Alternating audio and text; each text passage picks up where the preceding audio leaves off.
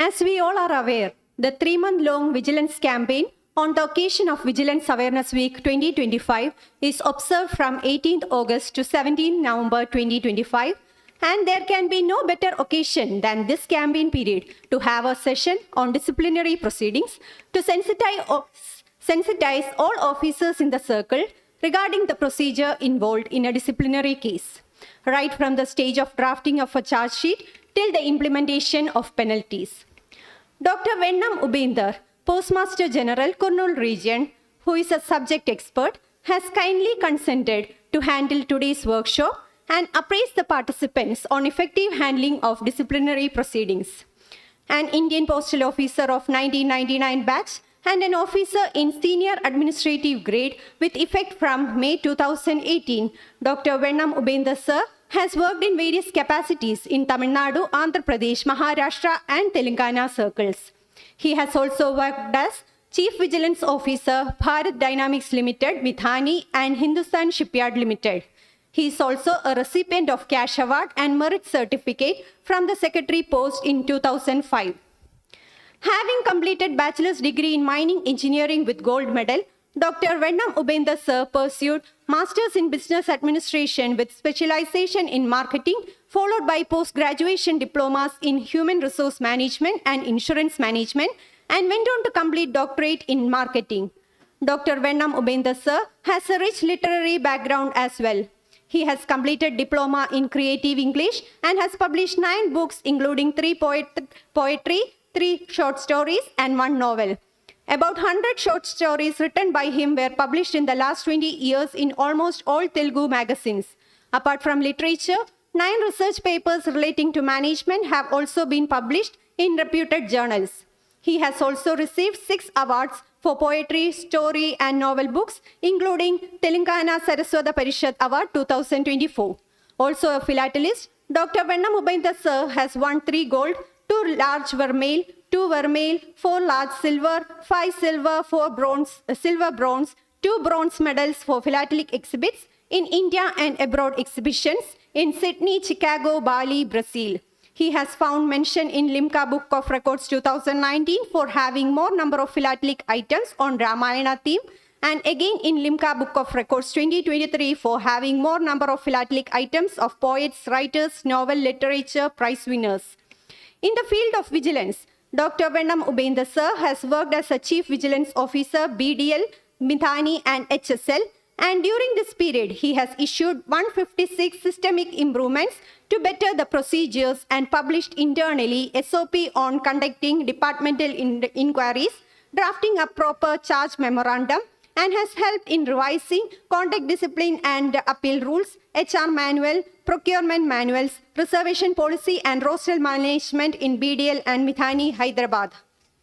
And coming to training, Dr. Vennam Upender sir has held 91 training sessions on vigilance matters for about 7,810 executives of 185 PSUs, organizations including National Police Academy, National Academy of Customs and Indirect Taxes and Narcotics, National Postal Academy, DRDO, Defense Accounts on Disciplinary Proceedings, Determination of Vigilance Angle and Conducting Preliminary Inquiry, Establishment, Legal and Personal Matters, etc., to name a few.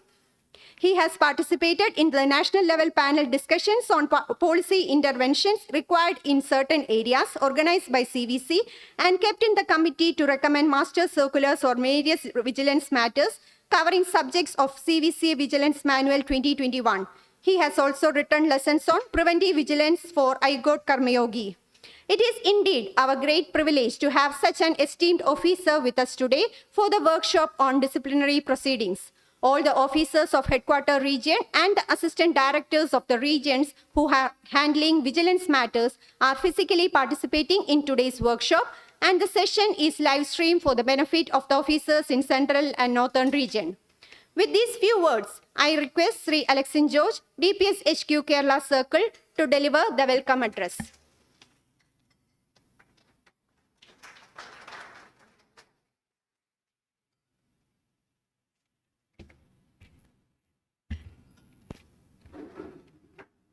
Good morning to you all.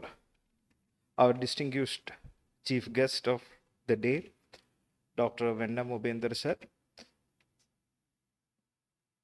respected officers, colleagues, and all who are participating in today's program.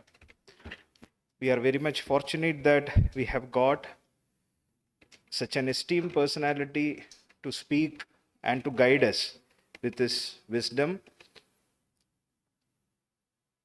with regard to the today's theme, that is vigilance, our shared responsibility.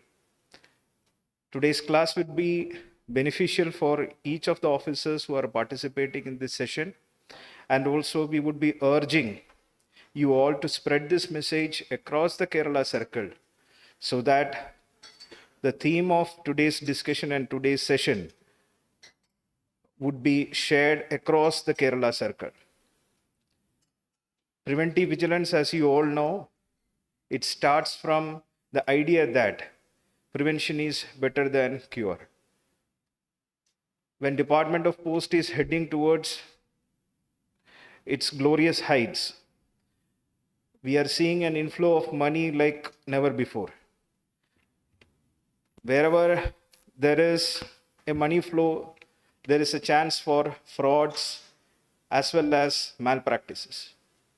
So government is envisaging this, and like never before, they are conducting a 1-month campaign over the subject, that is vigilance, it as a shared responsibility. Because I still believe that vigilance, whatever we are exercising, it is not just particular to that particular division or particular to that section. In order for vigilance to be effective, we all have to do that shared responsibility. It's a societal responsibility. It has to emerge from all the sections of the department. So with these few words, I welcome today's chief guest, Dr. Vennam Upender sir, to this esteemed gathering.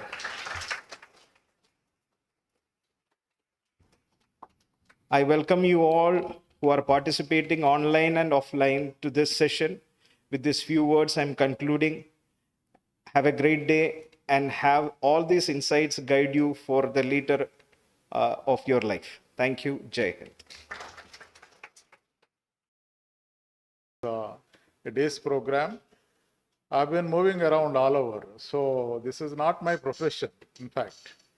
My profession is only post office. So, but this somehow during the course of functioning as CVO, one of the officers asked me to take some class on in PSU. We have conduct discipline appeal rules. Each PSU will be having its own conduct discipline and appeal rules. So during that COVID period, you just mentioned that, Upender, can you please take this one? So I just took that class. Then from that day onwards, then requests started coming all over. Gradually, this word of mouth spread, and then initially I kept a target of 600. That time, about 1.5 to 2 years to complete. I completed 3 years of my CVO tenure, and I got extension for another 2 years. So I thought let me be useful to the vigilance officers in general, CVOs, and also vigilance officers across India. So I kept 600 people to be trained on these vigilance related aspects. But now we have crossed more than 8,000, in fact. So, and more than, I think, 140, 180 are so many organizations all over every week during the last 2 months into the people. Because this knowledge is power, that we all know. So as I learn more and more, initially as CVO, how many people will be there to assist the CVO? Any guess? Only 2 people. So I have to, and they are new, and they are borrowed from the PSU. If any charge sheet is to be, they are not aware of what is charge sheet and what is vigilance, and so many things are there. So there was an occasion I need to draft the charge sheet, nobody is around, then it is very easy as SSP to simply sign the charge sheet and issue some penalty, etc. And people are there to help. draft and we will be pleased to affix our signature on that. But when I am forced to draft a charge sheet and I am forced to take everything and dictate, even disciplinary authority, what he should write, on a white piece of paper I used to write, you have to write this. Then he used to copy that. And the inquiry officer, every morning I used to go give him a coaching over phone that today what you are supposed to do. And PO also, I was so interacting with the PO and everything, in a way it is a kind of, so without influencing the things, it was such a difficult task. So then only I came to know the nitty-gritty of drafting a charge sheet. Then I requested Madam also to share some of the charge sheets, and I started understanding the rationale or the say language part, how a charge sheet need to be drafted. Later on, inquiry portion. Say if you read our CCA rules, it is a complex English, and every time you read, you discover some new fact. And in every inquiry, you will be able to figure out some deficiencies on the part of IO and on the part of conducting of the inquiry and all the aspects of conducting departmental inquiry. I am sure 100% inquiry as per the rules, it is very difficult. And we learn a lot if the defense is strong. If the defense is strong, defense assistant is strong, we learn a lot. Not that IO is they doing his job is superior to the defense or defense assistant. It's not like that. Long back when I was SSP Pondicherry, I had to say function as the PO. I was not knowing what to do. Then I was the third PO. And before me, 19 sittings were held for perusal of documents. And when they were insisting that they wanted production of original documents. So the documents are in the custody of court. It has become a court record. And because there was a failure in using correct English in the listed documents, they did not say that it is an attested copy of so-and-so document. Since they have not said attested copy or Xerox copy, since they just mentioned one record, it was a trap case, they were insisting that they wanted original because we have not said attested or Xerox or true copy. You just mentioned some document. Then we are, because it is a listed document, we have absolute right to production of the document. So, two POs were changed, including the CBI investigating officer, who was the PO. So that was they say so many learnings will be there. There was one defense assistant who was blind in that case. Blind, blind. He has functioned as a defense assistant in 1,000 cases. How many? 1,000 cases. And his memory, he was SBCO PA, retired. And he had such a memory, photographic memory. If you just read out the charge sheet, you will remember para by para. And there was, because it was a trap case, SSP or the then class 1 officer. So CBI people, there were so many inspectors were there, at least 10 during the laying of trap. So they thought postal people, we can easily come and give our evidence. And each inspector literally sweat because of the number of questions. All are professional questions. There was no undue say question or every question is so professionally made, and it has run into Paneer Selvam sir was the inquiry officer, late Mr. Paneer Selvam sir. So I learned a little bit of say the dynamics of inquiry process in departmental. After that, I never got any opportunity of working as PO or IO. I don't intend to function as a PO or IO. So it is a very arduous, difficult job. And in general, Tamil Nadu, Kerala, the extent of awareness of rules is there. So compared to other places, if I have to say, the people are well read, and I believe so. And I need to test it today, depending on the number of questions you ask me. And at least there were sessions where people have asked me at least 60 to 80 questions in a training session pro. So that is the benchmark. So I will be rating your performance in proportion to the number of questions you ask. And there will be some opportunity to the online officers also, probably if they raise and if they send type some question in the question box, then I will be able to take the questions in the evening or any point of during the course of training session. So I intend to receive the questions as the flow goes on, because then and there, if the doubt is clarified, then it helps you and me to complete the day's proceedings successfully. Today, actually, there are 4 sessions are planned. And vigilance, every year they will, Central Vigilance Commission comes up with one theme for the last 10 to 12 years. This year the theme is vigilance, a shared responsibility. Especially in a PSU situation, the statement assumes more importance.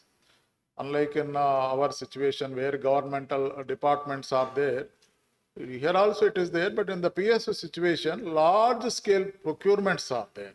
Thousands of crores, 5,000, 4,000, 3,000 crores of procurements are there. And because the PSU is meant to raise revenue, they do not have any grant from the government of India. So the procedures part, they generally, it is a commercial decision making. They need to make profit, because they need to pay the salary, dividend, and etc., and invest in the capital equipment also, and move forward. So their procedures, the procurements are there, large scale global procurements are there. So there could be some issues there. So we need to engage the decision makers also in this vigilance aspects, and the Department of Expenditure, because of the intervention of the Central Vigilance Commission few years back, probably in 2022, have revised and issued updated manuals on procurement of goods, procurement of services, procurement of consultancies.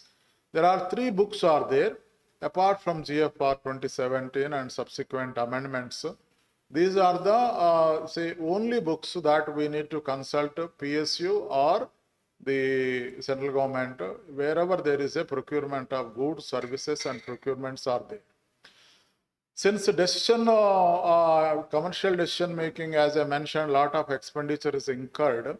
So their PSU decision makers need to be sensitized adequately on the principles of procurement, so that there is no vigilance angle in that. So when it comes to the departments like Department of Posts, we are already traditionally evolved with times, and our rules framework is so tough that probably in all the government departments, postal department is the best in terms of application of rules and having rules. On everything you name it, there is a rule. So we are experts in that. But present generation, traditionally the older generation are extremely good in knowing the rules, especially the drafting of charge sheet, inquiry reports, CLIs, etc. But of late, during the last 15 to 20 years, there is some slackness, and the quality of reports, the quality of charge sheets, the quality of disposal, the time spent for issuing penalty orders is becoming limited. As a result, there are certain issues out there. And added to that, the defense side also became very weak across India. South India, if you take it, very few people are there who are helping the charge sheeted employee. with their defense say knowledge. Kerala, probably good number of people may be there. Tamil Nadu may be having some people, but Andhra, Telangana, not many people are there. So if that is so, in North India, definitely not many people will be there. So if the defense side is very strong, the disciplinary authority will be exposed with regard to the deficiency in the charge sheet and with regard to the inquiry process and everything. There will be some. So if the things are properly already conditioned right from beginning, the chances of knocking the doors of court will not be there. The litigation will come down. I have made an analysis. This is only just a beginning. We are getting to the presentation. I just wanted to, because it's a postal gathering, I wanted to give an overview of what is happening. So I have just made an analysis in our region, the number of cases on what theme and why people are going. Majority of cases are relating to the disciplinary proceedings only, departmental and also the GDS part. So the litigation is increasing on that score. Many a time, and sometimes CAT they are interfering. There are cases where in earlier cases CAT has prescribed penalties also, which CAT is not required to do so. They said that under the circumstances major penalty is not warranted, you impose only minor penalty. When minor penalty is imposed, then say after so much, say it has its own complications. So today's session, there are 4 sessions are there, starting from drafting of charge sheet and later on, say the inquiry process. These 2 are very important, and also because all of you are officers, the third portion is that on receipt of the IO report, what we are supposed to do. Later on, that the penalties, their impact, that is also very, very important, because many a time you just impose a penalty without realizing. There are certain penalties our people, they don't touch. For example, reduction in rank and penalty 5. Normally that is worded wrongly. Penalty 5, that is the payoffs so and so is reduced by dash stages from to with further instructions, so that during the period of reduction he will or will not have the effect of postponing his future or something like that. That wording is there. So many people, they commit mistake in that. In understanding that, imposing that penalty, they choose the easiest ones or the toughest ones. Top 2, even withholding of increments of pay also, it's not properly implemented in some point of time. And compulsory retirement, many people, they just say compulsorily retired, but they can impose a penalty. Read with Rule 40 of the CCS Pension Rules 2021. So the gratuity and or pension can also be touched when you impose a compulsory penalty, retirement. But that we do not actually touch that. Only we just say compulsorily retired with immediate effect. That's what we just say. But there is another thing which we can, that we never, very few people know that. And also in the minor penalty, if you see that, there are 2 things are. We are very much familiar with Rule 16 1-B, but not 1-A. Very older people, they are familiar with the Rule 16 1-A. So we will come to that one by one.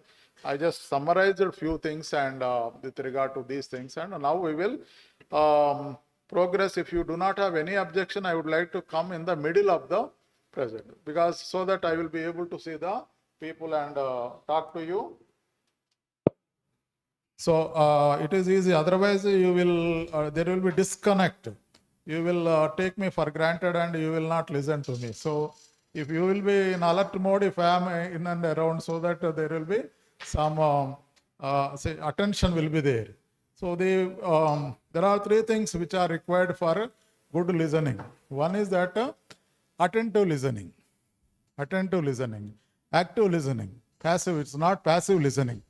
Passive listening means you will be present, physically present, and dash. What is the other thing? Mentally absent. So we will be, so when attentive, active listening, if you are engaged in conversation, then the retention will be there. You are required to Sravanam. There are 3 things. Gita, Lord Krishna said, Sravanam, that is listening. Mananam, you need to make notes and say review it, recapitulate it, what was discussed in the morning, and so some points you need to make notes, and those will be useful for you at a later date. You agree with me or not? One is attentive listening. The second one is making notes. Because when you listen, you think, oh, this I know, this I know, this I know, like that. But you will miss. After some point of time, some of the memory will be lost. New things will take place. So again, you need to recapitulate and say you need to review what was discussed here. And third one is assimilation. You should put it into practice. Is it not? You should put it into practice. Unless you, whatever is learnt and made notes, if it is not put into action, purpose will not be served. So there are three things. So Sravanam, Mananam, assimilation. There is another Sanskrit word is there. So you have to be with me the whole day. Government is paying DA, TA to me also, to you also.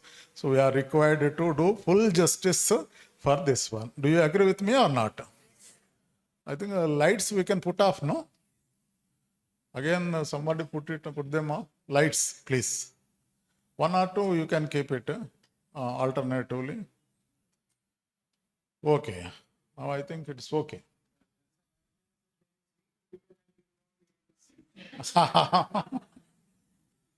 I get some invisible signals. So with one signal, 1 point also, I will be able to trace them. So whoever is not attentive and active. So today in the first session, we are going to have a review. All of you know that this charge sheet is not that it is not new to us. Drafting a proper charge sheet.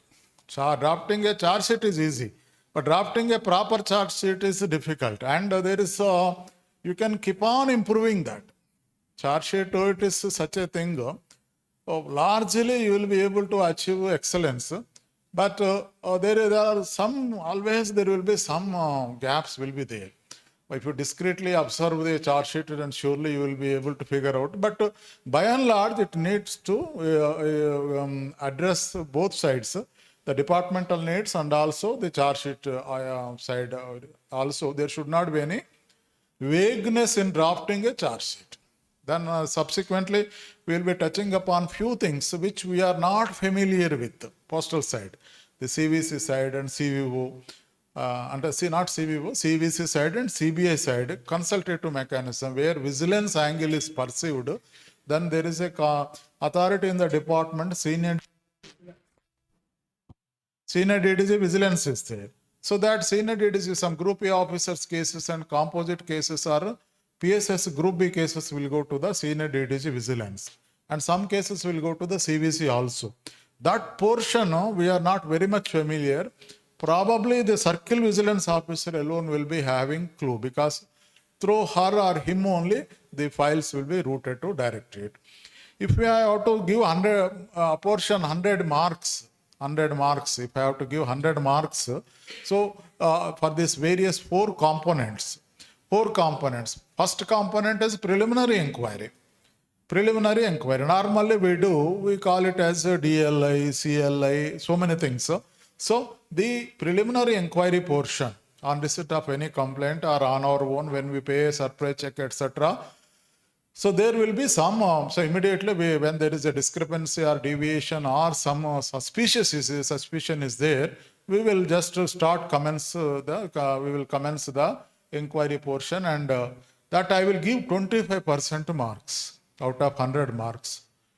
Charge sheet I will give 30% marks, 30%. Inquiry I will give 35% marks. 10% only I will give it to the disciplinary authority. By then the things are very clear. So he has to simply arrive at some finding and okay, he will just see is good or bad, and accordingly some penalty he will give it, and with that it gets over. So when it comes to the charge sheet and inquiry, so a total of 65% weightage is there. So generally we keep saying that disciplinary proceedings. What does it indicate? Disciplinary proceedings commence from the stage when the disciplinary authority decides to issue appropriate charge memorandum. Once he writes on the file note sheet that going by the inquiry report, preliminary inquiry report, etc., I am satisfied. He has to write. I am satisfied that there is a prima facie case against so and so. So the misconduct alleged is serious or grave. That is why I am instituting major penalty proceedings. If rule 14 is to be given, then one needs to write on the note sheet that going by the inquiry report, etc., going by the say misconduct, alleged misconduct, I am satisfied that major penalty, prima facie the case has been a case is a prima facie case is there to institute a major penalty proceeding. Similarly, minor penalty, going by the preliminary inquiry, it presupposes misconduct on the part of the charge sheeted, on the part of the employee. So minor penalty proceedings will are ordered like that. Minor penalty means under Rule 16 of the CCA rules. So that application of mind should be obvious. It should be made part of the note sheet. Many times put up Rule 16. Put up, our people will just write, especially in the divisional offices, the note sheet concept is not there. They just write on the, some OA will put, OA note itself will be off page. And ASP will be pleased to sign. And divisional head put up Rule 16. Put up Rule 14. That much only. The disciplinary authority, it has to be a personal decision of the disciplinary authority, competent authority. He should be competent to issue charge sheet. The competency is there under Rule 13 of the CCA rules. Yeah, you should see there are certain authorities, they are not competent. For example, ASP when looking after current charge and we need to see when a person is not given the statutory charge, current charge, then they are not, so we have to see whether are we competent. There are cases. In Madurai region, there was a CAT case, High Court, I think. Some officer, a class 1 officer was given additional charge of some division. In our, generally across India, in our department, we just say, so and so is given additional charge to look after the duties of SSP dash without extra remuneration in addition to his duties. That is the standard word we generally say. We don't use the word full additional charge. With all the, substantively he will dispose the duties of post, the duties vested with the post. Like that we don't say. In the state government normally there is a concept of full additional charge. FAC. So when we order, we are required to write. The court questioned, where is it mentioned that he is required to dispose the statutory duties also? Just give him additional charge. How is it? So there may be some challenges. So when we issue additional charge, we have to say that we will substantively hold the charge of substantively hold the charge of so and so division in addition to his and he will dispose all the statutory duties also, because the court may not understand this language. So I do not know what happened to that case, and Sampath sir was there at that point of time. A lot of problem was there, I remember. So the portion, certain authorities, the competence, we will see that. Then 35% marks we will give. I would like to give it to departmental inquiry, 10% to. Any questions are there on this? You agree? That is the easiest answer. You have to say.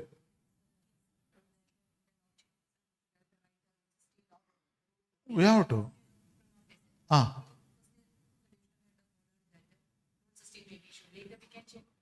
Mic, another mic is there. Later?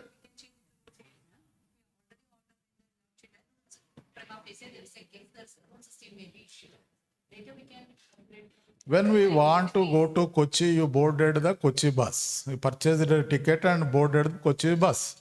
Suddenly you discovered I should go to some other place, Theni. How is it correct? Not okay. Your decision is to be application of mind. Means after going through the material on record, you would have arrived at a conclusion. Yeah, after going through the preliminary inquiry report, etc., records, you should satisfy yourself that the case on hand is a grave misconduct or serious misconduct or prima facie it qualifies as a misconduct.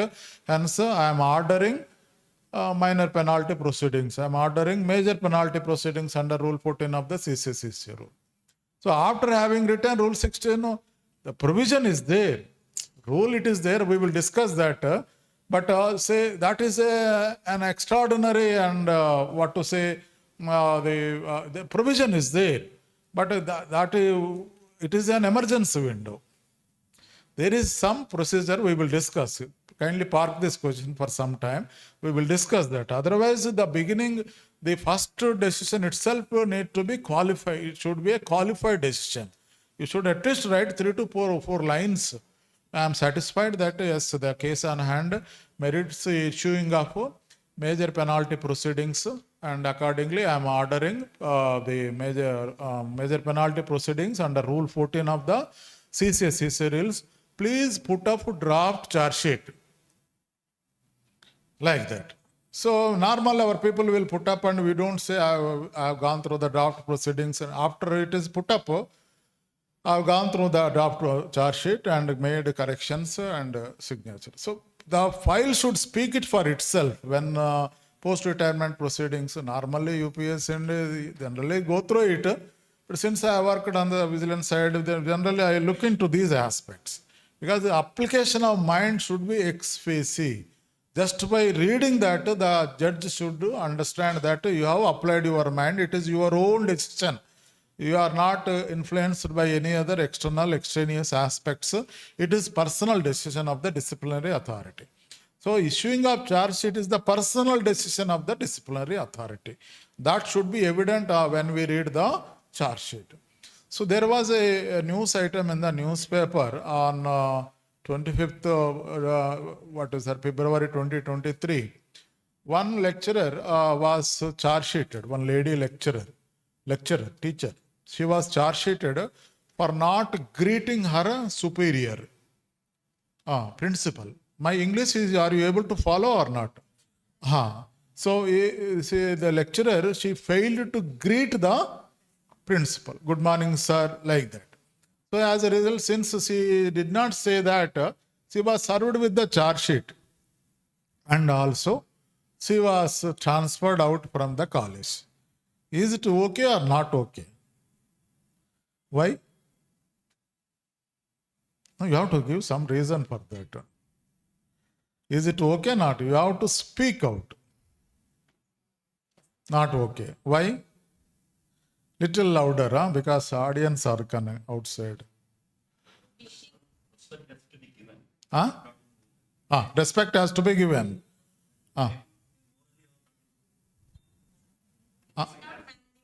It is not mandatory. It is not provided in the rules.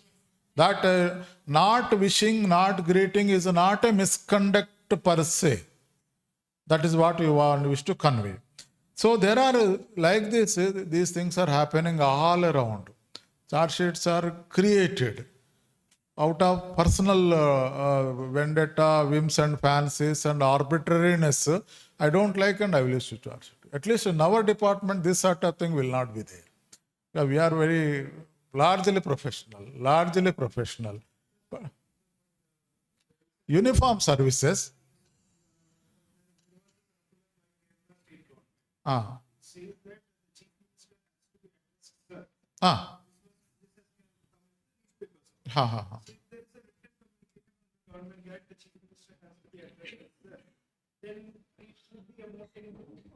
Definitely. Something is there in writing, like in courts, we are required to say that now I quote Andhra Pradesh and Telangana, they issued some kind of advice in the sense that we need not say Lordship or Honorable Judge, sir, they are accepting it. So it has to be, okay, when something is provided in the rules, particularly in uniform services, police and other army, armed forces, probably if it is part of their code of conduct, they are duty bound to follow that. But if it is not provided, so there also, yeah, it is not that serious that one would be charge sheeted and transferred out. Definitely, when something is there in writing, we are required to respect that. And not to the extent of issuing charge sheet. But in our department, generally, such provisions will not be there. That you have to wish, and if not wishing, unless it is made part of the misconducts as part of the ceaseless conduct rules. It cannot become a misconduct. At the most, it may be a deviation. It is a trivial misconduct, probably. It may not merit, but in a state government per se, we need to see that. That is there. Suppose if I don't, they will caution him. Please use proper language. If somebody is discourteous consistently, the court may take a serious objection. They may say, better leave. So the advocate who is perceived to be discourteous, the court, it has happened recently. Then they should better leave. That's all. But they may, sometimes if they dishonor the court, they may go to the extent of cancelling their the practice also. But those are different situations. Court is a formal institution. But in a departmental situation, if suppose GDS, GDS postman, if he pay, is it required that he should visit, he should greet us? Not there, no? If you're not wishing is there, it's okay. It's not provided in the rules that not wishing is qualifies as a misconduct, warranting issuing of appropriate charge sheet. It is not there. As long as if you see the ceaseless conduct rules, there is a separate provision in that the correspondence should be courteously drafted. There should not be any disrespect. When unions or normally our people, when they write, they need to be courteous in their language. The language should be such that it should not be derogatory, vulgar. That wording is there. If suppose somebody uses objectionable language, on that score itself one can be charge sheeted. Because as per the conduct rules, it is mandatory that they should use proper courteous language only. That is there in the conduct rules. Simple point is that we will see little later. So today we are going to discuss all these aspects. Now, so they, as a disciplinary authority, as the head of the division, so many people, so many BOs, so many SOs, largely it is HR intensive. So we are dealing with the men machines. Men means includes women also. Gender neutral. So when it is so, we should always be alert because people behavior is erratic, not consistent. So from the vigilance perspective, always there should be a little bit of suspicion so that things before, say, we need to nip them in the bud stage if there is any deviation. So the ancient wisdom says that punitive vigilance is required. There are different types of approaches are there to the vigilance: punitive, predictive, survey, preventive. Punitive means charge sheets, penalties, causing damage to the employee. The punitive vigilance is also required. Otherwise, there are 4 principles are there, ancient wisdom. What are they? You are intelligent. Definitely you are intelligent, undoubtedly. So the last resort is the penalty. Penalty is not one thing, there are 2 dual purpose. One, the person who committed a misconduct, when it is proven, needs to be imposed with appropriate penalty so that it meets the ends of justice. That is one. Second, deterrence. The others who are inching towards that they are willing to, or say they are about to commit such mistakes, they get alert. If fine is not there, traffic violations will be left and right.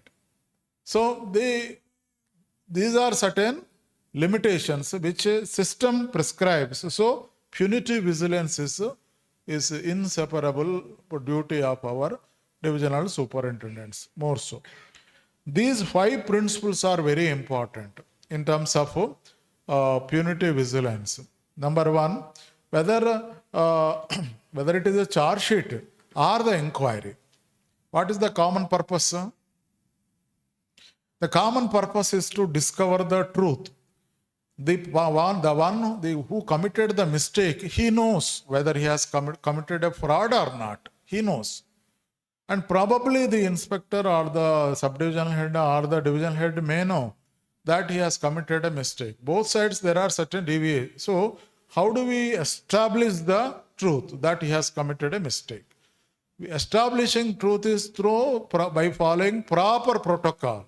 What is the protocol? You have to issue a charge sheet, give him a reasonable opportunity, conduct the inquiry if he has declared denied the charges. At the end, the neutral person, the inquiry officer, is supposed to give his some IO report. Then after that, the IO report needs to be examined by the disciplinary authority. Then thereupon, appropriately going by the findings, the disciplinary authority will impose a suitable penalty.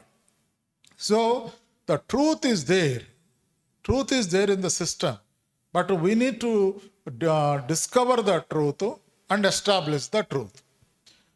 That is what the courts will do. That is what we also do during the inquiry process. So, charge sheet is a means to discover the truth. That is the truth. If that is so, both the authorities who are vested with the responsibility of implementing these things should be unbiased. Suppose if I already come to a conclusion, prejudice, this person should be charge sheeted, he should be removed, dismissed. Then I will be working towards that goal. That should not be there. Normally, the disciplinary authority will have some bias, naturally. But the IO should be free from bias. If IO is having some bias, BIAS, bias, partiality, the whole process is vitiated. He will see with that glass only, that bias glass only, either favorably or unfavorably to the charge-sheeted employee. Either of this should be objectionable. So bias should not be there on the part of the inquiry officer and on the part of the disciplinary authority. So one should view things based on the evidence only, legally tenable evidence. Based on evidence only, one should arrive at calculate, calibrate and impose such penalty or otherwise. Reasonable opportunity. Many a time we rush because we do not have patience and say 10 days time, today over, but tomorrow we will sit and draft the penalty order. It is not required. There may be so-called postal delays. So there will be some transit, some delay will be there. There could be some last minute email. By the time you released the penalty order, you would have received a letter asking 10 days more time, more additional time. There will be some problems. So that is why what I say that you give him some additional wait for some more days, 10 plus 2-3 days. Don't rush. Suppose on receipt of some charge sheet, if you ask for another 10 days, 15 days, you give him. Not unreasonably 2 months, 3 months, 4 months. So this reasonable time, reasonable opportunity need to be given to the charge sheeted employee at all times till final order is passed. Unreasonable opportunity need to be given, though it is termed as reasonable opportunity. There is a rule, erstwhile Indian Evidence Act 1872 is there, court proceedings, COURT, court proceedings, how witness evidence will be recorded and how trial proceedings are to be conducted, whether what is a document, etc. Everything is written in the Indian Evidence Act.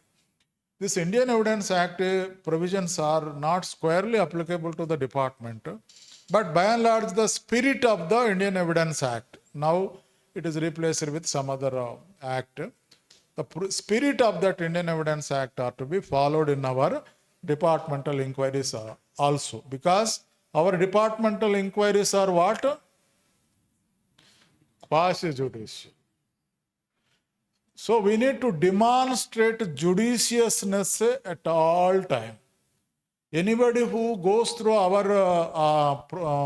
record of inquiry, including penalty order, etc., should come to an understanding that there was a reasonable opportunity given to the charge sheeted employee at all stages. The authorities have shown utmost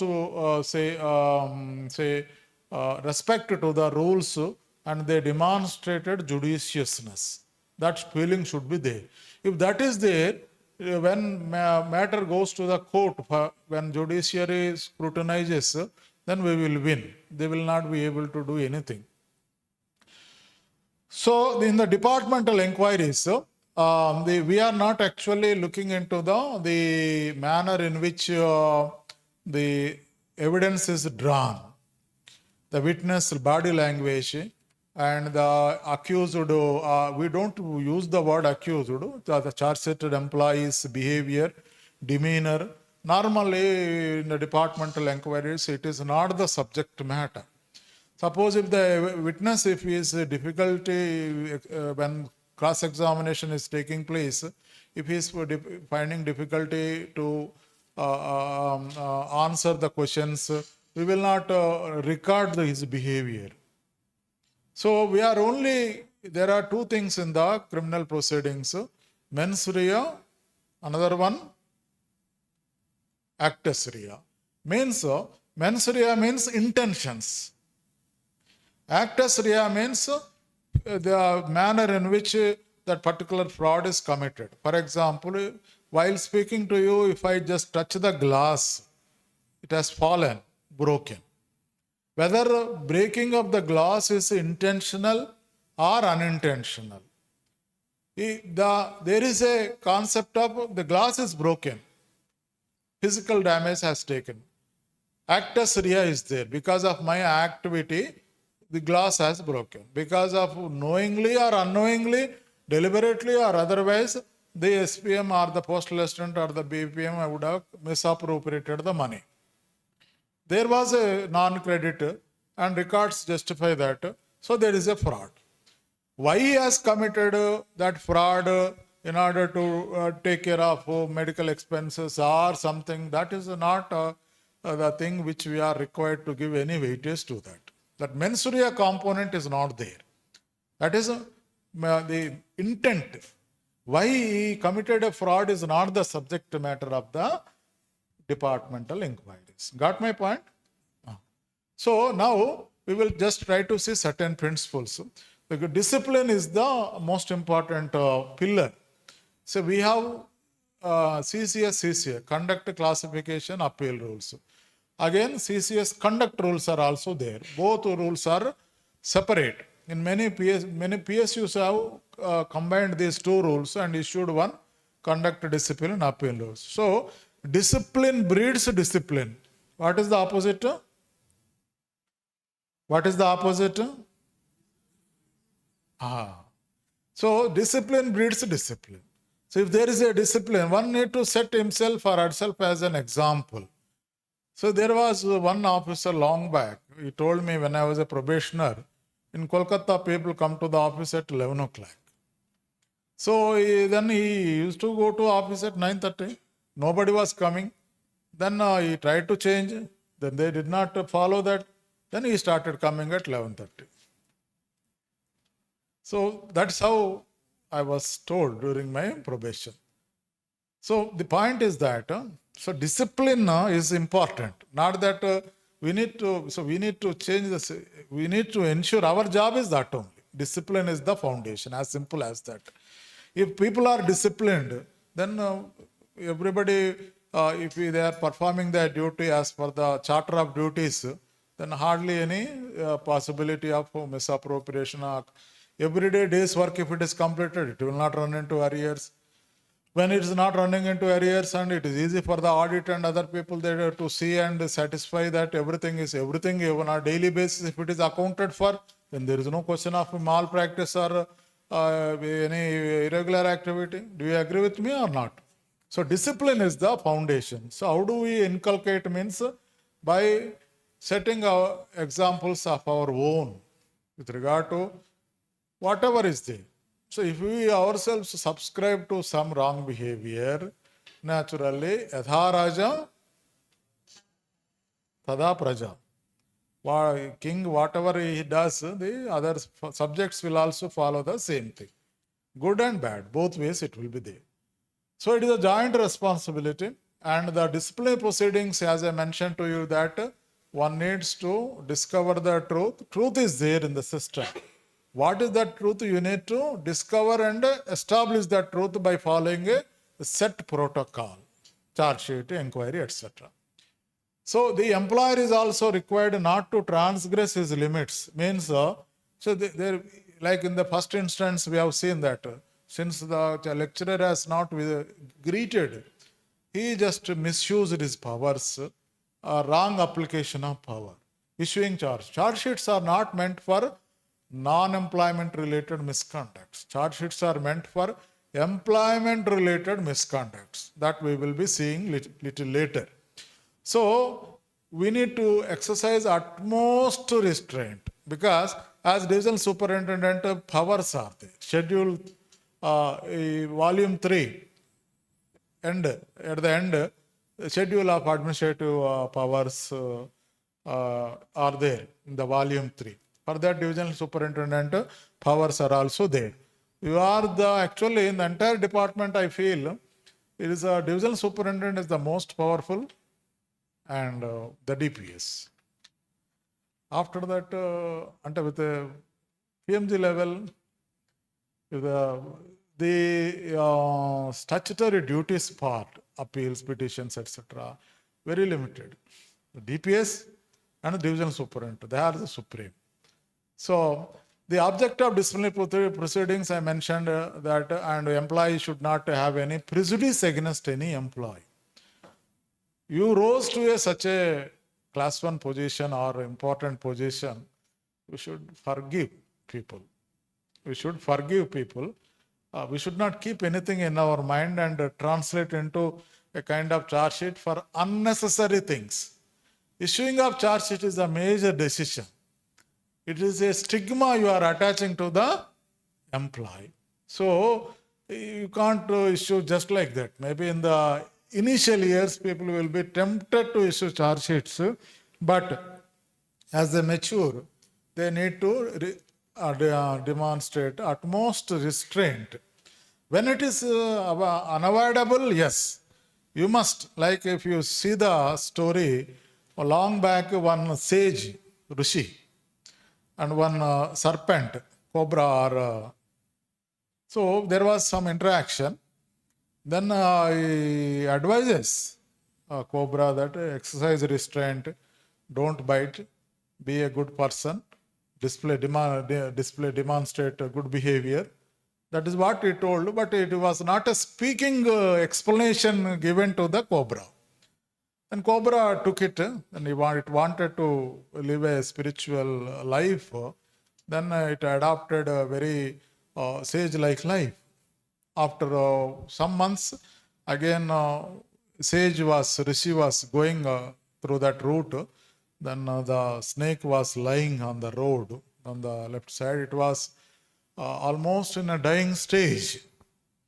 Then he recognizes that. Earlier it was a lot of vitality was there and it was, but now it was almost dying. So he recognizes what happened. Says, you advised to be a good boy and I cultivated that good discipline. As a result, the children, they are throwing stones on me. They are hitting me with the sticks and nobody fears. And he said that I did not tell you not to hiss. Hissing, not to hiss, or when there is a harm, you need to resort to self-defense. I only advise not to bite unnecessarily and exercise restraint. But it doesn't mean that you adopt to some pure non-violent stand and this is not correct. So, where required, we have to demonstrate our, otherwise things will go wrong. Things will go wrong. So, the penalties of removal, dismissal should be sparingly imposed. Because once you impose a penalty of removal or dismissal, employee loses his right. CCS Pension Rules 2021, Rule 24. When employee is removed and dismissed, what he gets? Zero. Except his provident fund and easy whatever gratuity is there. So penalty of removal dismissal should be sparingly imposed. Having said that, I would have issued so many, but there is no regret for that. Point is that we should exercise utmost restraint. Keep the file pending for 2-3 days and think twice whether removal dismissal is really warranted in this case or not. If warranted, you do it. It is a sacred duty as per spiritual tone. If you perform that dharma of removal and dismissal, it is as good as performing one yajna, homam. As simple as that. There is nothing wrong in that. But satisfy yourself that removal and dismissal is indeed warranted. Hence, I am accordingly. It should be a speaking document that we will see as the day progresses. Is it not coming? Okay. So, natural justice, there are 4 principles. Initially, I will go slow, but as the time progresses, I will become Vande Bharat Express. So, I need to gradually initiate you to this knowledge bit. Otherwise, we will wander somewhere. So, principles of natural justice, there are 4 principles are there. Those are to be adequately followed. What are those? We will see little later also. But to give a view, they say, no man shall be a judge in his own cause. Suppose if he is a material witness, he loses the right to function as the disciplinary authority and also inquiring authority. And he can't even perform the role of a presenting officer also. If a person, if he is a material witness means he has conducted the preliminary inquiry and given his opinion that he is such a person, he warrants disciplinary action, etc., etc. Giving his opinion, then it becomes material witness. He loses the right to function as the disciplinary authority, presenting officer also, IO also. He should excuse. That is where ad hoc disciplinary authority concept will come. Normally in our subdivisions, IPASP, they do the preliminary inquiry. Then we will, PMG will appoint the other authority of equivalent rank as the, though it is not called as ad hoc disciplinary authority, we will empower him with the word, we empower him to function as the disciplinary authority. Here the other side, reasonable opportunity, here the other side, the authority should be free from bias. Bias is of 3 types: pecuniary bias, personal bias, subject bias. Pecuniary bias, money related. Subject bias, suppose if he belongs to our own, there are suppose engineering wing, there is our own person, only personal wing, HR wing, something like that in a special PSU situation. And free from bias. So when things go wrong, then high courts will step into this and they will examine under 226 or 136 in case of Supreme Court, SLP. The charge sheet, if you see under Rule 11, before you read that Rule 11, on the top it is written, the disciplinary proceedings can be initiated for good and sufficient reasons when there are prima facie evidences available that's supporting the charge. This is the word taken, a sentence taken from the CCA only. The charges, the misconduct should be good enough to warranting issuing of appropriate charge sheet, and also sufficient enough also. In the sense that for silly things we don't resort to charge sheet. No employee shall be punished for an act or omission which does not constitute an employment misconduct. In the first instance, if there is no code of conduct mentioning that one should greet the superior, it cannot become an employment related misconduct. When it is not employment related misconduct, you cannot issue any charge sheet. Whatever that happens at home, HOME, is not employment related. But whatever happens at workplace or in course of performance of duties, then it becomes employment related. For example, you are on temporary duty to Delhi. Then whatever happens in the flight, you are answerable for that because you are performing the duty in course of performance of duties. As long as you are on duty, definitely whatever happens at workplace, you are responsible for that. There should be substantial linkage. If directly, if you are, whether misconduct is relatable to the employment or not. Sometimes it may not be so, things may not be clear.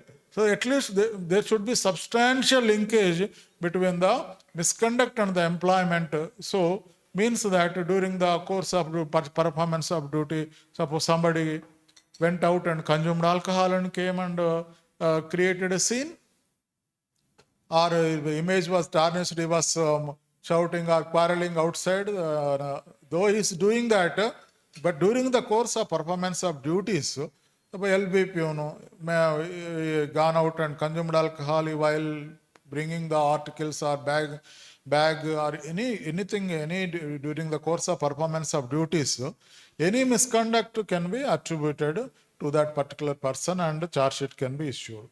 So misconduct cannot be exhaustively listed. There are misconducts which are mentioned in the rules, that in conduct rules there is a mention. But one can qualify anything as a misconduct as long as misconduct is serious in nature and the consequences arising out of the misconduct are also serious. In order to qualify anything, any act as a misconduct, the misconduct per se should be serious, and also the consequences arising out of misconduct should also be serious enough. So, say one half an hour absence, it's okay. What the rule says, deduct half day CL, suppose unauthorized absence. For half a day, will you issue charge sheet? No. 1 day will you issue charge sheet? 3 days will you issue charge sheet? 10 days? Maybe. 1 month? 1 year? 1 year unauthorizedly absent. Minor, major? Major. Volume 3 says long absences means you remove the employee. That is what it says. So there is a central vigilance prescription is there. It applies to the vigilance officers, especially the CVOs. They are required to guide the presenting office. Here, what it says, the 1973 CBC instruction, what they say that the commission has observed that some of the cases in departmental inquiries have failed because the charge sheets were not properly drafted. In one case, the charge sheet ran into 110 pages. All these things are applicable to us also sometimes. There are several cases where the charge sheets have been found to be very lengthy, running into 10 pages or more. Apart from typing errors of names, places and amounts, the facts are sometimes not correctly stated in the charge sheets.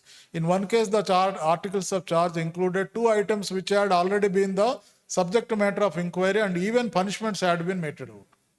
All these are classic examples way back in 1973.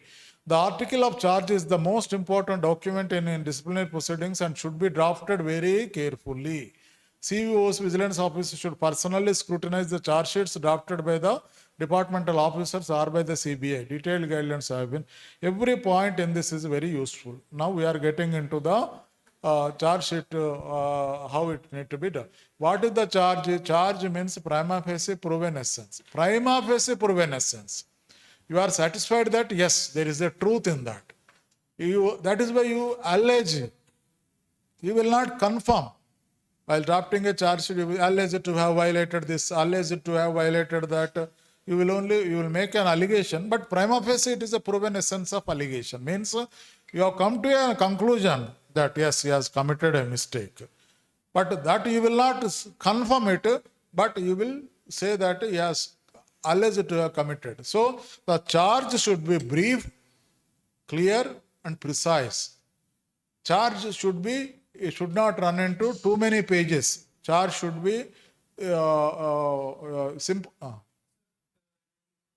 There is a fraud of 20 lakhs.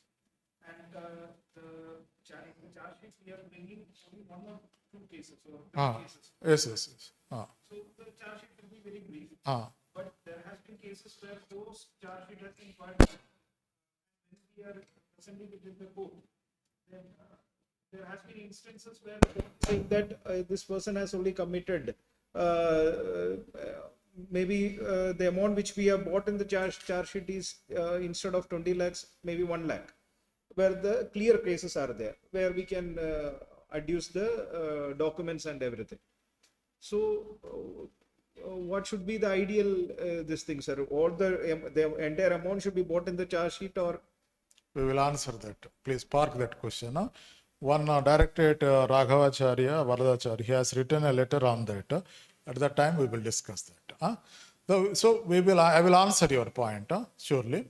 So the charge sheet wording should be clean, clear, precise. Use simple language. Don't use difficult English, day-to-day English. Where it is inevitable, use the technical words which are like UCR, UCP, something which are very special to the department. Use that only. And if the transaction event more than one, suppose it charge sheet, all related aspects of that particular transaction should come at one place. So what all lapses that had taken place, say relating to, say let us say 5,000 rupees deposit accepted, not accounted for. So relating to that one instance, what all things that the person has failed to say fulfill, another 5,000 is there. That is a separate case. So each transaction is a misconduct in itself. So don't combine 2, 3 in one charge. Similarly, don't split this charge into 1A, 1B, 1C, 1D. So don't split the charge into 1A, 1B, 1C. One integral article of charge. Related transactions should be packed into that one particular charge. Don't create multiple charges.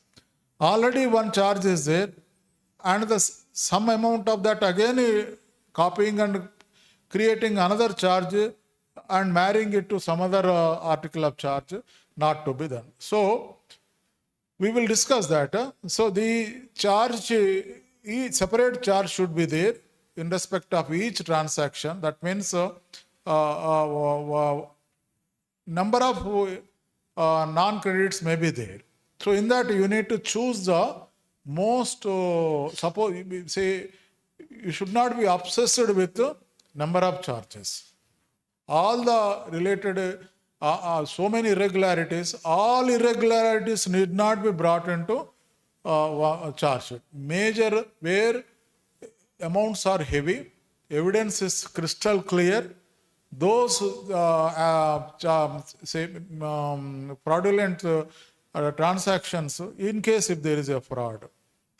Suppose if it is not relating to the fraud, some behavior related, those things like for example unauthorized absence, quarreling, both are distinct, both cannot be combined. So distinct irregularities, distinct charges. Similar things you have to group them and form into one article of charge. The wording should not appear as if you have confirmed the guilt. Means while drafting a charge sheet, you should not say while now non-credit is there, alleged to have not credited that amount. If you say non-credit is established or something, so while drafting a charge, you should always say alleged to have not accounted the money, alleged to have unauthorizedly absent, alleged to have spoken words, alleged to have broken, alleged to have. So it should be an allegation rather than confirmation. While drafting the charge sheet, don't draw reference to the preliminary inquiry report.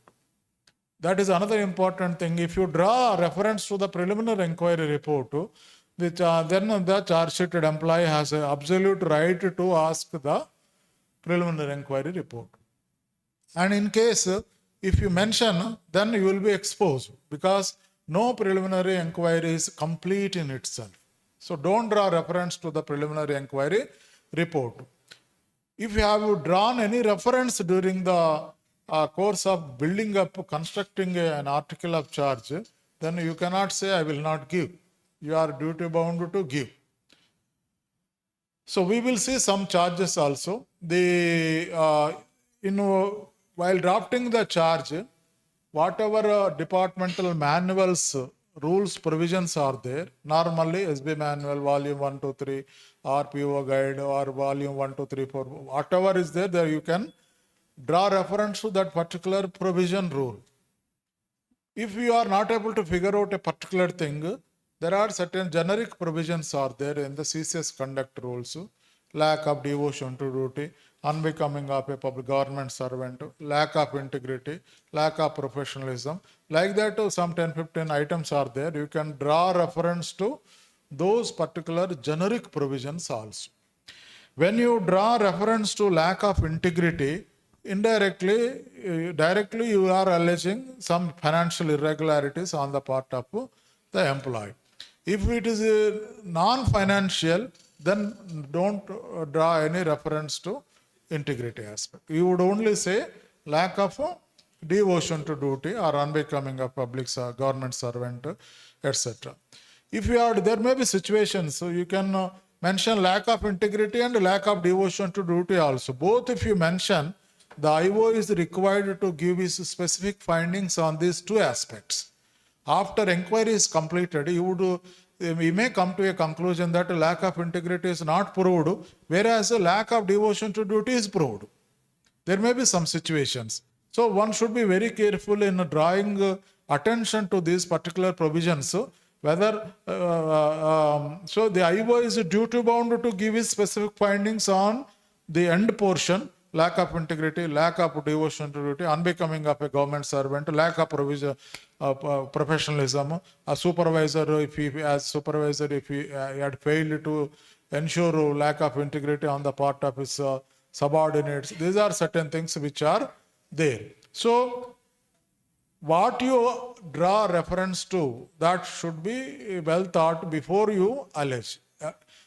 That these generic provisions are in addition to drawing specific reference to the particular rules.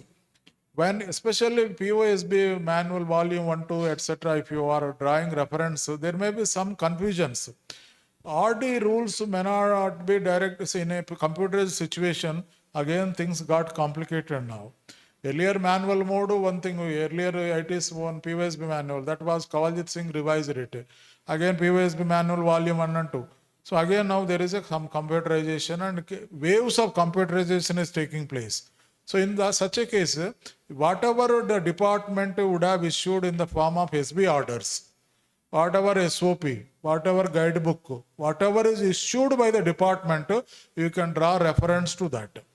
By mentioning that particular provision to that particular guide, whatever is issued by the department, including the superintendent, whoever has issued certain executive instructions relating to that particular aspect, if it is violated, whatever is put in black and white, if it is found violated, we can draw reference to that. So anything which is in black and white, we can draw reference to that while building up the article of charge. While drawing reference to any provision of any volume, etc., it is always better to give complete description. Means printed and edition as on 1995 February, something like that. um, like that. So you need to give a complete description of that rule book also, so that because rule number sometimes they may change here and there. There may be some possibility, some updation may be there. There may be some confusion over a period of time. So the forwarding memorandum, if it is signed, that is more than enough as per the DOPT instructions. The individual annexures, enclosures need not be signed. If you sign also, there is no problem. So the charge sheet is the first step in disciplinary proceedings. The charge sheet is the first step. Who will draft the charge sheet? So as I mentioned, on the file, the disciplinary authority will record his or her decision.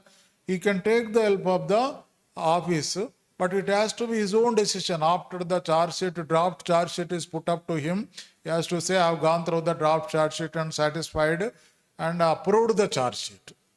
Approved the charge sheet with or without some corrections. Because the charge sheet, what type of charge sheet is to be given? It is the discretion of the disciplinary authority. What type of charge sheet is to be given?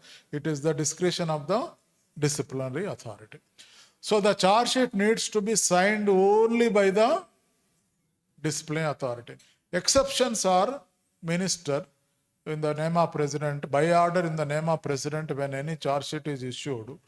In case of central government employees, in case of all India services, the governor. As per the transaction of business rules, they are exempted from signing. Whoever is authorized to sign, that authority will sign in the name of, by order in the name of President of India. Otherwise, the penalty order, the charge sheets are to be signed only by the disciplinary authority. So if the charge sheet, after drafting a charge, if you give it to somebody who is unfamiliar with that particular thing, if you ask him what he understood, if he is able to tell you the correct thing, what you thought of, then you are successful. But if he is trying to give different interpretation to that, that means you need to improve the charge sheet. So the mistakes will be there. Sometimes, many times, now biggest challenge is that after drawing the charge sheet and giving the charge sheet to the charge sheet employee, then we will discover some patent mistakes in that. Then we will issue so-called corrigendums. Any corrigendum, again, once you supply corrigendum, again you need to send it to the charge sheeted employee for his representation. The better course would be right in the first place. That means you don't issue charge sheet without any correction. Issue charge sheet, pakka charge sheet, so that there is no corrections at a later date. The corrections can be at the most typographical errors, comma, full stop, inverted comma, semicolon, small a, capital A, Arabic numeral, Roman numeral, that much only. It should not be in the nature of altering the charges. Altogether, suppose new material has come, now again I will issue another amend the charge sheet. Though there is a provision as per the CVC Vigilance Manual to amend the charge sheet, but it is always better not to amend the charge sheet. In the beginning itself, you issue a pakka charge sheet. Suppose if your intention is to amend the charge sheet. After serving the charge sheet, after getting his representation, if you want to withdraw the charge sheet, you withdraw the charge sheet without prejudice to further reissue of the charge sheet. In that case, what you are required to do is that whereas wide memo number dated so and so, a suitable charge sheet under rule 16 or 14 was issued, whereas subsequently it was decided to withdraw the charge sheet without prejudice to further disciplinary action that may be taken. Then in that case, once your intentions are made known to the charge sheeted employee that you are going to issue another charge sheet, fresh charge sheet or new charge sheet, then you are okay. But if you on receipt of the representation, if you drop the charge sheet, DROP, without making your intentions clear that you will issue the charge sheet, then you are precluded from issuing another charge sheet. Got my point? Once you drop without making any mention in the order that you dropped, then it means you are satisfied with the representation and no more. no other authority at any point of time subsequent to that can issue a charge sheet on the grounds which were on paper considered. Based on that disciplinary authority dropped the charge sheet. Subsequent authority, why is dropped the charge sheet? I will issue the same charge sheet. You cannot issue so. Once a charge sheet is dropped by the disciplinary authority, other authority cannot issue. If your intention is to reissue the charge sheet, withdraw the charge sheet and reissue the charge sheet, you make a specific mention in that. The ideal course would be not to withdraw, not to supply any correction, not to issue any kind of corrigendum to the charge sheet.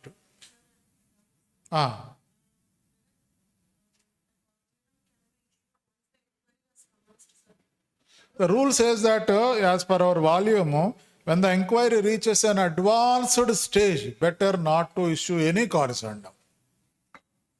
That is the ruling. So, corrigendum can be issued after receipt of the representation before moving forward. But Civis Vigilance Manual says at any point of time you can amend, but they add another sentence that if the change is in the nature of altering the charge, then better not use a separate charge. That is what they say. So the good point which we are required to take it is that after receipt of the representation, if anything is there, you do that. Once you appoint IOPO, then better not.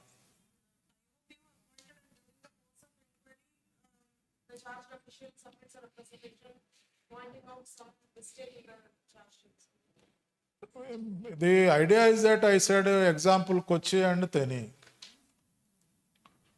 So if it is unavoidable, then you make corrections which are typographical in nature, not in the nature of altering the charges. Rule number 23, you issued rule 22, you can at the most issue a correction instead of rule 23, you may read it as rule 22, but not the altogether say changing the nature of the. Again, it is like ladders and snakes. Once you issue a correction, again you need to obtain his representation. It is good that charge sheet employee is raising. He is giving an opportunity to you to correct yourself. But many times they will simply see, IVOT duty is to go with the charge sheet which was already given. IVOT duty is not to amend the charge sheet and raise any queries with regard to the defects in the charge sheet. Avoid reference to preliminary inquiry, avoid petty charges, no mention of proposed punishment in the charge sheet. Framing of charge sheet is similar to sculpturing statue out of a stone. Then is a stone. Then you will carve out what is not required. You will be mercilessly throwing it out. What is required to be there, you will ensure that only. So charge sheet is like sculpture only, sculpting only. So the disciplinary authority, though he has the power to amend the charge sheet, better not. The manual CBC says that during the course of inquiry, para 722, it is found necessary to amend the charge sheet. It is permissible for the DA to do so, provided a fresh opportunity is given to the CO in respect of amended supplementary charge sheet. The IVA may hold the inquiry again from the stage considered necessary so that CO should have a reasonable opportunity to submit his defense or produce his witness in respect of the amended charge sheet. Ladders and snakes. Again, you have to begin from the zero only. If there is, however, a major change in the charge sheet, it would be desirable to hold fresh proceedings on the basis of amended charge sheet. Every time you rise to certain level and again defect and again come down zero. So it is not a good thing. That should not be there. Charge dropped after considering the explanation cannot be reframed. Charges withdrawn but not dropped can be readable. Charges dropped for a technical flaw can be reissued. Extant instructions mandate that reasons for dropping the proceedings of cancellation of original charge sheet must be stated that the proceedings are being dropped without prejudice to further action. Minor changes can be made to the charge sheet. Where a charge is amended by the issue of corrigendum during the course of inquiry, Failure to permit the charged official to file a reply to the amended charge and give him an opportunity to defend himself vitiates the inquiry proceeding. If you correct it on your own, don't give an opportunity to the charge sheeted employee, 10 days means you are duty bound to give 10 days time. You cannot say every time you correct, every time you give 10 days time. Again, it will come down to 0 stage. So better not to give scope for any corrections. During the course of IO can also record one the kind of charge based on material that crops up during the course of material, which is an offshoot of the charges. That we will see it a little later. I just park that statement at this point. So no notice necessary for correction of a clerical mistake in the charge sheet. Like that it says, these are the 9 instances warranting as per the CBC Vigilance Manual, page 140, warranting instituted major penalty proceedings. Many times it so happens we will get a doubt which case warrants major charge sheet, which case warrants minor charge sheet. As I mentioned, for unauthorized absence, 1 month, Rule 16, 1 year, major charge sheet, 1 day, dias none. As simple as that. So you need to see that. And whether the test is that the misconduct should be serious. And the consequences arising out of misconduct should also be serious. So that is the aspect which we are required to take care. And especially when illegal gratification, pecuniary, all those things are listed out. Last point, if you see, this is there in the CCCCA rules also. All these things are there in the CCCCA rules as an annexure also. False claims on the government like TA claims, reimbursement claims also warrant issuing of major charge sheet under Rule 14 of the CCCCA rules. Where charge sheets have been issued based on the consultation of CBI, CBI need to be consulted if you want to drop the charge sheet. Similarly, where charge sheets have been issued based on the first stage advice of the CVC, if you want to drop the charge sheet or issue where initially major is advised, subsequently you want to make it minor, then also CVC is required to be consulted. So this consultation mechanism need to be undertaken invariably wherever there is a consultation with the CBI or the CVC. With regard to the PSS Group B officer, senior DDG vigilance is the CVO. And with regard to below PSS Group B, ASP, AIP, etc., circle vigilance officer is the consulting, and CPMG will take a call on that. That point you need to remember that. So these are related instructions where CBI consultation is required. This is related to CVC where CVC consultation is required. It is only a consultation, not concurrence. Remember that. You just mention that you wish to do this. You are not required to seek their consent. Understood my point, madam? So it is only consultation. It is not concurrence. You will only be suggesting that this under the circumstances I would like to. So you will be consulting CVC where there is a vigilance angle. Non-vigilance cases you will not be consulting the CVC. CBI generally comes into picture when there is a trap, etc. These are departmental instructions, right side 2018, where they said that senior DDG vigilance is the authority, and PSS Group B and above cases where vigilance angle is prima facie is there you are required to send a detailed reference for first stage advice to the senior DDG vigilance based on the CBC circular 6th August 2009. So the charge should be precise, but mathematical exactitude is not required. Means what? 1 plus 2 equal to 3 in case of criminal cases and court cases. But in a departmental cases, 1 plus 2 could be 2.98 or 3.1. There is because departmental proceedings operate on the principle of dash. What? Huh? Yes.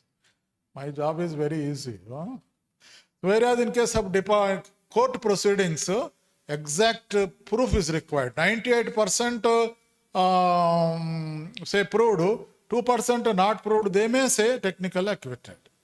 In our departmental cases, 70% not proved, 30% okay, then in that also we will just say, it's okay, proved, that's all. But our findings should be categorical. So while drafting a charge sheet, all relevant rules, as I mentioned, are to be carefully scouted for. There could be some volume 1, 2, 3, so many interrelations, interconnections, cross connections may be there, particularly RD rules. There they say mutatis, at what time are we supposed to break for tea? Okay. So there could be some cross connections will be there. We have to, while drafting the charge, we have to bring all the related rules at one place. Read with. Like that we have to link too many dissimilar rules with that particular, because SB rules sometimes they say applied mutatis mutandis, RD, like the MIS, TD, so many interconnections are there, especially with the SB matters. Very complicated. So there, unless you give a thorough reading of POSB manuals, volume 1, 2, it would be difficult for you to link it properly, otherwise it will fail. For example, in situ olden days I am talking about. So there are some confusions are there, whether SO is required to manage this or that. So you have to give a very careful understanding. SBCO manual, long back, if I have to say, if I have to narrate one example, one SBCO, we issued one Rule 14 charge sheet to one SBCO official. In SBCO, there is a book is there. There paras are there. Para 1, 2, 3, 4, 5, 6. We quoted that para. Then he said that SBCO, and also we quoted the POSB manual rules. Then in POSB manual, he raised one simple point. POSB manual is not applicable to SBCO. Then I was struck up how to answer that. And SBCO, the POSB manuals were issued early old manual departmental publications in the 80s. Whereas SBCO control procedure was issued in the early 60s and 70s. 1980 was the last. Whereas POSB manuals were 1985, first issues. So in the POSB manual, nowhere you find there is that SB control procedure is also required to be followed like that. There is no mention anyway in the POSB manual. So they both are standing independently. So he just made a mention that SB manuals are not applicable to SBCO. How do I answer that particular point? When I spoke to Kawaljeet Singh, we are stuck. Because POSB manual, if you read even today, now SBCO may not be there, nowhere they draw attention to the SBCO control procedure. Both are separate. And SBCO control procedure will not draw any reference to POSB because POSB manuals are published subsequent to that. But SBCO manuals, those were published subsequently, they fail to make any mention except Daraja guides, etc. Those volumes are there. So then I told Kawaljeet Singh, this is the problem. Then intelligently he issued one OM. They feel there was apprehension that SBCO people, they are not required to follow the SB manuals and they are required to follow the SB manuals also. Like that one OM was issued, sorry, SBCO OM. Then based on that we have cleared the penalty. We have imposed a penalty. While drafting the charge, the charge sheet can be in Hindi or English, but the charge sheet employee can always plead that he has no knowledge of Hindi or English, though you would have passed the exam. But it is your duty to translate in the language in which he is comfortable and ask him when the first sitting takes place, preliminary hearing, whether he understood the charges or not. Normally, the charge sheet is to be drafted in Hindi or English. That is the standard. Contradictions and if you see the BO rules, charge sheet should be drafted in the regional language like that. There is a mention. There is a mention. While drafting the charge, contradictions and conflicts should be avoided. In the imputation part, you mention something. In the article of charge, you mentioned something different. That is not correct. So all should be conveying the same irregularity which you intend to convey to the charge sheeted employee. There should not be any mutual conflicts. In the article imputation, if you say he boarded the bus that intended to go to Kochi, and whereas in article of charge you write is intended to go to Theni, both are conflicting. That a conflict should not be there. That is the point. A separate charge should frame in respect of separate allegation, clubbing of different allegations to be avoided. So maximum of the statement of imputations has to be that we will see little later. Now, which one is to be drafted first? Annexure 2 is the parent, Annexure 1, Annexure 3 and 4 are the children. Annexure 2 need to be drafted first. Annexure 2 is a statement of imputations or misbehavior. You have to take one paper and start writing the irregularity in the sequence in which that happened. So non-credit. Then a story need to be built up from when the customer presented and what documents and what was the activities done by the charge sheeted employee and what were the rules floated, what are the records which he failed to bring it the transaction into the government accounts. So Annexure 2 is the Maturka, parent. Statement of imputations or misbehavior. From that you need to carve out Annexure 1, article of charge. From the Annexure 2 you need to Annexure 3, list of documents. Annexure 4, list of witnesses are to be created. So Annexure 2, while drafting an Annexure 2, it would contain all the details in sequence, wherein you would be touching upon the list of documents which he failed to failed to bring that transaction into those documents. Those document names will appear in the Annexure 3. Then the person, the witnesses, whoever is talked about in this Annexure 2 will be culled out and taken out and mentioned in the Annexure 4. In other words, Annexure 3 and Annexure 4 cannot have a surprise element. Means the person's role, if it is not mentioned, person's name and its details are not mentioned in Annexure 2, you cannot have a surprise mention in Annexure 4. And Annexure 3, if the document is not properly mentioned, without mentioning any document in Annexure 2, you cannot have a surprise mention of that document in the Annexure 3. So suppose if 1 liter of liquid, that is the substance, if it is boiled, and say essence is prepared 100 ml after boiling, that 100 ml will be the Annexure 1. It is the essence, not the complete detail. So Annexure 2 is the main substance, 1000 ml. When it is boiled, the essence, the concoction, whatever is the essence, that will be Annexure 1. The characters forming part of Annexure 2 will be taken out and figuring in the Annexure 4 as a list of witnesses. The documents in the Annexure 3. Is it clear to you? That is the important thing. So, you just see this particular charge. That's the X while functioning as a timescale clerk from to in SB branch of Y at post office failed to call for the passbook from sub-office standing in the name of Sri for the purpose of verifying the balance in the passbook with the balance shown in the ledger maintained in the head office, thereby contravening rule so and so manual, thus lacking devotion to duty and contravening rule. From the above statement, it would be seen that X is working as time skill clerk from this period to this period at so and so office.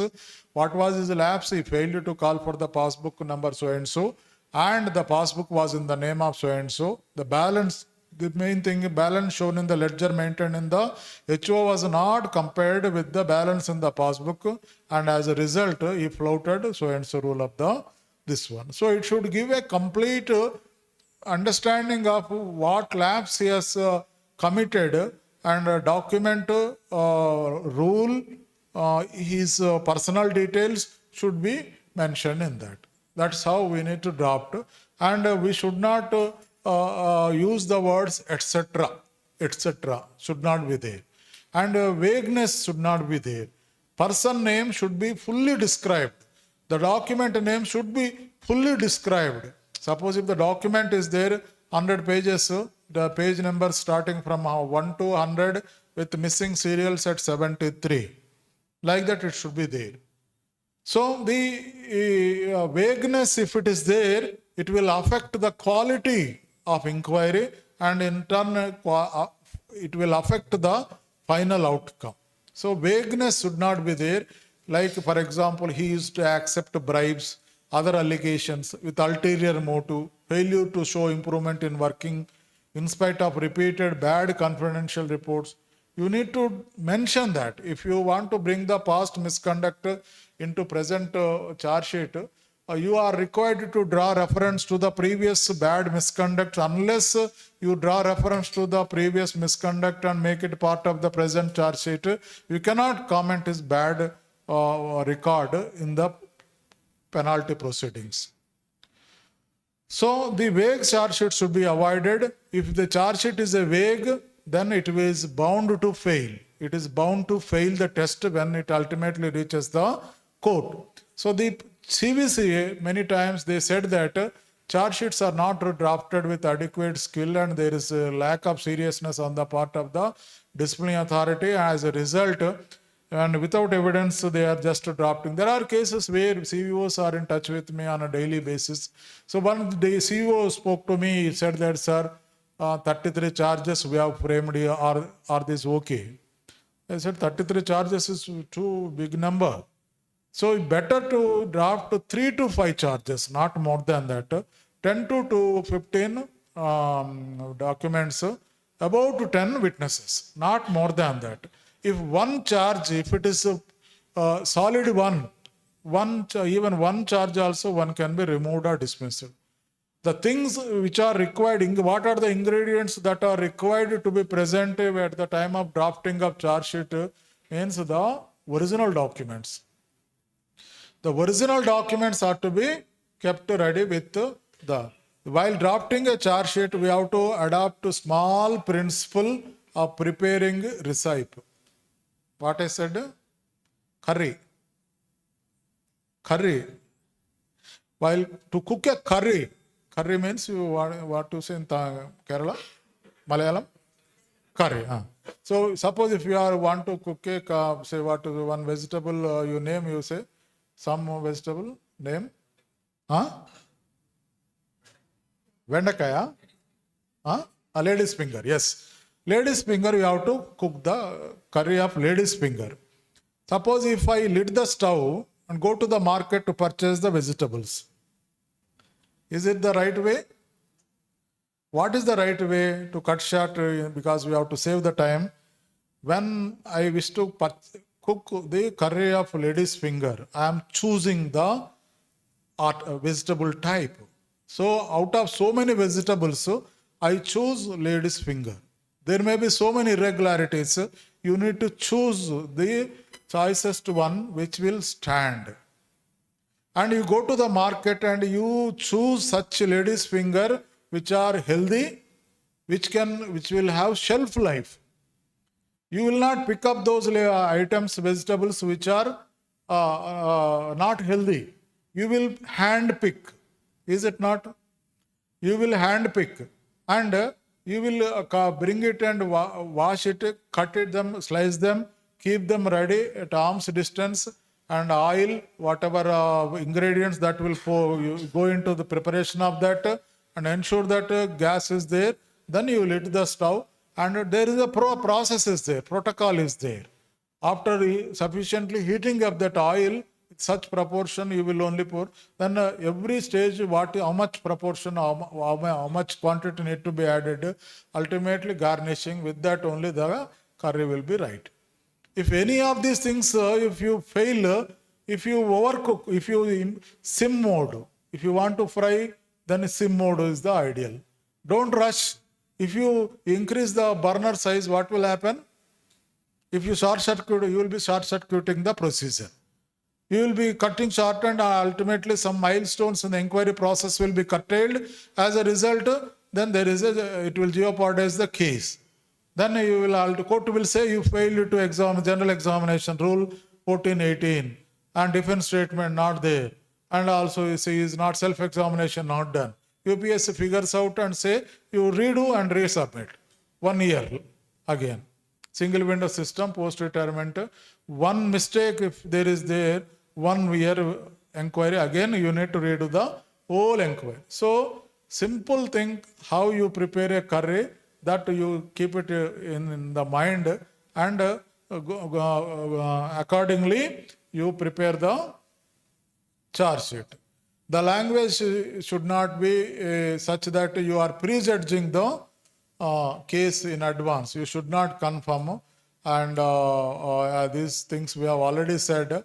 So while preparing the charge sheet, it must be ensured that only those documents are referred to and relied upon therein, so that all the listed documents could be made available. So the selection of the document, selection of the charge is the most. Don't be obsessed with too many charges. Pick those charges which are substantial, which have the evidence where original documents are available with you. So pick up those cases and issue the charge sheet. Don't be bogged down with the total amount of fraud. Normally we say, so he has committed a fraud of 1 crore or something like that, and we will only account for only 40 lakhs or 50 lakhs. There is a problem with that, because you are not explaining with sufficient detail what happened to the balance 70 lakhs. So while choosing the articles of charge, you should choose such acts or the irregularities which are substantial, where there is a valid evidence is there. For criminal cases, keep the main 3 things separate. Don't mix the criminal things with the departmental charge sheet. When 50,000 and above, earlier it was 5,000, now substantial loss of fund means 50,000 and above, police case. Then you are required to give 3 separate charges. You take up those things and give the case to the CBI. With that, whatever findings that may happen at a later date do not influence your decision. There is no bar simultaneously proceeding side by side on the same set of charges, but it would be difficult at a later date. In a criminal case, if he is acquitted, exonerated on the basis of same charge, if you proceed further, he may ask for reinstatement. So it would be always better to separate the charges, criminal and departmental, in the interest of department. Where the charges, when CBI is also trap proceeding, etc. is there, at the time of handing over the documents, volume 5, at the time of handing over the documents to the CBI, you must ensure that 2 sets of xeroxes are taken, which are duly attested by the investigating officer from the CBI side. Once you hand over the documents to the CBI, you will never get those documents, because ultimately those documents will become part of the court.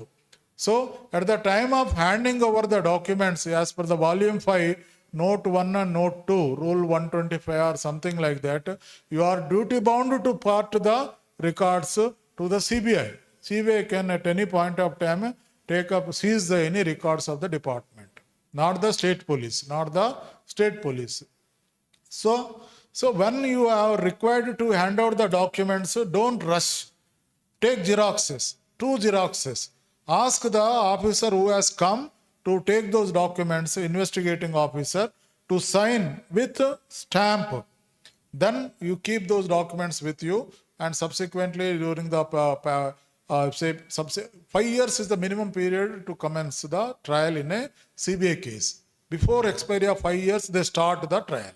Up to that point, you are not required to wait, and simultaneously you can proceed, but always better to when it is inevitable, like in trap proceeding, another 2-3 minutes, then we will go break for the tea.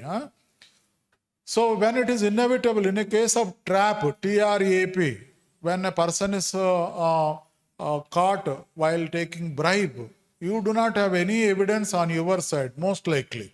So CBI will be giving the documents subsequently, and they will be asking you to give the prosecution sanction before filing the charge sheet. So At that point of time, they will advise you to institute what is called RDA, regular departmental action. So that point of time, when you have handed over the documents, the xeroxes duly attested if they are there, based on that, and also they will give some very half-baked charge sheet, model charge sheet, they will give it to you. But that will not be self-contained. You are required to prepare your own charge sheet. When you are required to prepare your own charge sheet, departmentalize the lapses. The CBI, when they file the charges, they will draw reference to the then existing IPC, PC Act. Their criminal misconduct is predominant. Demand and receipt of bribe, rather than what favor he has caused is the secondary. What rules, departmental rules are violated is the secondary. In case of CBI drafted charge sheets, when you are required to draft the charge sheet, criminal misconduct is secondary, departmental misconduct should be primary. What does it mean?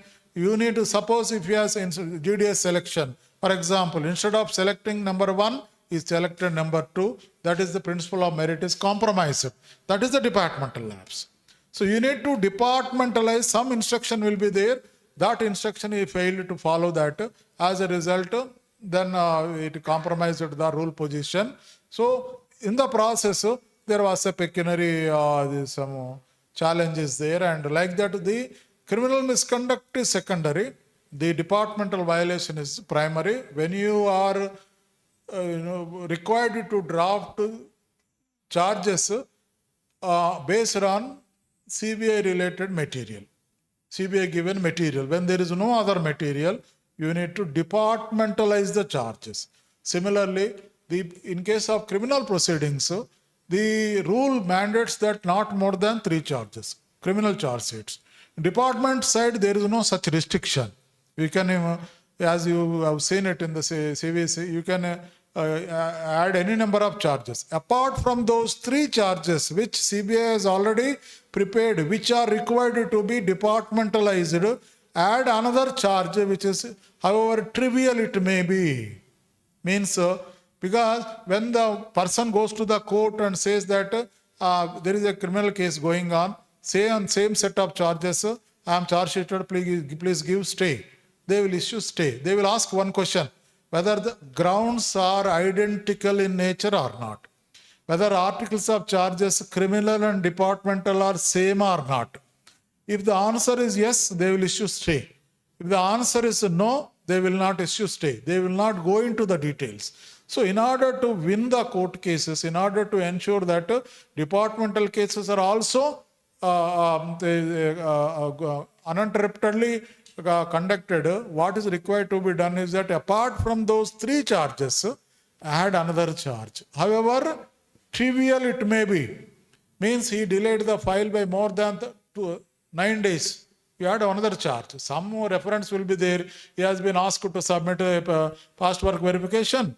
He has not done it. He crossed unnecessarily, delayed. You add some charge. Whether it is proved or not proved hardly matters. So 99.99% is not equivalent to 100%. If you are able to convince the judge that 1% variation is there with regard to the criminal and departmental, judge will not be giving any stay on the departmental case. Got this point? So that is why I spent a little more on that. Burden of proof lies on the department only. So we will see these things a little later after having the tea. Then we need to rush for because we are going slow.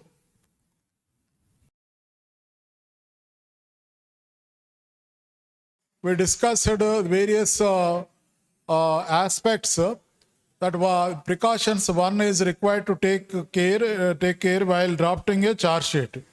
We mentioned that the wording should be, language used should be simple, easy, precise, and multiplication should be avoided, and splitting of charges should not be there. And also say all aspects relating to one particular transaction should come at one place. The relevant rules are to be quoted, and the preliminary inquiry report not to be mentioned in building of the charge. And also we discussed that In a major charge sheet, Annexure 2 is the parent and Annexure 1, 3, 4 will be carved out from the Annexure 2. And we have seen one charge also. So in a major charge sheet, 4 annexures will be there. In a major charge sheet, as all of us know, one forwarding memorandum, Annexure 1, article of charge, Annexure 2, statement of imputations or misbehavior, Annexure 3, list of documents, relied upon documents, some people say in some organizations. In our case, the based on which you propose to sustain the articles of charge. Witnesses. So ideally, all these need to be there. I have seen many charge sheets in private and the PSUs. Witnesses nil, they say. Some cases documents, they say nil. That is not correct. Recently, I have come across case in our region. One brilliant superintendent during the additional charge.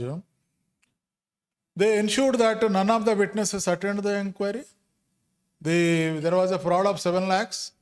None of the witnesses attended the inquiry. They ensured they were successful in preventing the witnesses in attending the inquiry. And documents, so many documents are listed. Those were not taken, they were taken on record. IO held the charges proved. The disciplinary authority forwarded the IO report as such. And subsequently, when there was a change of disciplinary authority, new disciplinary authority, for some unknown reasons, has dropped the proceedings on the plea that the documents, in the absence of witnesses, the documents, documentary evidence cannot be acted upon. He let up. It was a new trend altogether. We will discuss it during the course of inquiry process. So, ideally speaking, the document need to be introduced through the competent witness. Competent witness, ideally speaking, the one who is charged with the responsibility of or the custodian of the document need to introduce. So there should be mapping. During the preliminary inquiry, we would have already drawn the statements from the concerned persons. Those persons will become listed witnesses. The documents which we have collected during the course of preliminary inquiry will become listed documents, majority of them.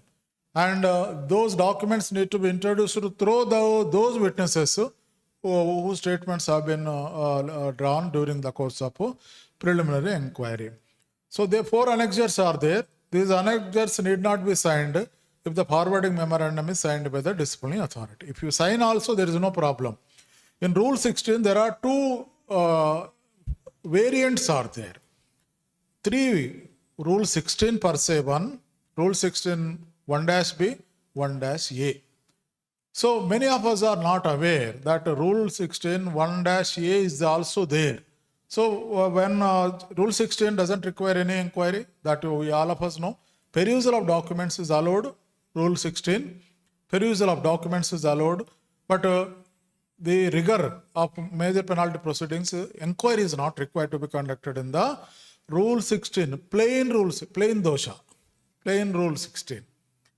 But if the charge sheeted employee asks for inquiry, if the disciplinary authority feels that there is a need to inquire this one, then one can conduct the Rule 16 inquiry on par with the major penalty proceedings. So at that point of time, the charge sheet which was issued earlier, there is a pro forma in the CC rule Swami publication in partial modification to this memo number dated so and so, whereas the disciplinary authority feels that inquiry is to be conducted as per the rule 3 to 23 of the Rule 14.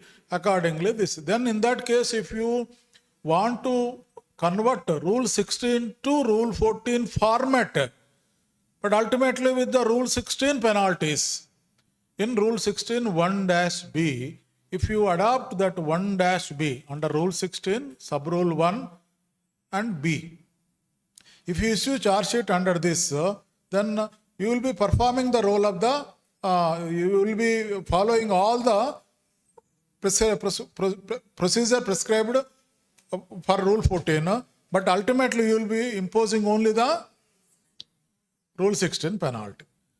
But there, if you issue Rule 16 1-A, then you can, there are 3 options are available. You can reduce the stage more than 36 months. You can impose withholding of increments with cumulative effect. Those things can also be, so you can touch that penalties in the Rule 16, no? Reduction of stage by one stage not exceeding 36 months. That is their penalty. So in this case, 1-A, it can be more than 36 months. Withholding of increments of pay with cumulative effect is possible when you issue a charge sheet under Rule 16, 1-A, which will adversely affect the pension. That much only you can do, but you cannot compulsorily retire, remove, dismiss. You understood this point? Right. So the rules, as I mentioned, the generic provisions, lack of integrity, devotion to duty, unbecoming, where supervisor fails to ensure integrity of his devotion duty of his subordinates. Avoid same charges for both departmental case and police case as far as possible.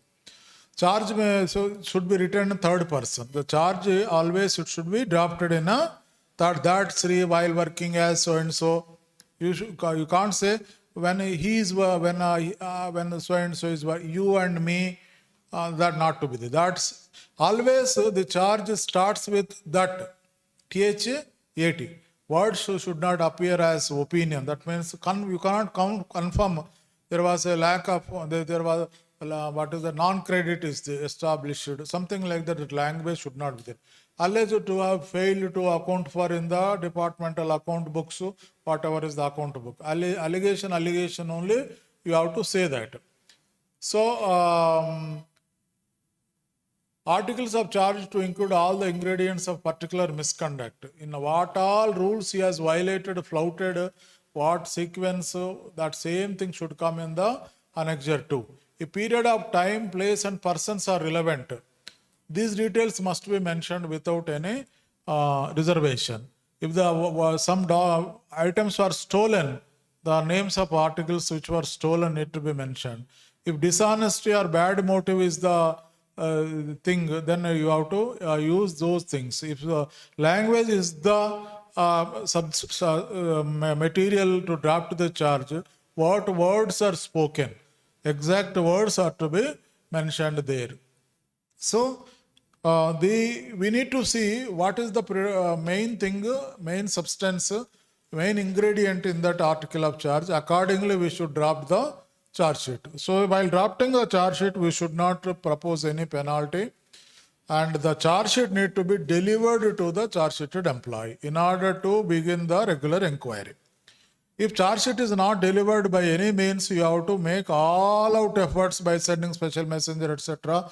According to volume 3, last known address only we are required to send by registered post with acknowledgement due. If the charge sheeted employee not claims, refuses, it means it is delivered.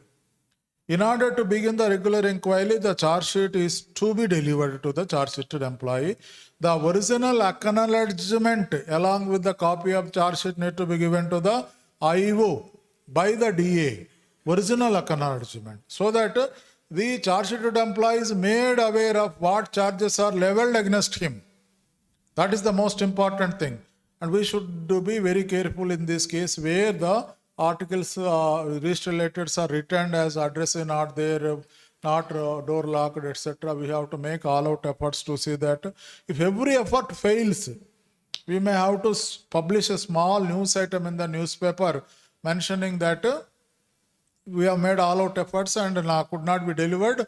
The charge sheet can be collected from so and so officer during the work hours by this date, from this hour to this hour. With that, the efforts made by the disciplinary authority to reach out the charge sheeted employee are adequately met. Because sometimes it so happens you just send and not delivered, you conduct issue IOPO issue notice not delivered, and IO holds the charges proved. Ultimately, disciplinary authority will be pleased to remove, dismiss, etc. And after delivery of that, he will take that letter. He will come and he will ask where I came to office and where is my seat? If you say you are removed, I have not received anything.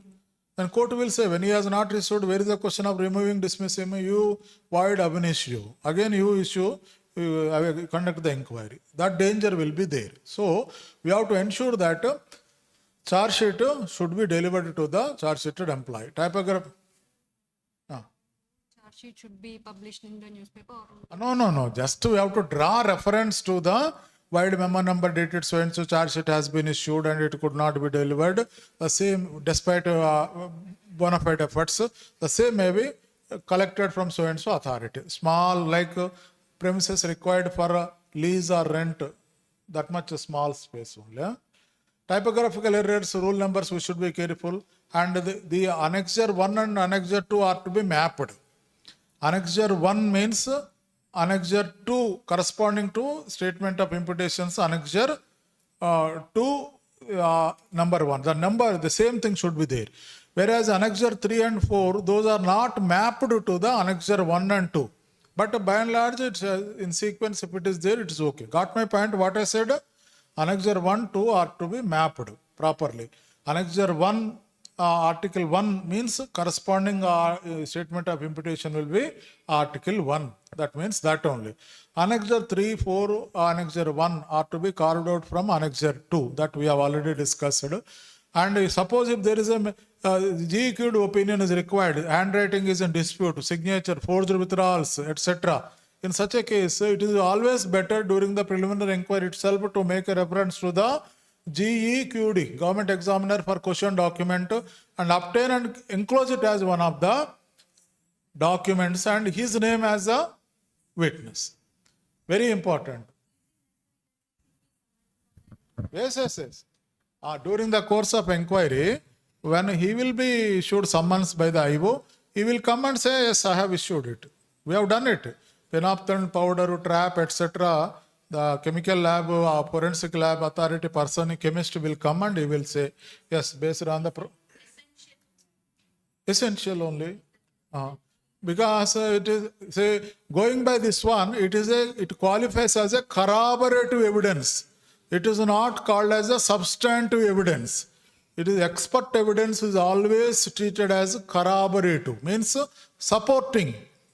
It is not substantive evidence. What is substantive evidence? Your pay-in slip, the non-crediting that you stamped it and passbook and not credited that amount into the post office account. It is not reflected in the government account. That is a substantive account. And stamped, that is a substantive evidence. Corroborative means expert evidence, forensic evidence, phenolphthalein test, those things.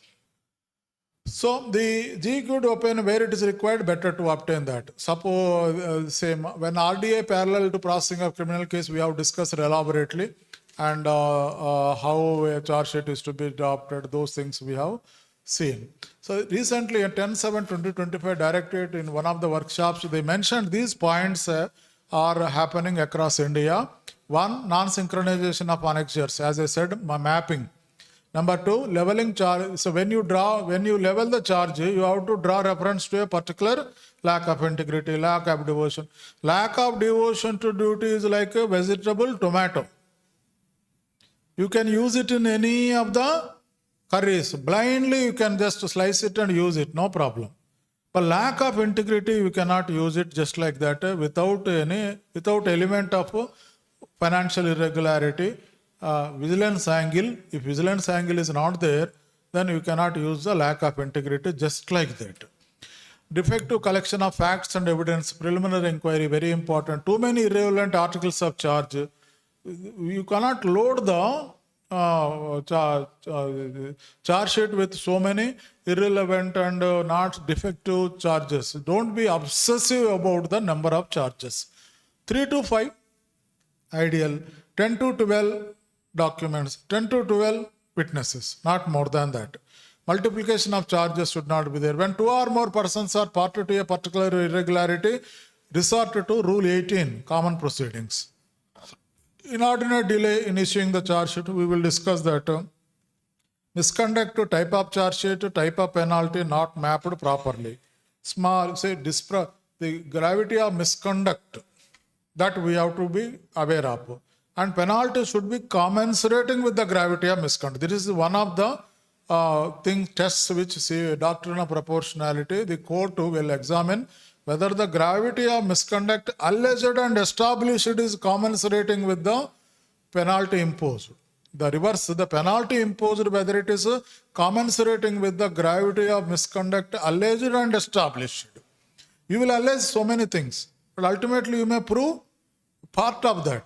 So accordingly, the penalty should be there. As simple as that. So subsidiary offense, so minor penalty, certain say proformas are there. This is a forwarding memorandum. It need to be signed only by the disciplinary authority. Minor penalty, when you issue the minor charge sheet, you will issue charge sheet and give him time. Obtain his this one represent written statement of defense. Then you obtain it, examine it. If you want to drop, you drop. If you want to conduct inquiry, you conduct inquiry. But at the time of conducting inquiry, either it should be Rule 16 1-A. If possible, go for only 1-A, not for 1-B. At least you can impose a different penalty, difficult somewhat. In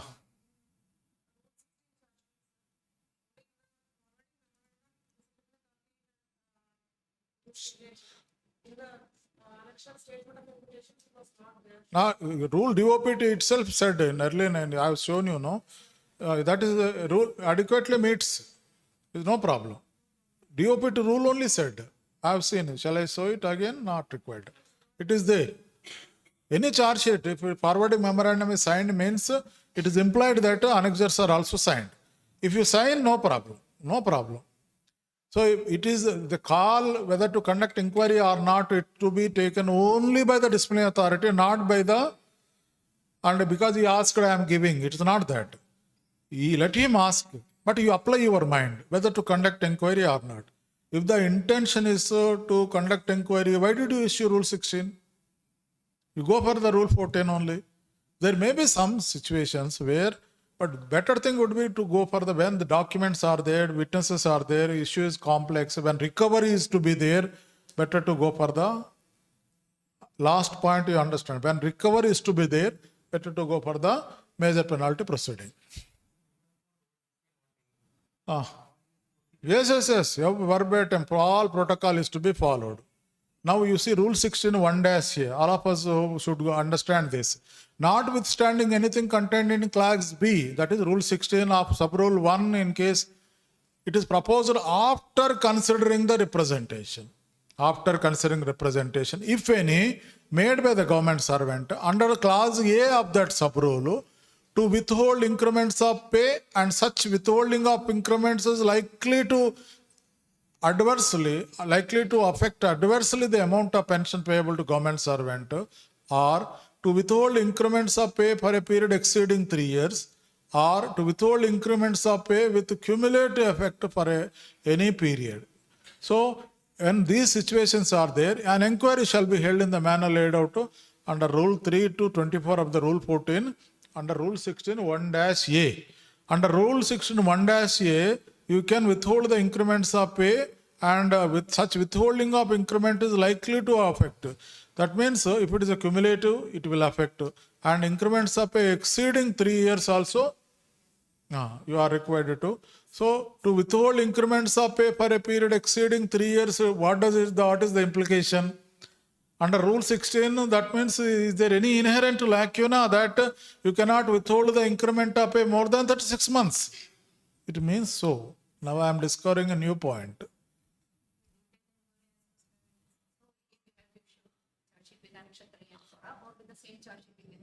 Again, it's there is a separate, I will show you that also.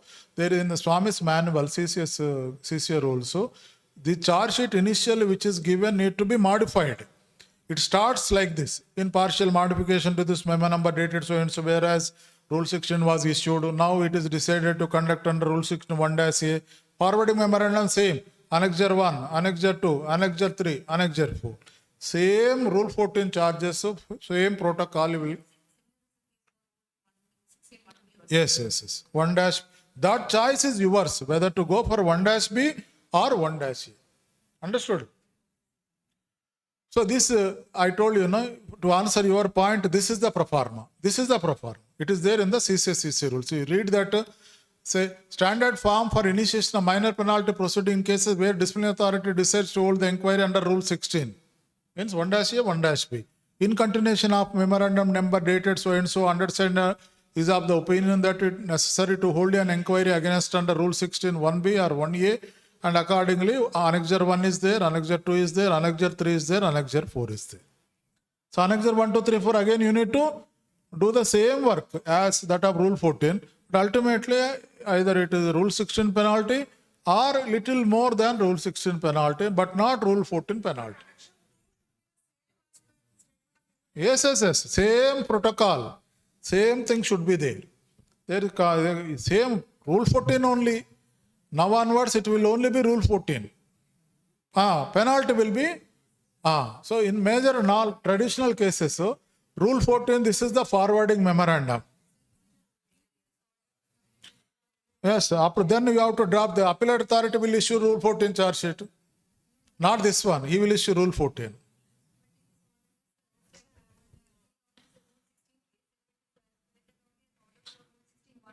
Then who will issue? He will issue. Appellate authority will become disciplinary authority. He will become disciplinary authority. Appellate authority, when he exercises the power, after 45 days is over, if the appellate authority takes up for enhancing the penalty, if the originally issued one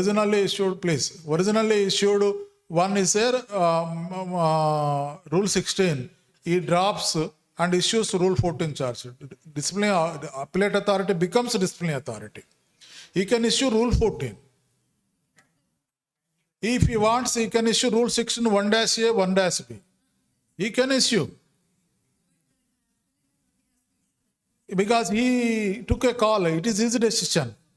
He cannot give, I did that, cat has struck it. So point is that the appellate authority becomes a disciplinary authority. When he enhances the penalty, After issuing penalty, that appeal,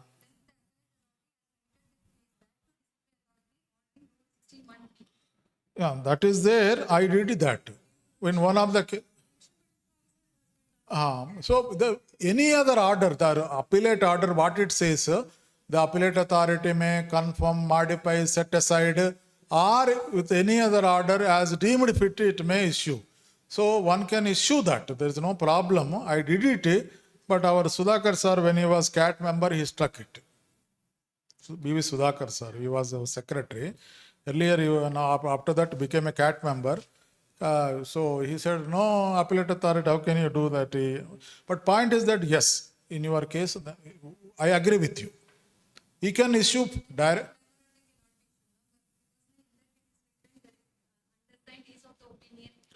It needs to be suitably modified, Amma. It's not that 100% it has to be. You have to modify, customize it. But again, I doubt it. What Sudhakar sir ordered in that as CAT member, it may be correct because you are thrusting your decision on the disciplinary authority.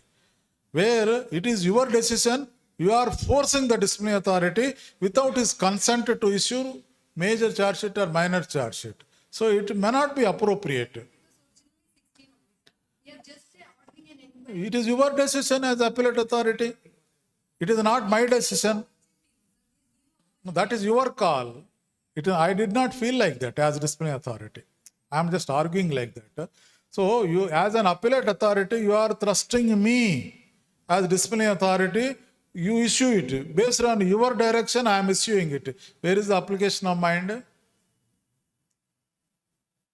Point is that. So there is a little dilemma is there. But having said that, yes, we can write anything in that, any other orders as deemed fit, like that it is there. I agree with you and also disagree with you. So the forwarding memorandum, the difference between minor and major, para 5 will be separate, different. In minor charge sheet, para 5 will not be there. In a major charge sheet, para 5 will be there. What is that?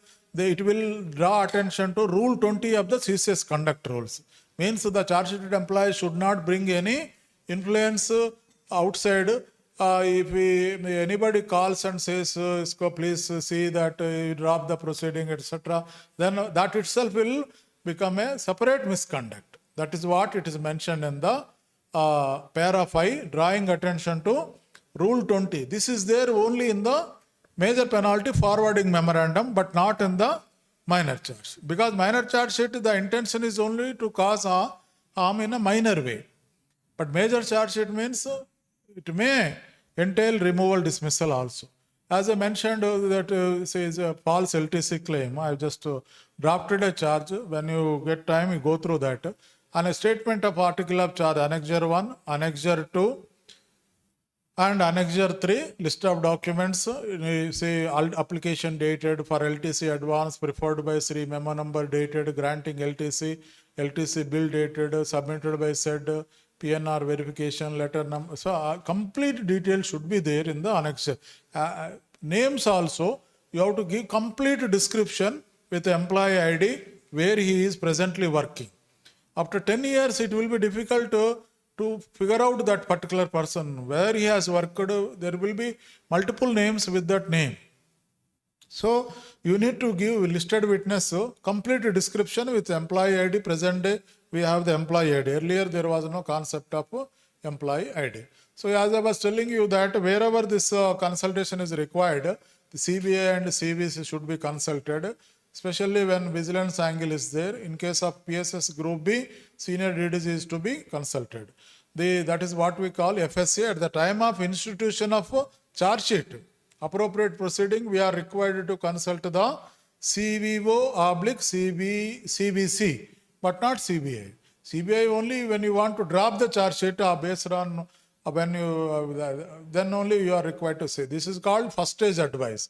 First stage advice at the time of issuing of the charge sheet, then along with the preliminary inquiry report to disciplinary authority's opinion and the vigilance officer opinion, it will be sent to the CVC, and CVC after going through this one, they will send. At the time of forwarding, you are required to follow the 6th August 2009. There is a format is there. Self-contained note to biodata, copy of the complaint, investigation report, version of the government servant, statement, and DA opinion, disciplinary authority opinion, CVO opinion, and draft charge sheet also required to be enclosed to the this one in this pro forma. Then CVC will accord its first stage advice. Based on first stage advice, then we are required to draft to issue a charge sheet. After completion, if you stick to the original issued first stage advice, there is no need to send the reference for second stage advice. If you deviate from the initially given advice, you are required to consult the CVC, CVO again at the time of imposing the penalty, that is called second stage advice. So the pro formas required for first stage advice, second stage advice are like this. You can see for yourself. For example, first stage advice, name and designation, allegations, version, findings, comments of the CVO, comments of the disciplinary authority. So suppose in a case where group A and group C, B are involved, we call it as a composite case. When group A officer and group B, C also are party to that irregularity, it will go to the CVC and to the DOPT also sometimes. So UPSC, it will go to the UPSC. But the composite, it is called as a composite case. So the CVC first stage advice, second stage advice are to be given to the charge sheeted employee along with the charge sheet, along with the IO report, as the case may be. FSA along with the charge sheet, SSA along with the IO report. So with this is over now second presentation. Any doubts are there on this?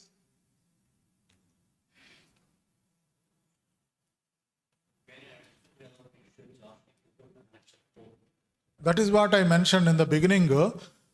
It is always better, though there is no strict prohibition. If you have searched thoroughly whether can there be such situation, but there was no mention making mandatory that annexure 1 to 3, 4 should be there.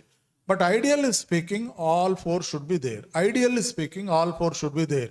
List of document, list of witness. Why? Because in that example which I gave, they ensured that none of the witnesses attended the inquiry. And since no witnesses was introduced by the PO successfully, the disciplinary authority let off, though there was a fraud of 7 lakhs, on the plea that documentary evidence alone cannot be taken for the purpose of concluding the guilt. That is what he said. So ideally speaking, the document is a physical document. The document need to be introduced through a competent witness who should be offered to the defense assistant for cross-examination.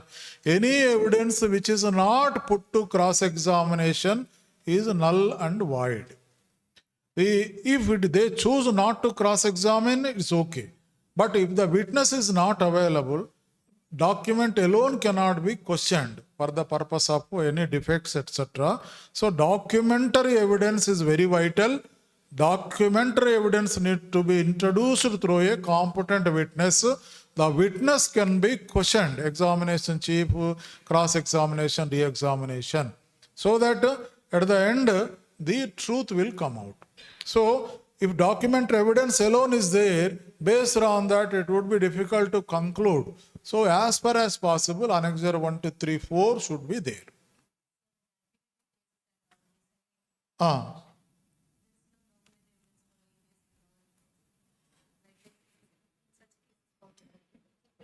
You have to document the printouts or any background papers.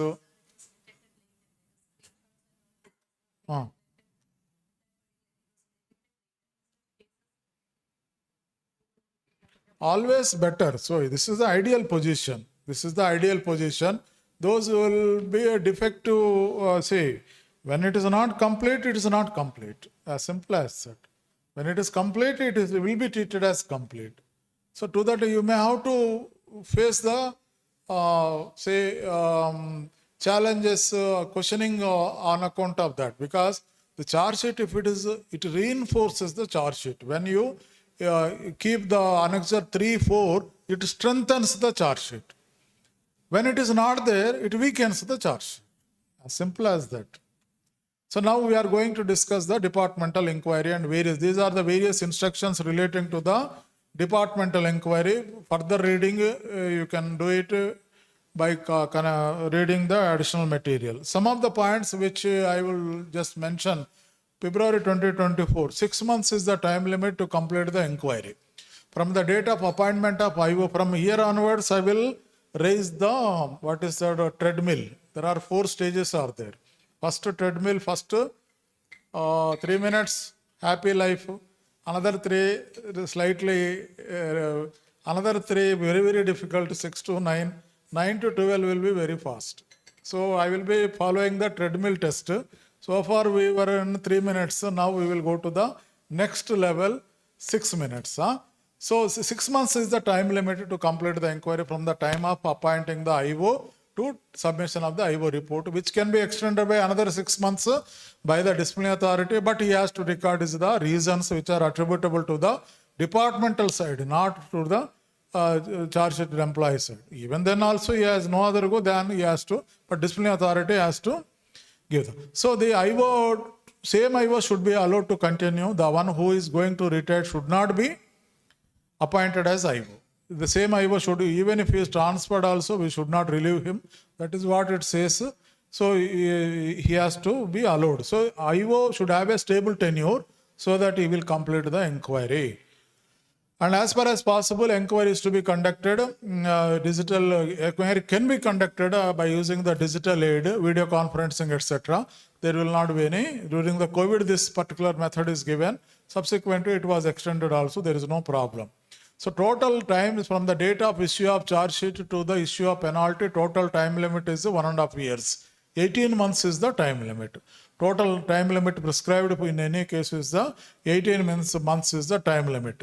But within that, there are hundreds of time limits are listed for every activity. But by and large, 6 months to complete the inquiry. From the date of charge sheet to imposition of penalty, it is the 18 months period. As far as possible, video conference is to be followed. Digital aid is to be followed. Same IO, PO should be ensured. And where whoever is being appointed as IO, they are supposed to complete one small course on the IGAT Karma Yogi, where disciplinary proceedings, departmental inquiries on that there. DOPT has advised that. The inquiry can be conducted by adopting video conferencing method. some of the issues which are connected with the departmental inquiry are like this. Preliminary inquiry, if you have not devoted time and taken up seriously, then the findings will be based on that half-baked report only. So preliminary inquiry ought to be a serious one. A serious one. That is why normally in a departmental fraud cases, what happens? So we are required to, DLI should be complete in itself. Divisional level investigation report should be complete. Normally when there is a fraud, immediately the subdivision head will send a report, preliminary report. Then after that, a detailed inquiry is to be completed. By the time CLI is conducted, it should be comprehensive, covered. It should, by the time all the accounts, almost all accounts are duly verified, only few accounts which could not be verified, etc., can be issued with the SB 46 notices. So subsequently, it will not be possible to take up a supplementary CLI. Not possible. We do not have resources. So based on the CLI, which is nothing but a preliminary inquiry report, should be comprehensive enough so that it will become the base document for subsequent charge sheets, criminal cases, etc. Poorly drafted charge sheet. I mentioned 30% weightage. If the charge sheet is properly not drafted, if the preliminary inquiry is not done properly, then at least in the while drafting the charge sheet, a care need to be taken to see that charge sheet is properly drafted. Once you issue the charge sheet, that will form the basis. You cannot say inquire something which is not there in the article of charge. So charge sheet is the most important document. The document should be prepared with great care, and that document alone will become the material. Then IOPO, whoever is being appointed, should have the adequate knowledge. We will be covering the qualification required for the IOPO. Various protocols are prescribed during the course of inquiry. If you have not handled it properly, then it becomes problem. Even the disciplinary authorities also, duty is cast on him, how he is required to treat the IO report on receipt of the IO report. There are cases where misappropriation, misappreciation, and they say wrong dealing is happening even after receipt of the IO. Certain things which the department and CVC mentioned are like this. Lack of adequate knowledge on the part of IO, PO, DA. They are not having sufficient knowledge and they are not trained properly, and they are sitting in the driver's seat and driving the vehicle. Learner's license is not there. When there is no learner's license, straight away they got the license and jumped into the driver's seat. No help is there. IO means driver only. No help is there. For disciplinary authority, there are so many persons who can help. He will only say removed, dismissed. Somebody will prepare and we will sign. That's all. Drafting charge sheet, no problem. Issuing penalty, no problem. So many people. But IO, he alone has to drive the vehicle. No other person. He cannot take the help of anybody. So the IO should be having thorough knowledge. PO should also know. And the charge sheet employee, defense assistant should also know his limits also. Non-availability of listed documents in original. Most of the time I mentioned to you, when you want to cook the curry, you must ensure that all the healthy vegetables are duly sliced, kept ready on the kitchen table. When they are not there, you go to the market and purchase. That is not correct. Parallel proceedings. This is another area, delay. Criminal and departmental. They go to the court. We have adequately addressed this particular issue also. How to circumvent this particular challenge. Admissibility of additional documents and defense witnesses. Lot of time will be wasted in this particular segment only. Approving nomination of defense assistant. He will give a nomination of somebody and they will take lot of time, and there will be appeal on that also. Adjournments, securing witnesses' presence. So repeated adjournment. As per the CVC instruction 1988, not more than 2 adjournments should be given in any case, so that the time limit of 6 months for departmental. Okay, only 2 adjournments they are saying. In order to ensure the department inquiries are completed in time, along with the charge sheet, we are required to give the listed document copies, so that it saves some time and written statement of defense can be prepared effectively by the charge sheeted employee. So, in case if any bias is preferred, it should be disposed within 15 days. That is what CVC instruction says. CVC Circular 2016, what it says, The time schedules are not there. There are cases where average time to complete the inquiry in major charge sheet is taking 2 years. Average time. And 20% of cases taking more than 2 years time. So that is what they said. And major portion of delay is due to laxity on the part of IO, because they are, in our case, full-time IOs are not there. They are required to attend to day-to-day duties and also required to do this. That is adding to the delay. Lack of monitoring. But the DA, Disciplinary Authority, issues charge sheets and forgets. There are no periodical reminders issued to the IO that you must complete day-to-day holding, continuous sittings, relieving him for that specific purpose and see that it is completed. That is not done. Non-availability of listed or additional documents. That is another area. Non-attendance of witnesses, private witnesses, faulty charge sheets, frequent change of IO-PO, and that also it adds to the delay.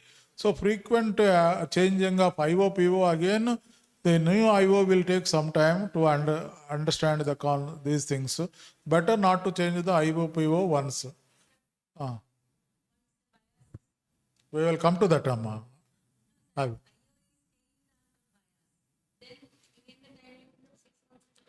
No. But those are the extenuating circumstances. One can issue another 6 months. That is 6 plus 6. Not every time changes and another 6 months. It's not that. So when criminal cases are there, some delay will. While drafting the charge sheet, it may be ensured that all the related documents as well as copies of relevant rules, instructions are in the custody of the CVO. That means the disciplinary authority. So 15 days time limit is given. So as far as possible, IO should be chosen from amongst the serving and retired officer in the same station where the charged officer is posted. PO is appointed, IO PO appointment should be done simultaneously. So the common proceedings also, immediately one should appoint the IO PO immediately. One should keep ready everything. That day on which charge sheet is signed, IO PO should be thought of, and the moment written statement of defense is received denying the charges, immediately one should appoint the IO PO straight away after recording that inquiry is required, and that is why. PO should also keep copies of relevant rulings, regulations, instructions, because PO is the face of the disciplinary authority. He should be thorough. He should be thorough with the rulings. And it may be ensured different documents are made available within the time allowed by the IO. IO should normally conduct regularly on day-to-day basis. Continuous sittings are advised. And some private witnesses will be there, or departmental witnesses may be there. Suppose some of them may be reluctant to attend the inquiry. IO has to take recourse to there is a provision, section 4 of Departmental Inquiries Enforcement of Attendance of Witnesses and Production of Documents Act 1972. With the aid of district judge, the notice can be issued through the court compelling the witness to attend the inquiry. But normally we are not allowing that. So where the CO or PO do not cooperate in the manner of attendance production of documents, IO may, after affording reasonable opportunity, proceed to give a report to ex parte based on facts, document, witness. So our IOs, they don't take decision quickly. They prolong. Timely completion of departmental inquiry is the prime responsibility of the disciplinary authority. Issuing charge sheet is not the end in itself. He needs to oversee the process. He should write DO letters to the IO POs to see that inquiry is conducted on a day-to-day basis. In appropriate cases wherein the IO delays the proceedings, the DA may not hesitate to take necessary and appropriate disciplinary action against the IO. And even nobody volunteers to work as IO in that case. So that is what CVC circular is there. There are a number of instances where the courts have set aside the order of penalty due to inordinate delay. That we have to be very careful. The competent authorities should study the allegations more carefully and resort to minor penalty proceedings instead of initiating major penalty proceedings. So minor penalty proceedings are very quick. Very quick. You just issue charge sheet. We used to issue charge sheet on first day. By the end of the month, we used to close it so that it won't figure in the statement. So in one day, I issued 33 charge sheets. So I closed all the charge sheets. So point is that minor penalty is very quick. Just have a fever, take paracetamol, that's all. The reason you postpone it, for why there is a problem with that. So, but majority cases can be addressed by with the minor charge sheets. Major charge sheets, really if there is a serious misconduct, really if there is a grave misconduct, then only you go for the frauds, etc. Major penalty proceeding. Sometimes in our people they say that let him suffer, let me issue go. So that what is that?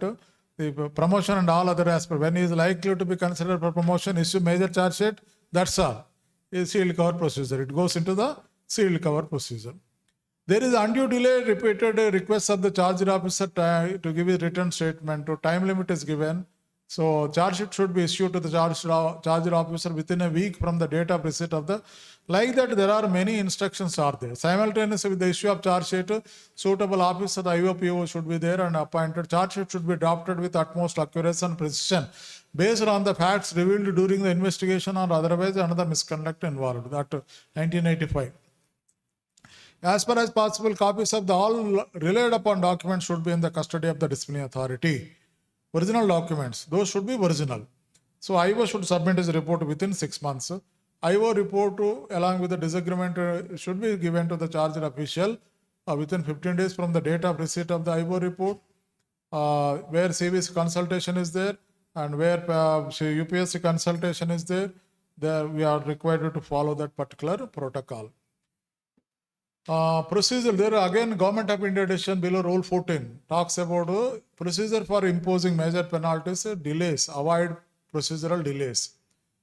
These are certain things which we have already discussed. So we will go to the next point.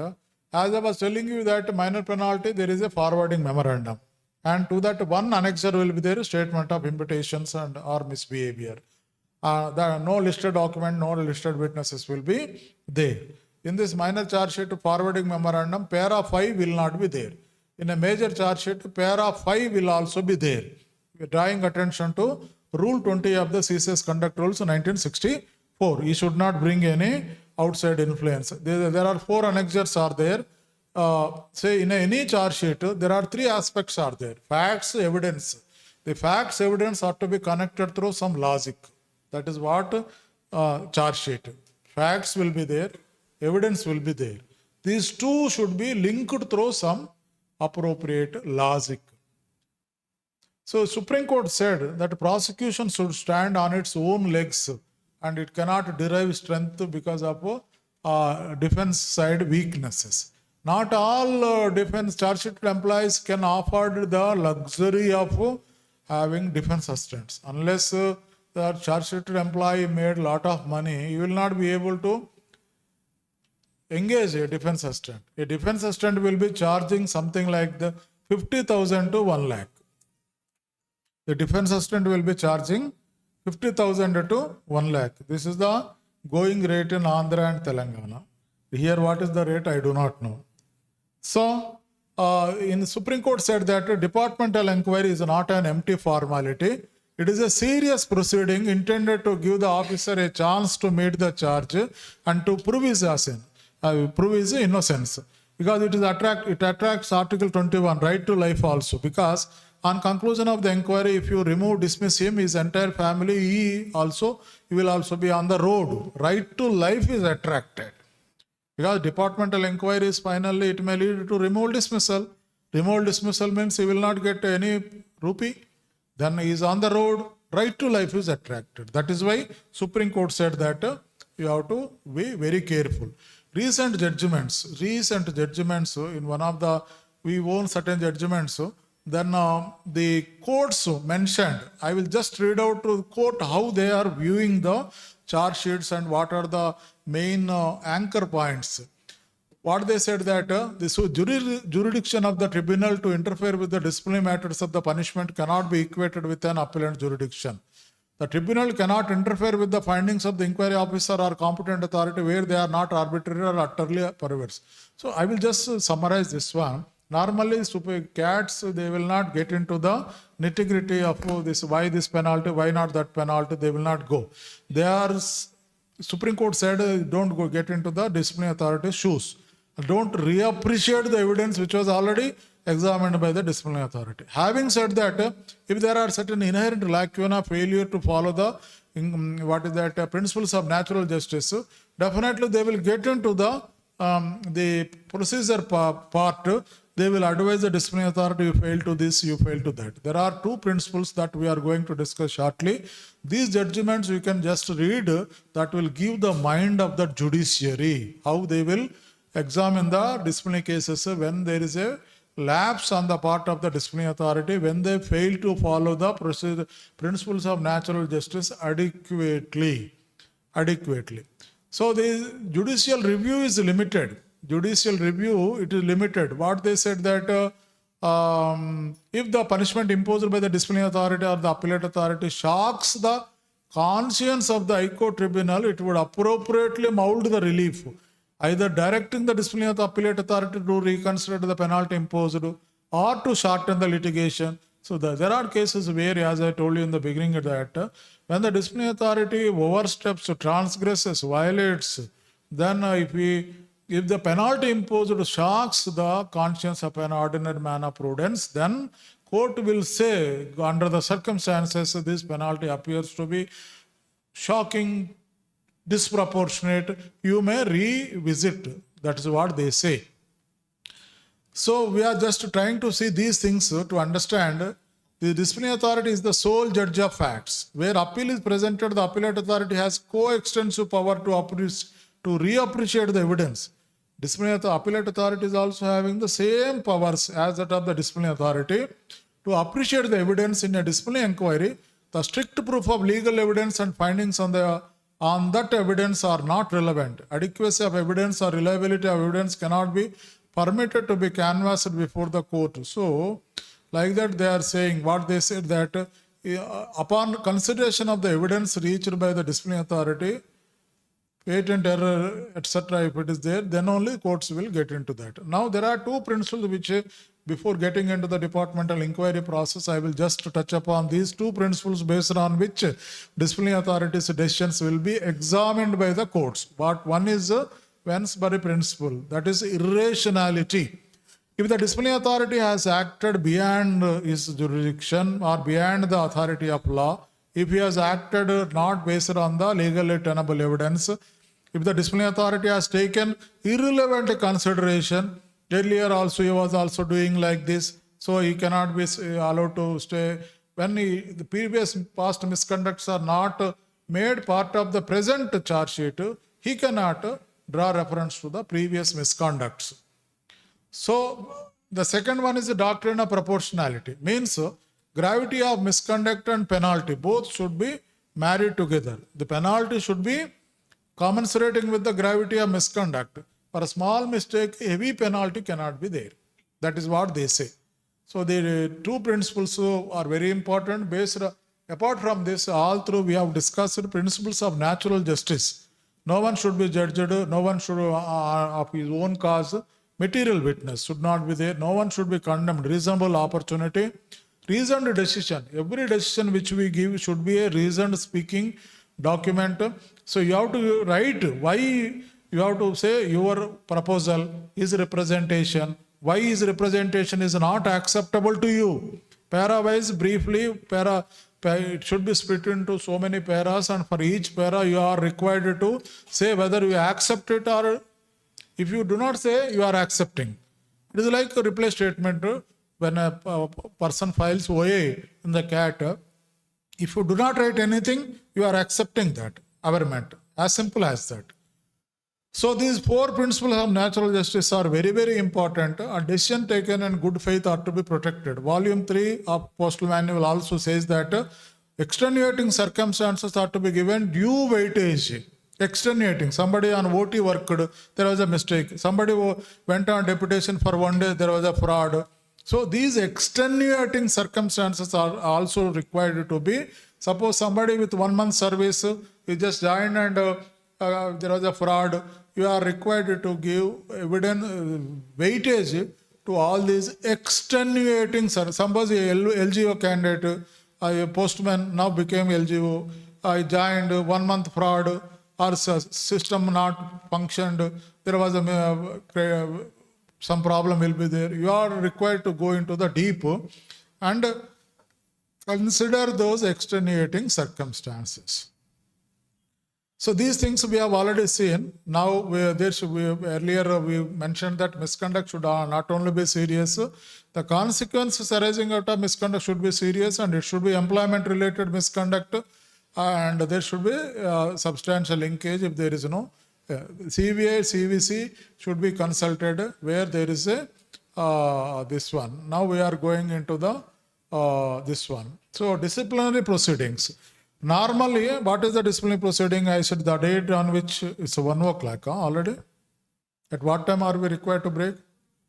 Time is today. I think God has increased the speed of the time machine.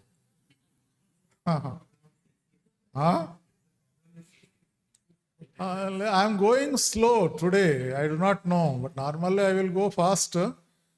Anyway, we will take another just 10 minutes. By 1:05 we will. So disciplinary proceedings. Disciplinary proceeding means major charge sheet, minor charge sheet. Minor law again 16 1-A, 1-B. You issue charge sheet, obtain his explanation, written statement of defense. He agrees, then you impose a penalty. If he denies, if he agrees, you can drop the proceeding also or impose a penalty. If he denies, then you will conduct the regular inquiry.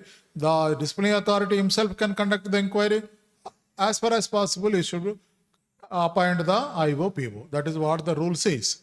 So IOPOs are appointed, then inquiry will be conducted. The charge sheet employee will be given opportunity to nominate his defense assistant. Then all of them will undergo certain procedural formalities, and IO will submit the report to. Then IO disciplinary authority will communicate that IO report. Some penalty will be imposed on that. If there is any appeal, etc., it will be there. Now we will cover certain aspects. The inquiry process will complete it afternoon session after the lunch is over. Now who is required to be appointed as an IO? IO should be sufficiently senior, 1 rank above the charge sheeted employee. He should be suspected of not having any bias, no prejudice, etc. IO should not be a complainant. IO should not be a witness. IO should not be a material witness. IO, ideally speaking, he should be from a different department and different wing, so that bias portion will not be there.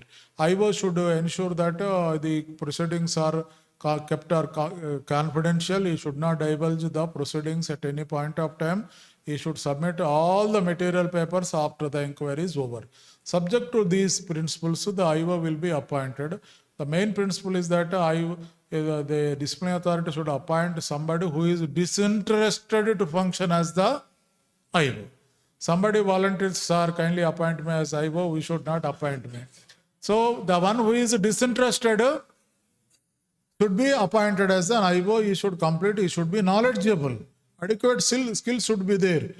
He should be suspected of not having any bias. He should be bold also. There should be some threats, etc. So he should be able to withstand and he should have the adequate knowledge to withstand the test of inquiry, and he should be suspected of not having any bias, and character integrity should be upright, and he should be having sufficient years of service so that there is no problem of retirement, and he should be not serving in the headquarters where the charge sheeted employee is also there. These are the certain points. Who can be appointed as in case of IO, a serving person can be appointed or retired person can also be appointed. In case of retired person, there is a ceiling is there. There is a ceiling that not more than 8 cases,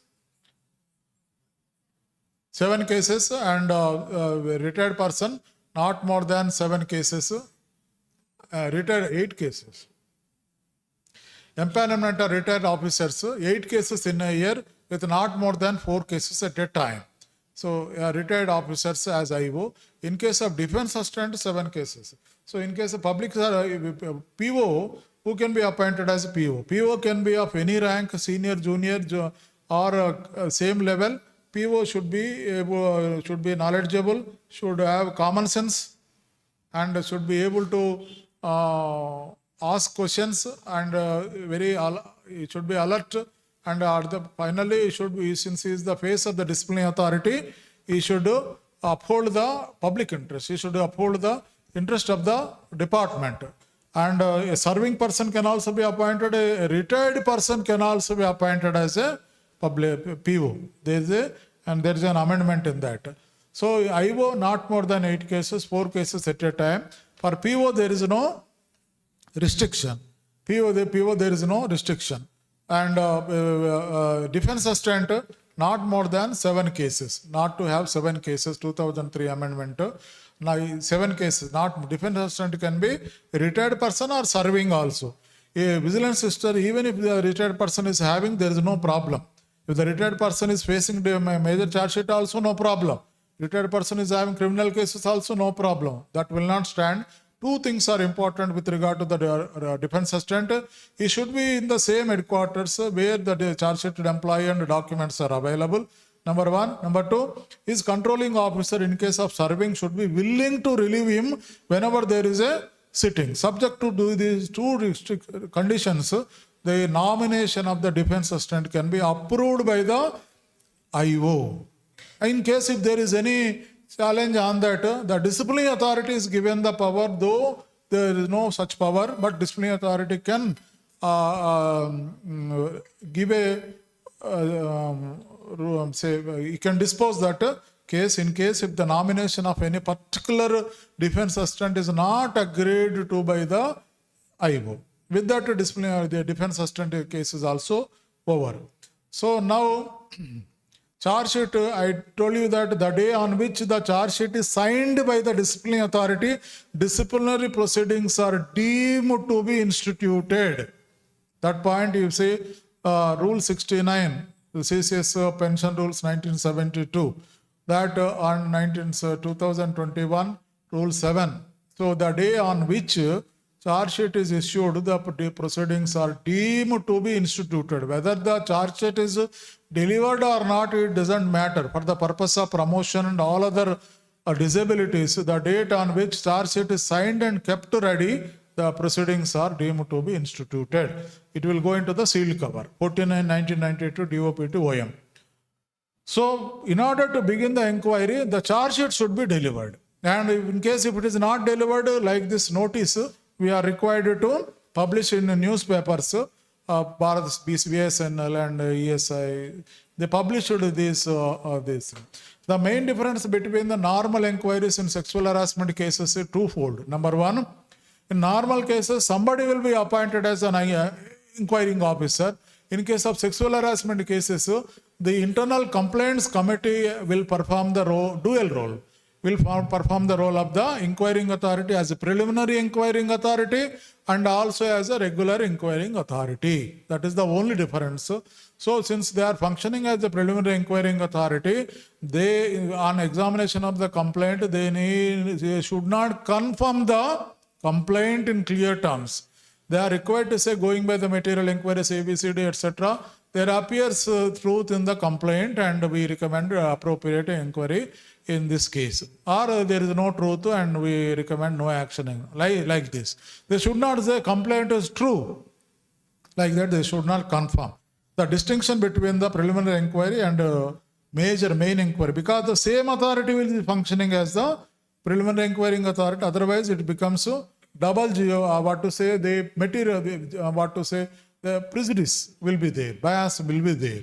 So otherwise there is no, here the preliminary inquiry is to be completed with 30 days to 90 days. And the ICC is having certain powers to recommend transfer, suspension, leave, compensation, all those things are there. That the disciplinary authority has to agree for it. And when there is an intimidation from the charge sheeted employee, then the ICC is having the power to dispense with the inquiry. It is not reasonably practicable to conduct the inquiry under Rule 19(2) of the CCS issue. These are the specific variations. Otherwise, it is the same. Once ICC is appointed as an inquiring authority, they are also required to follow the same rigor procedure as required under the Rule 14 only.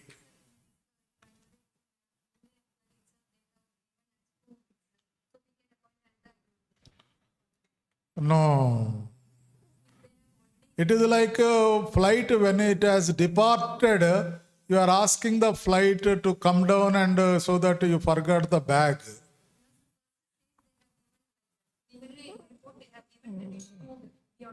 That is wrong. Disciplinary authority has to correct it. He should ask whether it is give some window. He has to keep some emergency window and ask some unnecessary questions, and so that is finally concluded as some correction need to be made at that point. These are irreversible in nature. Because problem is that if you confirm what is there subsequent. First stage they have given us proof. And the attention has gone to court and after its clearance. Sir, okay, but it is always presiding officer you change. Okay, but the point will be in the say whether the complaint whether the respondent not taken any objection to that. Then let the lordships decide the case. Anyway, since it has gone to the court, we must celebrate so that till such period we have peace. So finally we just consent to the court and just pray that rule it. That is a separate session altogether. Normally, recently we have handled one or two defense people, they called me for guest lecture on that aspect only. The model form common proceedings where two or more persons are there, we have to appoint the IO, PO only. Only one IO, one PO, but defense assistants can be more than one. So 2 or 3 officials are there means 3 can engage 3 defense assistants, but only one IO, one PO with 3 conditions are to be met in order to ensure the common proceeding. Number 1, all of them should be covered by the same set of rules, that is CCS conduct, CCS. Nobody is retiring within a period of 1 year, second condition. Third condition, they should not indulge in cross complaints. Means ABC employees, A becoming a witness to B, B becoming a witness to C, C becoming a witness to A. And also vice versa, complaints also, there should not be any cross complaints among them. Subject to these 3 conditions, one can resort to common proceeding so that at a time we can complete the inquiry and decide the case so that variation in IO reports will not be there. So we will take up the detailed inquiry after we have the lunch, because this will take 20 to 25 minutes. So these 2 slides are very important. The whole inquiry is captured in this diagrams. So we will discuss it elaborately after the lunch is over. If the lunch is not ready, I am happy, I will continue this. Ready? Ready? Otherwise 15 minutes. Otherwise 15 minutes.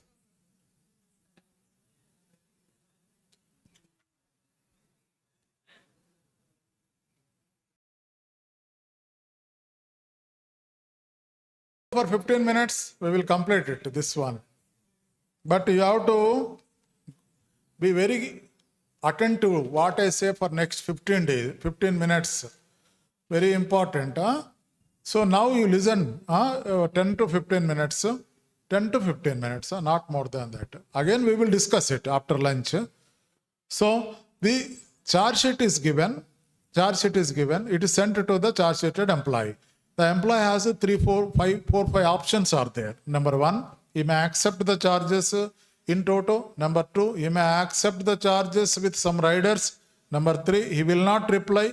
Number 4, he may accept some charges, he may not accept some other charges. So he may not reply at all. That is another option. Number 1. When you accept the charges, the language should be like this. I have received the charge memo number dated so and so. I understood the charges. I agree the charges in toto. I admit the charges in toto. No inquiry, please. That is a clear admission. So unconditional acceptance is the most important thing to arrive at a finding, to return the guilt.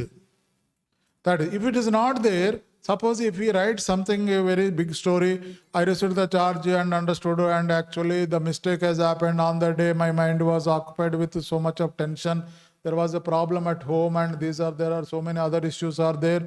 In that process, probably some mistake would have happened, and for that I may kindly be pardoned. I am submitting this reply with a fond hope that the disciplinary authority will assume magnanimity and shower his blessings on me.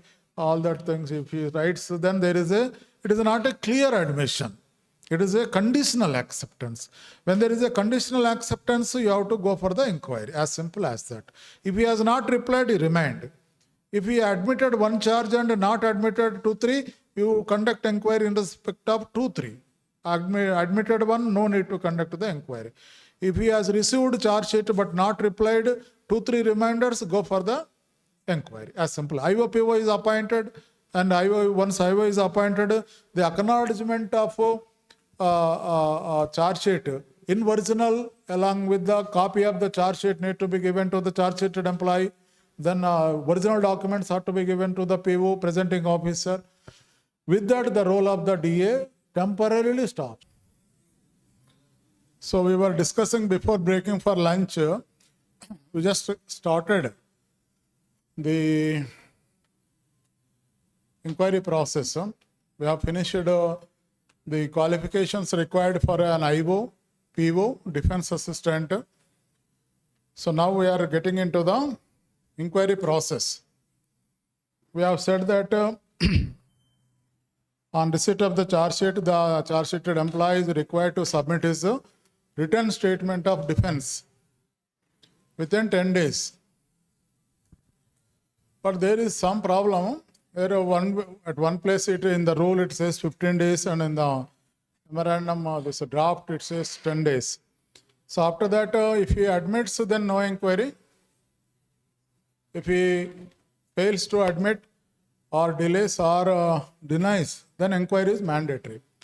Because Article 311 protection is there for all the government servants, all the public servants. Nobody will be removed or dismissed without following an inquiry process. So that is the protection, constitutional guarantee is there, Article 311. So inquiry is mandatory if the charge is not admitted. Charge is not admitted unconditionally. So we were discussing about that. Now the disciplinary authority forwards the original acknowledgement received from the charge sheeted employee and also copy of the charge sheet to the inquiring officer, and also copies of the listed documents to the inquiry officer. Secondly, some music is coming from where? Niche, bottom.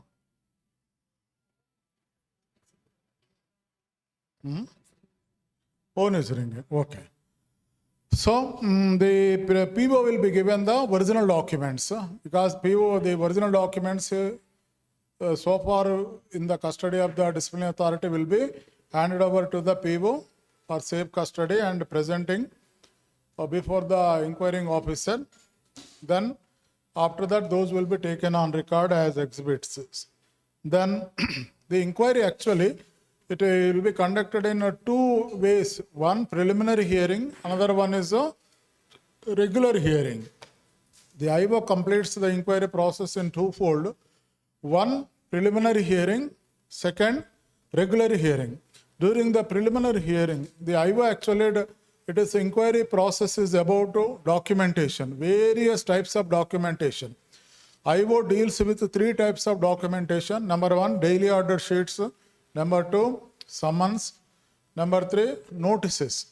A notice means it's the document, it is issued to the all parties concerned scheduling an inquiry by following certain procedure. Format, some format will be there. So, So the summons are issued to summoning the witnesses to record their evidences. Third one is a daily order sheet, means it is nothing but minutes, day-to-day transactions, whatever has happened. Summary of the day's proceedings will be reduced to writing. That is called daily order sheet. So these three documents are handled by the IO, and the daily order sheets will be handed over to each of them, whoever is present after taking their signature. If they are not there, those will be posted by registered post. So during the preliminary hearing, the IO actually, after going through the charge sheet contents and after reading the copies of the documents, after satisfying himself that the charge sheet was delivered to the charge sheeted employee, he will issue notice for preliminary hearing. Sufficient time need to be given for every sitting. So he will send a communication to the charge sheeted employee with a copy to the presenting officer, mentioning that on so and so date he will be scheduling preliminary hearing. Please attend before me, like that. So on the scheduled date, the charge sheeted employee will appear before the before the inquiring officer, with or without the presence of the presenting officer. The IO can engage somebody who can type the proceedings verbatim. One typist, typographical assistants, computer assistant, somebody will be there to help him to type the proceedings verbatim. So except that, no other person will be allowed to. One typist, IO, PO, defense assistant, in case subsequently charge sheeted employee. During the preliminary hearing, the charge sheeted employee will be appearing before the IO. The IO will read out the charge sheet and he will ask him a question. Have you understood the charges? As he asks the question, the typist will be typing the question. Question to charge sheeted employee, CEO, CGS, like the charged government servant, charged official, something like that. Some acronyms are there. So, have you received the charge sheet? Yes. Have you understood the charges? No or yes. If he says no, then why? It is in English. Then the effort should be made to normally that will not happen. No? The IO will explain him the charges. He will say charge sheet has been read over and explain the contents to the charge sheeted employee. Then do you admit the charges or not? He will say admitted.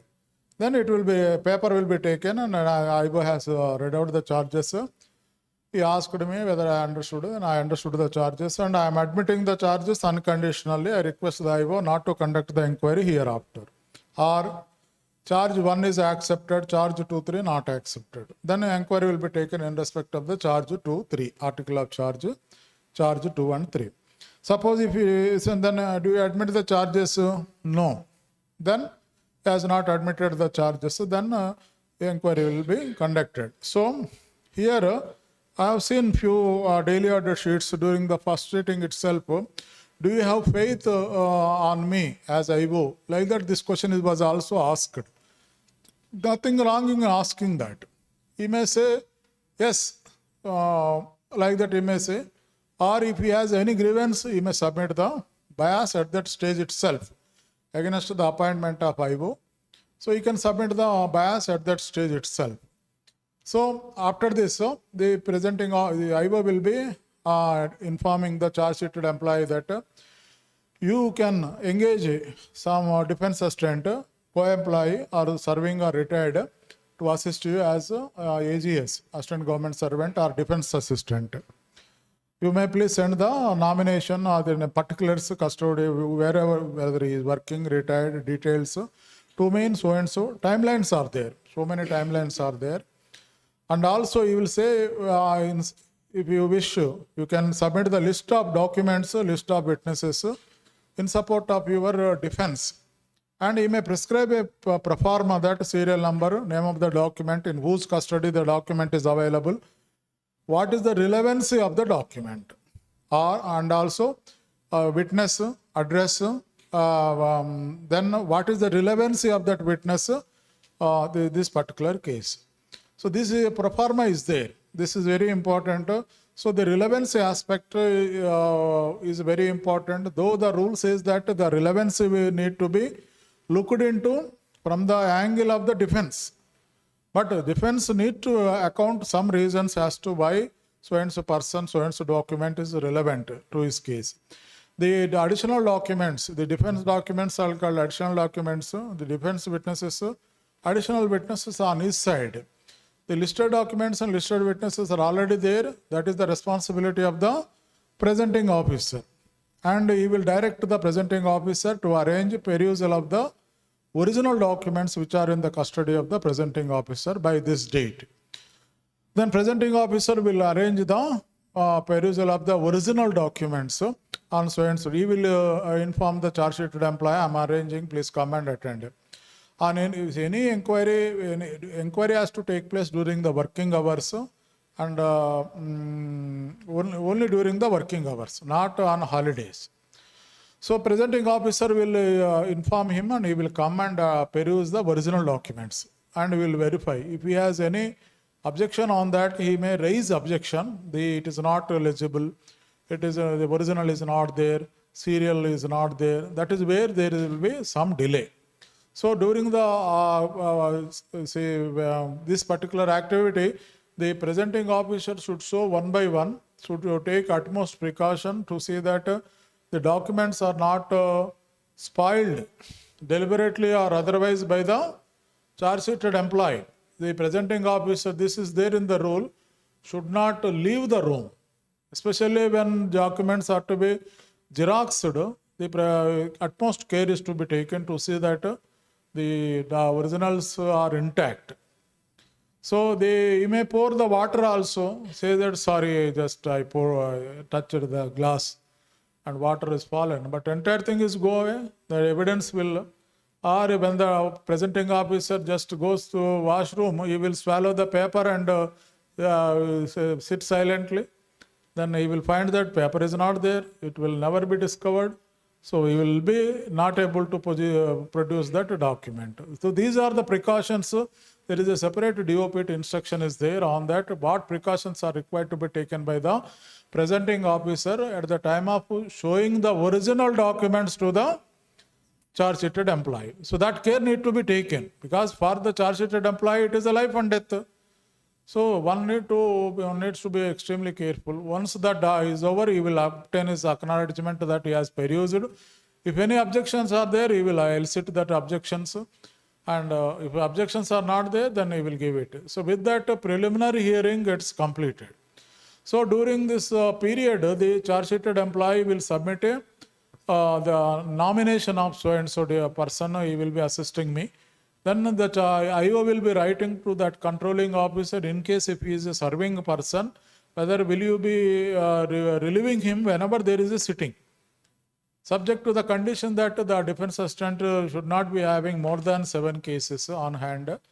If the charge sheeted employee gives the details of a serving officer, then it will be, letter will be written by the IO. The controlling officer, if he accepts his willing nomination and he says, he will relieve him, then normally his nomination will be accepted and conveyed to the charge sheeted employee. If there is any objection on that, then if the charge sheeted employee, again if he submits a kind of appeal representation, then the disciplinary authority is required to dispose that. With that, there is no revision petition as such on this.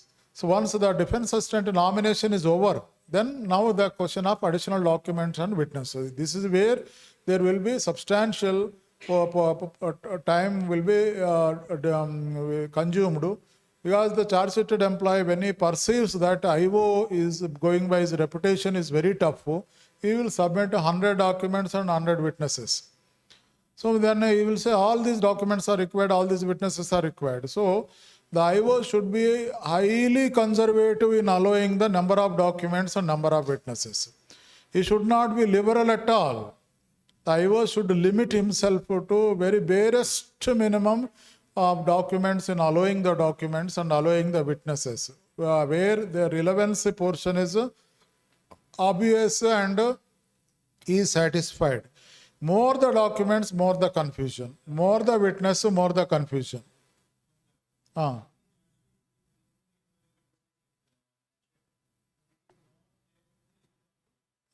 You can ask for it. They have to give. That is the problem, no? 1971, 63 instruction. One preliminary inquiry report, if it is, if any attention is drawn to that, then it becomes difficult for the disciplinary authority to say no to that. So better course would be not to draw any reference to the preliminary inquiry report.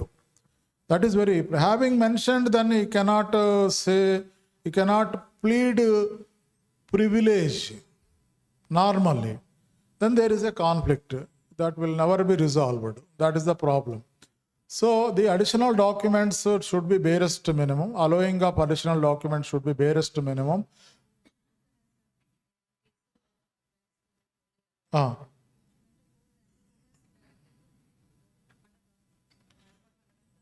Yes, we have to, if you don't file WP, then we have to accept that to the extent of documents availability with the custodian and the custodian's willingness to part with the document. I am coming to that particular portion. So in general, limited number of documents, limited number of witnesses are to be allowed. Then the IO's duty is to write to that custodian there are two aspects are there: discovery and production of the document.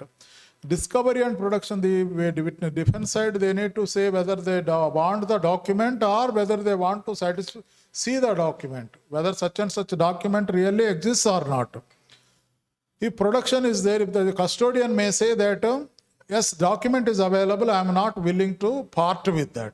They can peruse. That is allowed. So nobody can force the custodian to part with the document. That is beyond the law. Custodian pleads privilege, confidential, secured, classified. Nobody can force the custodian to part with the document. So the discovery means whether such and such document is available. Production means the document need to be produced before the to be given, shown to the charge-sheeted employee, given to the charge-sheeted employee. Most of the time, the custodians may not agree for it. If it is within department, okay. But outside department, it will be difficult to secure the documents. There may be some patents, designs, confidential documents, CBI investigation reports. Those will not be made public. So definitely those will not be there. So once IO allows, then forwards the list to the issues a notice to the custodian. Then here normally the custodian should make them available to the IO straight. PO not to be routed through the PO. There is a danger that PO, if it is given to PO in open condition, probably they may misplace it and they may damage it, and that problem will be there. But many times I have seen correspondence that PO will facilitate the documents and give it to like that, the IO will write it. So once if PO has to handle mains, the custodian need to be advised to give the documents in sealed condition. And that sealed bundle need to be given to the IO. IO will make them available for the perusal of the charge-sheeted employee. If required, copies can be handed over. So if there is any, say, a reservation or if the charge-sheeted employee wants some more, then he will start representing. He will submit so-called bias applications that I asked 100 and I gave only 10. Here you should understand that it is emerging and many people in India are not aware that the bias can be preferred against the appointment of IO but not against the decisions of the IO. The decisions of IO are not appealable as per the CCA rules. whatever decision that is given by the IO during the course of inquiry are not appealable. Whether this document is allowed or to be allowed or not to allowed, it is his discretion. There cannot be any direction to you give it, like nobody can give a direction to the IO as a step in aid to you give it, you don't give it. So the appointment of IO previously, if there was any conflict between the charge sheeted employee and the IO, if IO has given a lesser upper rating, or IO has in some cases issued penalties, etc., and there was a open conflict and there was some problem. So in that case, or IO may be handling the disciplinary case file in the divisional office as ASP or ASP some other. So he is handling the investigation disciplinary files. So that there also he will be recording his decision. So if he has become a material witness in any other case, naturally bias will be there. So this under these circumstances only IO can be changed. In these circumstances only charge sheeted employee can agitate the matter, but not on the decisions of the IO.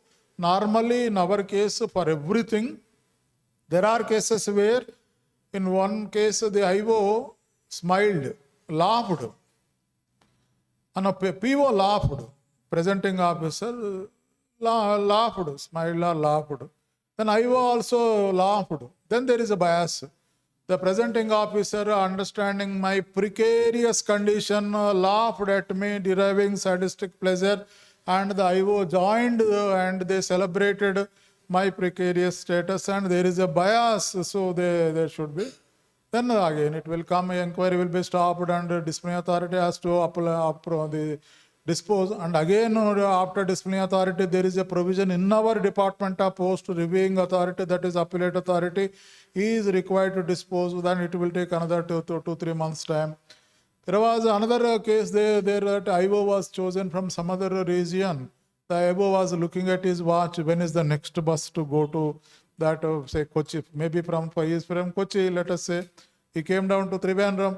Then he was looking at when is the next bus, when is the next. So he submitted a bias application. He is more worried about going back to the his native place rather than focus on this, and he is not interested. There is a that also we are required to dispose. All such problems will be there. So we can't avoid, once bias is preferred, it need to be disposed of by the disciplinary authority. No inquiry can be conducted. But the point is that bias can only be there only against those things, appointment of IO, but not against the decisions of the IO. That point you should be very clear. And on this 2024, CVC has given a detailed instruction enclosing the Railway Board's decision. And this particular decision, I have been giving it since 2015-14 onwards, that IO decisions are not appealable like that. So now, so the preliminary inquiry hearing is over, and the additional documents allowed, additional witnesses allowed, perusal of documents is over. Now regular hearing will take place. During the regular hearing, witnesses' deposition will be recorded before the IO. First, the prosecution side witnesses, the administration side, state witnesses will be examined. State witnesses will be titled SW, PW, the prosecution witness, or the state witnesses. So normally the state witnesses will be, the PO is required to bring the witnesses, prosecution side witnesses, in the order which he chooses. PO needs to discuss with the disciplinary authority every now and then and chalk out the strategy of success of the case. So the PO will normally SW1, for example, state witness. So PO need to, summons will be issued by the IO. Presence of witnesses is to be secured by the presenting officer.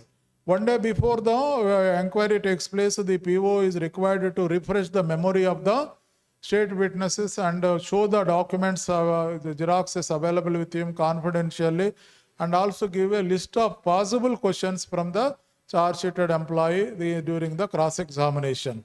He has to train him properly, what to speak and what not to speak, and the manner in which his deposition will be recorded during the inquiry process. So on the day when SW1 is taken up for recording his deposition, the inquiry will take place in 3 ways: examination chief, cross-examination, re-examination. The presenting officer will ask the permission of the IO to introduce his witness, and IO says yes. Then presenting officer will ask, please tell about you, and then that is called examination chief. Then he will show the document which was given, which was statement which was given by him during the preliminary inquiry. He will say, today I am so and so, son of so and so, employee code so and so, presently working at so and so place. At that relevant point of time, I have worked as so and so. At that point of time, I gave a statement before so and so. Today I was shown this document and I have seen the contents, and this is about ABCD. I confirm the contents of the statement which were given by me voluntarily. There was no force. With this, examination chief is over. During the examination in chief, leading questions are not permissible. Re-examination and examination chief, leading questions are not permissible. Leading question means, were you not present at that time when that particular alleged incident took place? That means putting answers in the mouth of a witness. It is called a leading question. Where were you on that date? That is an open-ended question that to be asked during the re-examination and examination and chief. During the cross-examination, leading questions can be asked by the defense assistant in any order, in any number of times you can ask. So once the examination chief is over, the PO will say that I offer the witness for the cross-examination. Then document which was there, original document, it will be introduced through the witness 1, and the IO will take the document on record and accord exhibit status to that particular document. It will become PE or SE. That is prosecution exhibit 1, state exhibit 1. On the top right hand corner of that document, he will sign with red ink with dated initials. He means the IO. From that day onwards, the document will be in the custody of the IO only. With that, examination chief is over, and cross-examination will be taken by the charge-sheeted employee. On behalf of him, defense assistant will ask. During the cross-examination, any number of questions can be asked in any order, as long as the courtesy of the witness is not is upheld, is respected. So the witnesses are to be treated as state guest. State guest. In criminal cases, when we give the deposition, witness will be asked to sit. The accused is required to stand before the magistrate. So during the cross-examination, the defense assistant may ask any number of questions in any order, leading, non-leading, etc. During the course of cross-examination, the witness may get derailed of his position. In such cases, then during the re-examination, the presenting officer, without asking the leading questions, is required to bring back him to the original position, so that derailed one need to be re-railed again, without asking the leading questions. During the question or during that particular portion, that is where the presenting officer's skills are put to test. He should not ask any leading question. At the same time, he should bring him back to the his position. So then on that the recross is possible. On the re-examination, if the charge-sheeted employee, if he finds new points, he may seek the permission of the IO. Everybody, whoever is there, needed to talk through the IO only. The PO cannot straight talk to the DA, and DA cannot straightly talk to the witness or to the PO. So through him only, subject to permission of the inquiring officer. Recross, and on recross there could be possibility of re-examination. The IO is required to regulate the hearing so that it should not go uninterrupted, go just like that, and so IO need to put a full stop and regulate the hearing. With that, witness portion will be concluded. The daily order sheet will be reduced to writing that whatever day summary is there. Today we examined the SW1, cross, recross, etc. With that, it is over. A copy of the daily order sheet will be given.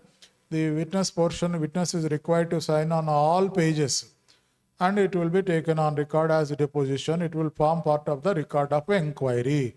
Suppose on the first, when the witness is SW1 presented during the examination chief, if the witness says like this, I gave this statement to the dictation of the preliminary inquiring officer at that time. He put undue pressure on me. That is why whatever he said, I wrote. Then he should be immediately declared as the hostile witness. Once he becomes a hostile and after IO approves him as a hostile witness, the PO is required to cross-examine that witness. So that is an important thing where PO is suddenly his role gets changed. So he should be able to put such questions to elicit the information and prove that he again comes back to the original, there is no pressure, etc. So sometimes it may take more than 1 day, 2 days, 3 days, etc. This deposition it will take. Similarly, SW 1, 2, 3, 4, 5, 6, etc. After that, once before prosecution side, before the close of the prosecution, the IO will ask the PO, would you like to introduce any new witness or recall any witness? Like that, that opportunity will be given to the presenting officer. Presenting officer says no or yes, accordingly it can be regulated. Suppose the presenting officer, the IO himself can call back, recall the witness, or IO himself can call the new witnesses also. If situation warrants, that provision is there. At the same time, once that opportunity is extended before the close of the prosecution, then the IO will offer opportunity to the defense also to give to present additional evidence from their side. Evidence, that is the only word used. It implies that it could be documentary or the witnesses. At that time also, going by this one, there are two opportunities that are given to the charge-sheeted employee to produce additional witnesses and additional documents. One during the preliminary hearing, another one before close of the prosecution. Once that stage is over, then prosecution side gets completed. While recalling and presenting new witnesses, care is to be taken to see that those are not called back to plug the gaps in the evidence. And IO should not be a prosecutor, should not assume the role of a prosecutor. IO cannot cross-examine anybody. PO cannot cross-examine the PO except his defense witnesses. So they cannot converse with the charge-sheeted employee except when he agrees for his self-examination. So understood my point? So IO will not cross-examine anybody and PO will not converse with the charge-sheeted employee except when charge-sheeted employee agrees for the self-examination, which will come now after the prosecution side is over. Now prosecution side is over. Now defense side will be taken up. Defense side, the IO will ask the charge-sheeted employee to submit his defense either over defense statement orally or in writing. Normally they will say we will submit in writing. Then after obtaining the copy of the defense statement, a copy will be given to the presenting officer. Then after submitting the defense statement, here the important stage is that the IO will ask the charge-sheeted employee, would you like to be examined as a witness? The charge-sheeted employee. That is where the CO is required to speak. For the first time he will open his mouth. That time he may say no. Mostly 100% cases they will say no. They do not want to be examined as a witness. Once they agree to be examined as a witness, self-examination, then PO will get opportunity to cross-examine him, which they may not like it. So they will say no. Once they say no, it will be recorded and his witnesses will be taken one by one. CO side witnesses will be labeled as DW 1, 2, 3, 4, defense witnesses. On the defense side, any witness documents are there, DE1, DE2, defense exhibit 1, 2, 3, 4. In the prosecution side, documents will be colored with red ink, defense side any other color. So same defense side witnesses will be presented, and the examination chief and re-examination will be conducted by the defense assistant. Cross-examination will be conducted by the presenting officer. Same norms, leading questions in the cross-examination, no leading questions in the re-examination and the examination in chief.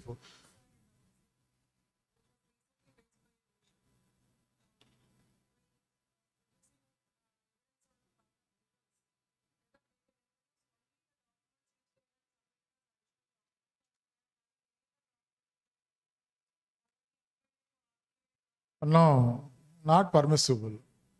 To the extent of allowed documents in so many pages, that alone will be the document which they can bring it on record. Under RTI, if they declared independence, then there is no role of IO. It is not that. If they already obtained, they should have asked for it in advance. So, as simple as that. Then after that, now we will, where are we? Yes. After defense side witnesses are over, then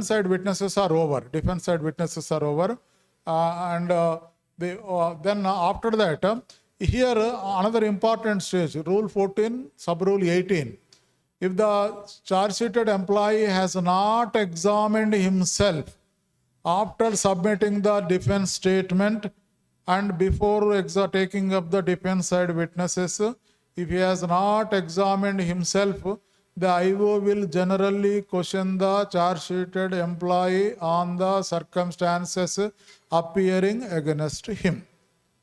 This is called general examination, which is very important. UPSC generally checks that one, self-examination, second, general examination.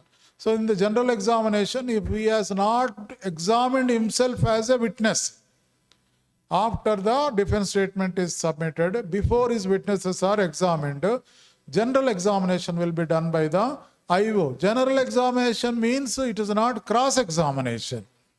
The circumstances appearing against the charge, that is the word. He will say, just see prosecution witnesses, they said like this, defense witnesses said like this, and ultimately these people said like this, and what do you want to say on that? Then whatever he says, it will be recorded. With that, general examination will be over.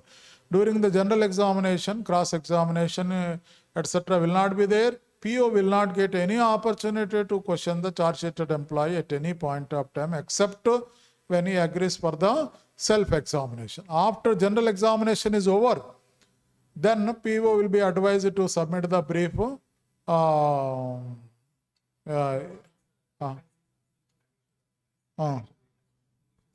preliminary hearing. No. Two times. One preliminary hearing. Second time we are not very much familiar with, unless you read the rule very carefully. Somewhere before the close of prosecution, the IO can ask the PO to introduce, recall witnesses. I am saying that. After that sentence begins, similar opportunity will be given to the defense for producing their side evidence, if additional evidence, if any. That is where it stops. So there it means that PO side and defense side will be there. This additional document, witness, another. So only two times, not more than that. So after that, PO is required to submit the brief. After a copy of the PO brief will be submitted to the defense for the defense brief. Either these briefs can be submitted either orally or in writing. The defense side will give the defense brief. There, before the IO sits back and starts writing IO report, if he feels that some other charge is taking surface, some other charge is surfacing as an offshoot of the charges which are leveled against the charge sheeted employee. Not a fresh charge altogether, but some other charge is taking shape during the course of adducing oral and documentary evidence before the IO. Some new charge is shaping up. On that, the IO can frame a charge and ask the charge sheeted employee to give his comments and observations, etc. This is called framing of charge by the IO, which is different from the charges leveled against the charge sheeted employee. Very few cases are there in India where IOs used this opportunity to raise one charge different from the charges which were issued by the disciplinary authority.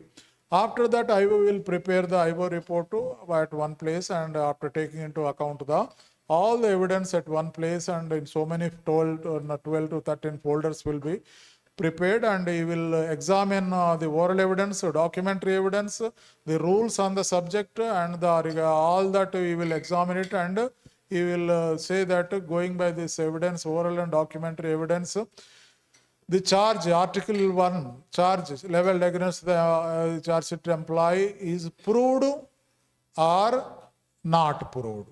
There is no concept of partly proved.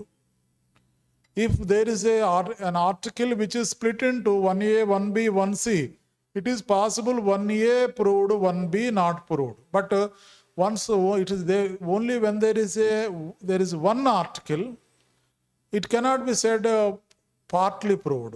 That is not partly. Which part of the article is proved? It is difficult to make. So the language should be proved or not proved. There is no concept of appears to be proved, or all such language should not be there. After that, IO will submit the report. 2 ink-signed reports will be submitted to the disciplinary authority. 2 ink-signed, INK. Ink-signed reports will be signed and submitted to the disciplinary authority. So many folders will be created and sent to the disciplinary authority. With that, the role of IO comes to an end. Any questions are there, then we will take up. Otherwise, we will rush through.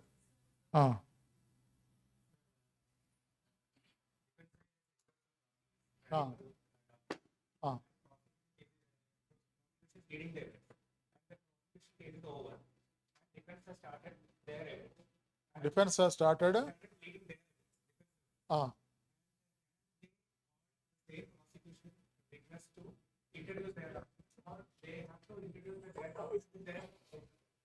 Their witnesses only, they don't have any freedom. Their freedom is curtailed, regulated, conditioned by the IO. IO would have already approved the list of additional documents and witnesses. They have to manage within that only. They cannot introduce a new witness which was not permitted by the IO. A new witness only for them. See, IO has permitted only 6 witnesses. So 6 only, with that only they should complete it.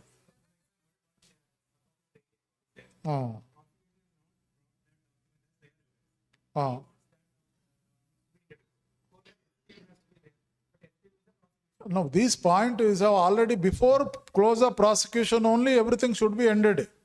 Not after that.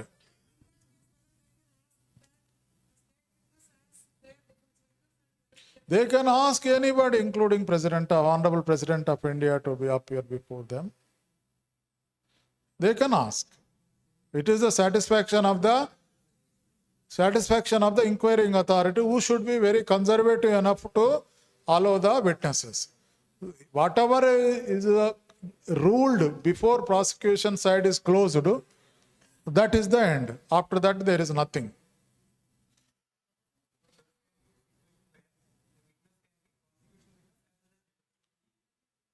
See, possible, I do not know, because he has to satisfy himself. There is no prohibition that the defense side witness he should only be there and he is not. There is no such watertight is there, but IO has to satisfy the relevancy of that. Those are the very extraordinary, unusual occurrences which cannot be anticipated. So, but IO has to apply his mind. Once IVO approves, nothing. I'm not saying it should be allowed or it not to be allowed. Depends on the situation. See, many cases it happens like this. Silence, please. Most of the cases when this charge sheeted employee asks the disciplinary authority as a defense witness, so that he will not, because he perceives disciplinary authority as the tough guy, so he may impose a heavy, strict penalty. So if he is asked as a defense witness, he cannot function as the disciplinary assessor. Few cases they asked me also, but fortunately the IO said nothing doing. So that is why it happened like that. And then, we cannot say as long as we are serving, when notice is received, I cannot say I don't participate in the inquiry. It will be a misconduct. I will go there and I can talk about so many other things which are not related. Nobody can question me, why did you speak about that? It is my choice.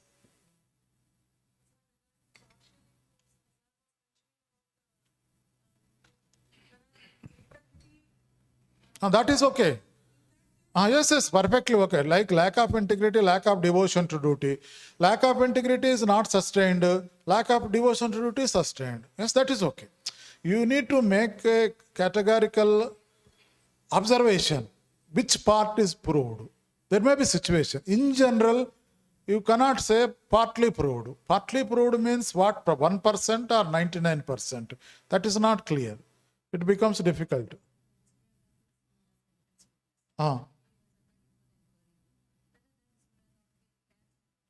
Definitely not. That is what I am saying. Yes. President of India has to appoint.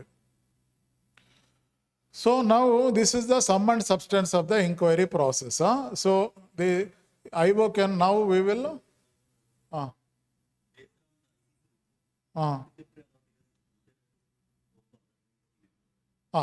That is the correct procedure.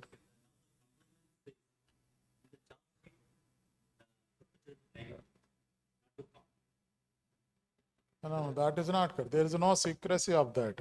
The proceedings are to be secret, confidential. The names are not to be divulged. The complainant name not to be divulged. The record of proceedings should not be divulged. As far as possible, it should be. So that secrecy, confidentiality, handling with care, it is there as part of the POSH Act 2013. But without a name, how can it be? Perpetrator means the one who, respondent. It has to come. How can it be? He is the main person. It has to come.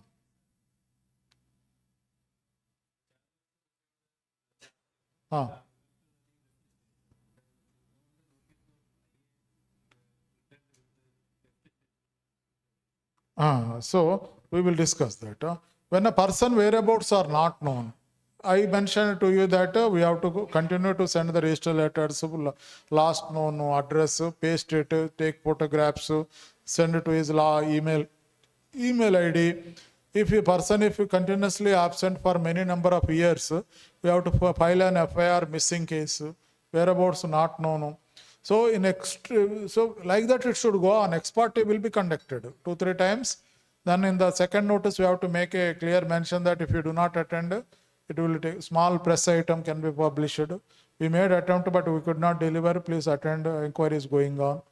1,000-2,000 rupees small advertisement in the local newspaper can be given. We should proceed further ex parte. So this one is one actually real case in one IO. Other than the articles of charges leveled, he made out one case, one charge as an offshoot of the main charges and proved it against one inspector in 2005.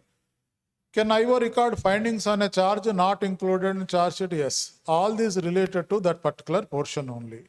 So presenting officer not to put questions, inquiry officer should not cross-examine, general examination, the IO must not cross-examine. All these aspects we have. A witness cannot function as a disciplinary authority. That we have mentioned.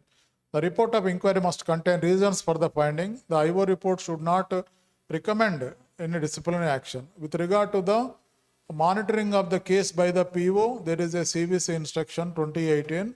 The PO is required to closely monitor and he is required to brief the vigilance officer and the disciplinary authority also.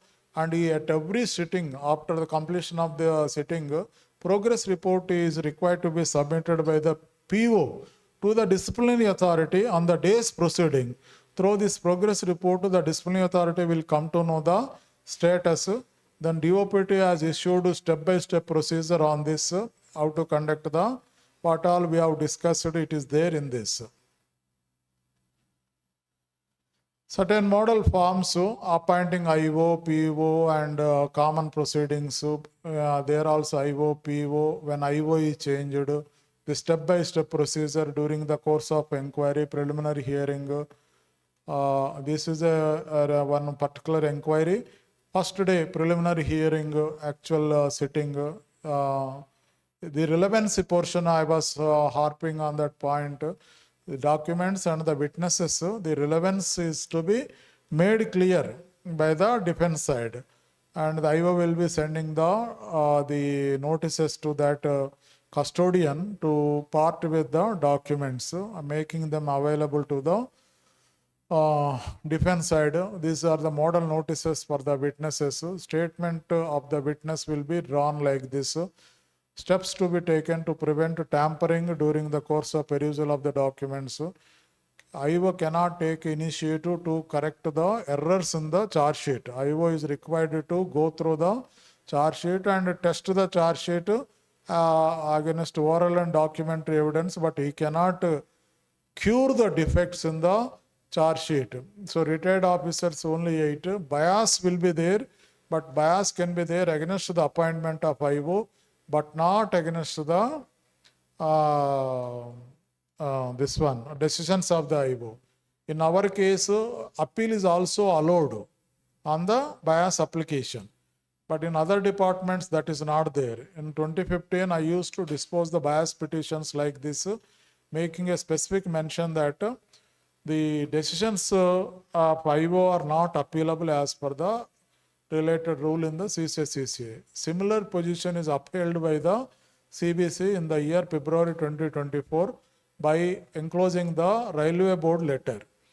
So the documents during the course of drawing deposition, at the end of the deposition, the witness is required to read over to the witness in the presence of the charged official and admitted as correct. Like that, this wording should be there and they will sign it, and that will form part of the record of inquiry. 3 ways the deposition will take place: examination chief, cross-examination, re-examination. Leading questions are not permissible. These are the various documentation requirements with regard to conducting of the departmental. Presenting officer brief is an opportunity to the disciplinary authority to strengthen the case of the disciplinary authority. Whatever an iota of evidence is there on the part of the disciplinary authority, the presenting officer should keep it under magnifying glass and request the IO to hold the article of charge as proved. At this, the presenting officer should not bother about adequacy of evidence. If 1% evidence is there, he should say that such a grave misconduct is like that, all such language need to be recorded. The evidence should be based, conclusions must be based on the evidence. There is no room to for conjectures or surmises. Reliance must be placed on the evidence made available to the charged officer. No evidence behind the back of the charged officer. During the tea time, if the charged officer and IO, when they are having cup of tea, if charged officer says, actually I have committed a fraud, everybody knows it. Like that, if he says, then during the having cup of tea, CO told me that he had really committed a fraud, then no further inquiry is required, he cannot say. So that is not possible. Whatever is adduced before him, oral and documentary evidence, that alone will become the evidence. The evidence is to be weighed, not counted.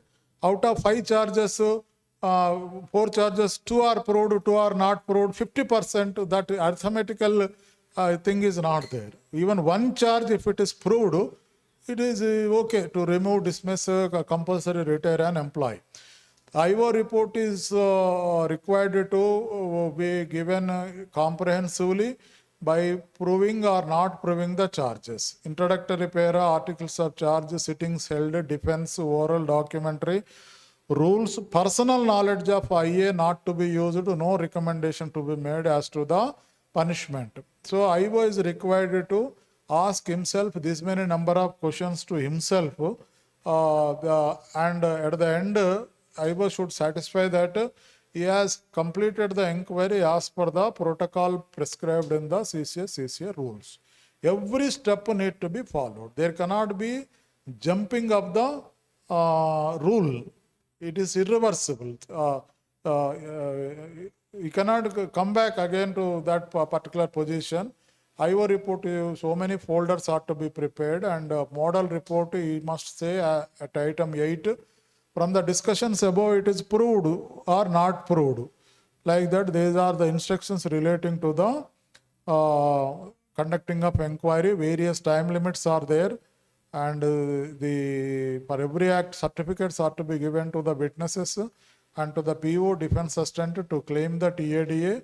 These are the instructions related to compensating the private witnesses and public witnesses, and to the charged official, to retired employees. So various instructions are there, and these are other instructions. The IO is required to submit the monthly report to the disciplinary authority with copy to the CVO in case of public sector units, so that CVO will also come to know what is happening. 2017 DOPT instructions gave a FAQ, very detailed FAQ was there. So almost all points are covered here. Presentation 3. Witness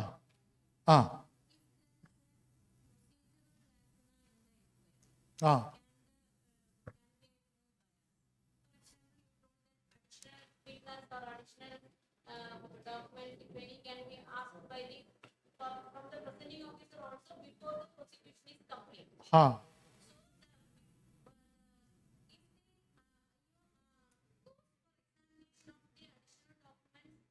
the presenting officer before going to the actual inquiry, then it is a lack. Yeah, if defense side, if they feel that if the IO is not following, they may advise request the IO to record it in writing and make it part of the record of inquiry. If IO is bias is not, will not stand, because there is a stage. Then now we are going to look into this only. On receipt of the IO report, the disciplinary authority is required to satisfy that IO has followed due diligence and all steps have been followed. If the charge sheeted employee highlights the failure on the part of the IO in following certain mandatory milestones, then DA is duty bound to remit the inquiry for further inquiry and complete that inquiry from that stage onwards. So it is the charge sheeted employee should insist that the whatever observations and reservations are there, those should be made part of the recordings, so that they can agitate that those particular aspects subsequently. Subsequently, they will get opportunities.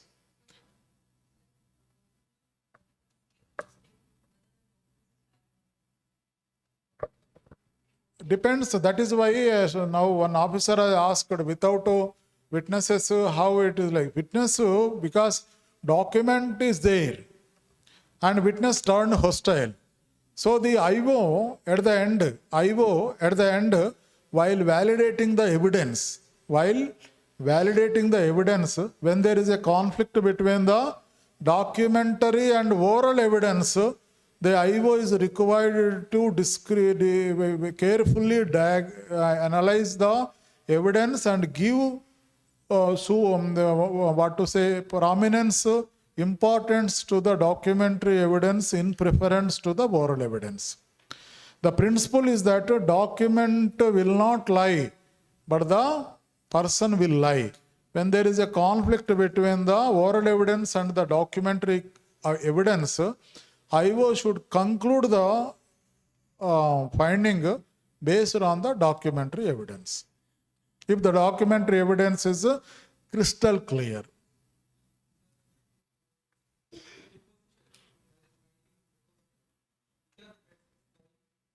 Whoever is present there. Because everybody is a party to that, no?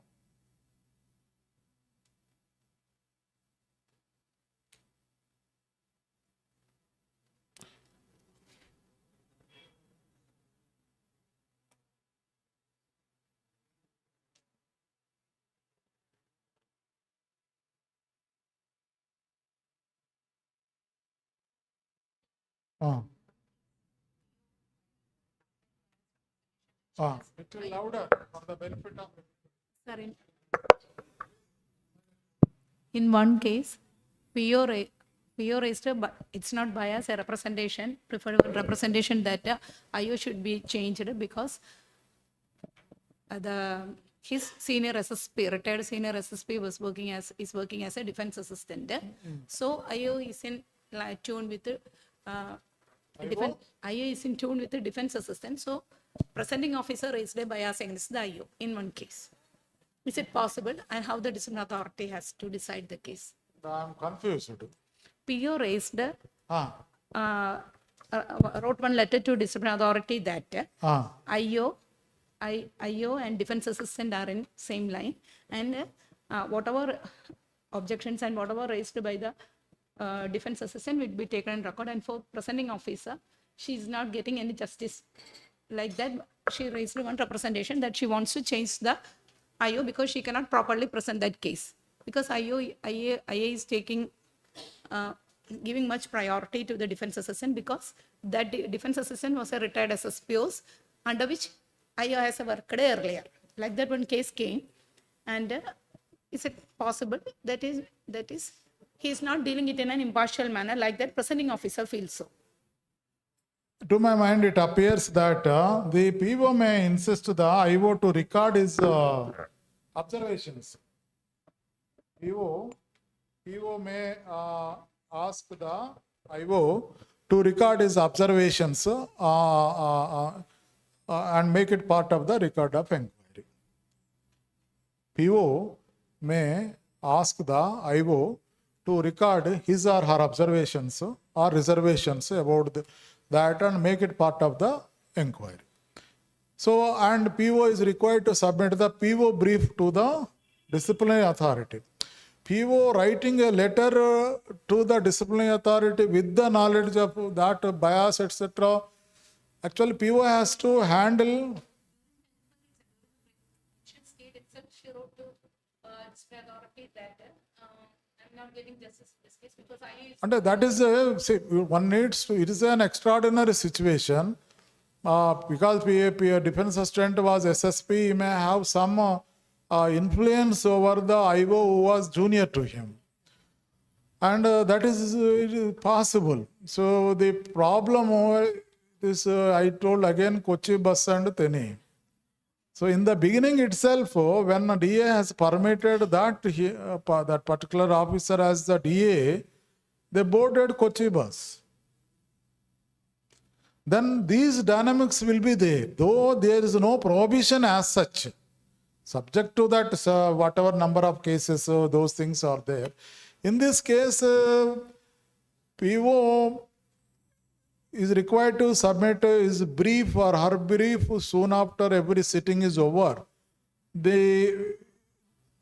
How it is, the trajectory or how the case is progressing, the DA is required to see, do a superintendence, but during the course of conducting an inquiry, IO is supreme. A DA cannot interfere and give direction to the IO. You are supposed to do like that, but you are not doing.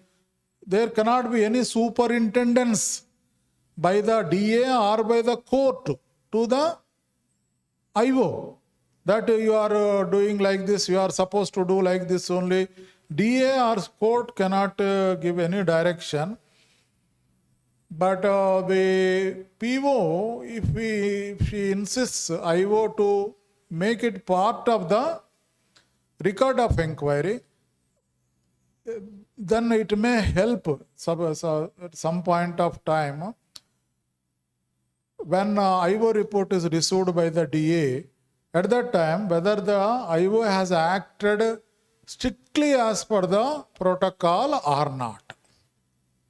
If he has not acted strictly as per the protocol, then now third session is that only. Third session is that only. So now, on receipt of the IO report, what the PO is, what the DA is required to do, there are so many instructions are there that you can go through it.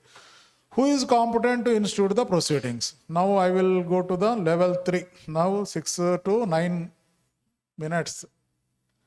What is that, Vishnu? What is that? Treadmill. Now I need to rush further. So who is competent to institute proceedings? The disciplinary authority, the appointing authority, or any other authority appointed by a special order by the President of India. These are the three authorities who are normally given the power to institute appropriate disciplinary proceedings. A disciplinary authority who is not an appointing authority can issue major charge sheet against an employee. But he cannot finalize by imposing major penalty without remitting the case to the appointing authority on conclusion of the case. Understood my point or not? So a lower disciplinary authority can issue major charge sheet, but cannot issue major penalty on conclusion, but he can impose a minor penalty. Understood? Okay.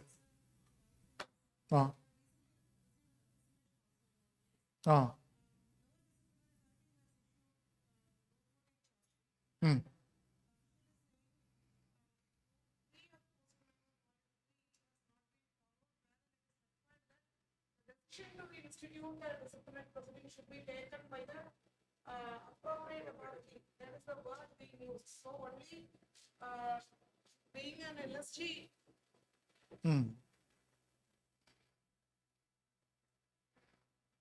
Being an LSG official, it was for the DPS to decide whether any disciplinary action had to be initiated or not, and the divisional head was not competent. That is the one issue raised by the charged official. By he So drawn is it reference to post office volume. our postal manual volume 3, is it mandatory, sir? It is a rule. CCA rules are the supreme.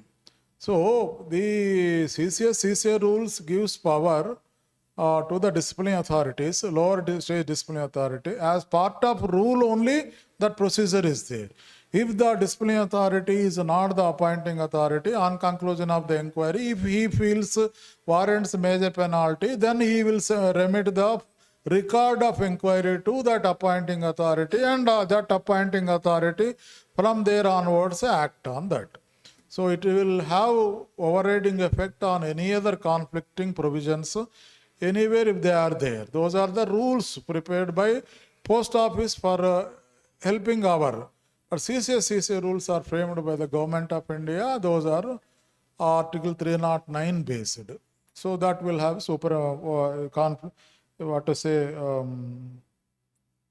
Now we will see that on receipt of the IO report, what questions are to be asked by the disciplinary authority. Whether the charger officer admitted any charge, whether inquiry has been held into all charges, whether charger officer has inspected all listed document, whether proper opportunity was given, whether different documents held relevant were made available, whether the defense sustained of his choice, whether adequate opportunity to cross-examine the prosecution witnesses was made available, depositions of the witnesses were properly recorded, any new evidence was allowed by the IO, was it done properly and according to the plug the gaps should not be there, were all the defense witnesses examined during inquiry, If any such witness could not be present, had the IO made all efforts to secure his presence, because it is individual versus Union of India.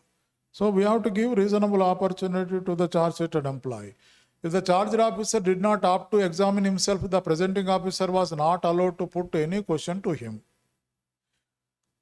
Whether after recording all evidence, did the IO examine the charged officer generally, Rule 1418? If not, has it pressurized defense of the charged employee?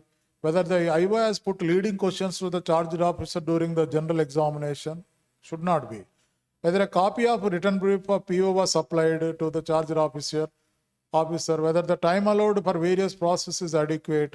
While writing report, any material evidence adverse to the CO was considered by the IO for whom no opportunity was given. IO cannot consider any material at the back of the charge sheeted employee. If inquiry was held ex parte, there existed sufficient reasons. 2, 3, first notice. Second notice, he should make it clear that if you do not attend, I will conduct the inquiry ex parte. That caution should be inbuilt in the notice itself. Without that caution, ex parte cannot be done. Whether any representation of the CO alleging bias against the inquiry officer were properly dealt with and decided. Whether the inquiry leaves an overall impression that it was held in accordance with the prescribed procedures and principles of natural justice, which inspires confidence in the charged officer. Yes, then passed. No, then we have to take a different call on that, on receipt of the IO report. Now, on receipt of the IO report, there are 3 options are available to the disciplinary authority. 1, if the inquiry officer has conducted the inquiry as per the protocol, pakka, there is no problem with that, and findings are reached as per the oral and documentary evidence adduced before him. Conclusions are categorical and evidence based. If he is satisfied, he will forward the IO report to the charge sheeted employee as such. If the inquiry officer feels that there are certain steps which the IO has missed, like general examination, self-examination, major steps, major milestones, not the minor things. There, if he has missed, then the disciplinary authority will remit the case for further inquiry. In our volume, there is a mention of de novo. In a postal, we are very much familiar with de novo, but in CCA rules, there is no mention of de novo. But in CVC Vigilance Manual, de novo or further inquiry, that word is there. So, the further inquiry by specifying the stage from which the inquiry is to be completed. So, you have not come a defense statement, not from that stage you complete and resubmit it. Especially UPSC, single window system, post-retirement proceedings go to the UPSC. Surely they will see this general examination, self-examination. Most of the cases, the self-examination portion is missed. They will again ask us, again we have to do redo, again we should send the IO report. That is further inquiry. By specifying the stage where there is a procedural irregularity or the disciplinary authority, IO failed to follow particular stage. Third one, IO has done his job very well, and conclusion portion, inquiry etc. as per the rule protocol only has done. But when it comes to the conclusion, he gave more credence to the oral inquiry in preference to the documentary evidence. Then he said they not proved. There he intelligently has arrived at such finding. There the disciplinary authority is required to disagree with the findings of the IO. So much so that he unnecessarily gave more importance to the documentary evidence which is clear in preference to the oral. In cases where hostile witnesses are there, hostile witnesses say many times in post office GDS and matters frauds, they don't come. If they, because the charge sheet employee will go and fall on the feet of the investors. If 500 is loss means he will give 500 plus. Then he will not come forward. If at all, if he comes forward, he will say, whatever we got, whatever we invested. We got what? He will not say whether he has committed fraud or not. They will say, we got back all the money. No problem. So point is that we should, that evidence is document, a person may lie, a document cannot. This is the principle, legal principle. So the DA is required to critically evaluate the evidence given by the witness in relation to the documentary evidence. If there is a need, he should disagree with the findings of the IO report and say, because of these reasons, not agreed, and the article of charge stands proved. IO cannot, the DA cannot change a comma full stop in the IO report, but he can disagree and record disagreement note on the IO report. While forwarding the IO report and tentative disagreement should be sent together. Both should be enclosed in one lifafa, envelope. Covering letter should say that inquiry officer report and disagreement note are sent herewith for your representation, if any. If no representation is received, it will be presumed that you have nothing to say. This endorsement can be sent by subordinate officer also based on the orders recorded by the disciplining authority. While forwarding the IO report, it is not necessary that DA should alone sign it. Subordinate can copy of, please find the copy of the IO report and tentative disagreement along with the IO report, please submit your representation. On receipt of that, then DA will examine the representation. Then if any of the penalties are to be imposed, he will impose. If the case, any consultation is required before forwarding the IO report, initially FSA first stage advice was for major penalty. Now the DA wants only minor penalty. Before forwarding the IO report, a copy of the IO report along with the record of inquiry is required to be sent to the CVC for second stage advice, making a specific mention that going by this one, I am satisfied that only minor penalty is warranted, not major penalty. That is what. Or if he is a lower stage disciplinary authority, if he feels that major penalty is warranted, he will send the record of inquiry to the higher appointing authority. May a copy of the record of inquiry and IO report, etc. are sent herewith. I feel under the circumstances, major penalty is warranted. With or without that, even if he mentions, once the case is forwarded to the appointing authority should not write back to the lower state disciplinary authority, no, you can dispose it, it is well within your powers only, I see that it is a case is very like that, he should not. Once the record of inquiry and a letter is forwarded to the higher disciplinary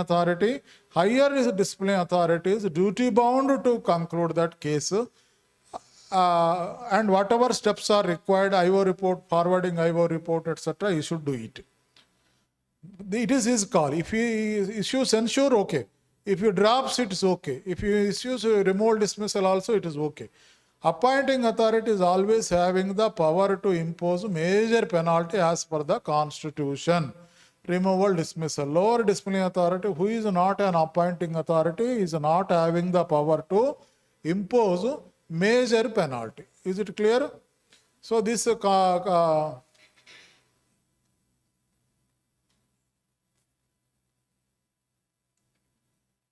final order should be a speaking order, and reasoned one, that is what it is mentioned. Once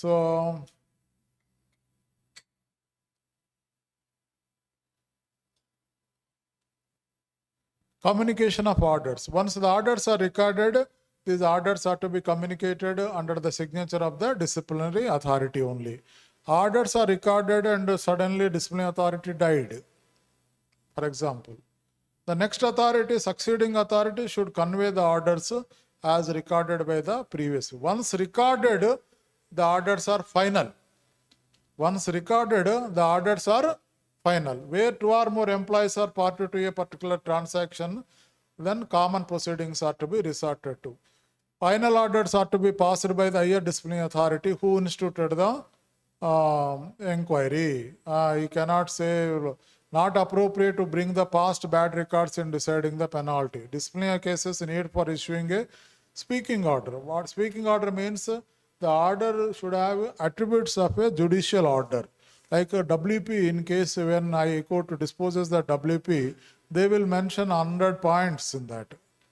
Like that, it should have a judicial attributes. It should be a detailed, both sides version, rules, evidence adduced, oral and documentary, and it should be a reasoned speaking order. Copy of the order to be furnished to the, these are the Government of India instructions. Officers performing current duties cannot exercise the statutory powers.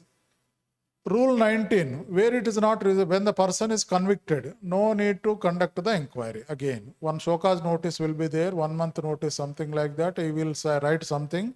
You have to fill up the gaps and say, remove, dismiss. That's all. With that, the case gets over. Where it is not reasonably practicable to hold the inquiry, whereabouts are not known. Person whereabouts are not known. How do we conduct the inquiry? Then we will have to dispense with the inquiry. Third one is that security state, president is satisfied that in the interest of security of state, it is not expedient to hold any inquiry like that. Absconders, action to be taken against the absconders. Once a person is proclaimed as absconder, in case of absconders, we should not suspend them. Somebody who is absconding, we should not suspend them. If you suspend, they are entitled for subsistence allowance. If a person whereabouts are not known for a period exceeding 7 years, is deemed dead. If a person whereabouts sides will be examined and it should have a judicial attributes. So all these instructions related to need to make the self-contained speaking and reasoned orders by the disciplinary authority. What is a speaking order? Both sides, if you discuss and rules, he said this, oral evidence, this is the document, it says like that. So my findings are this one. On that subject, these are the rulings. Going by this one, this is my finding. That is a speaking disposal. When you give him an opportunity, one, principles of natural justice are adequately met or not. Whether any material behind the back of the charge sheet employee is relied upon by them at any point of time.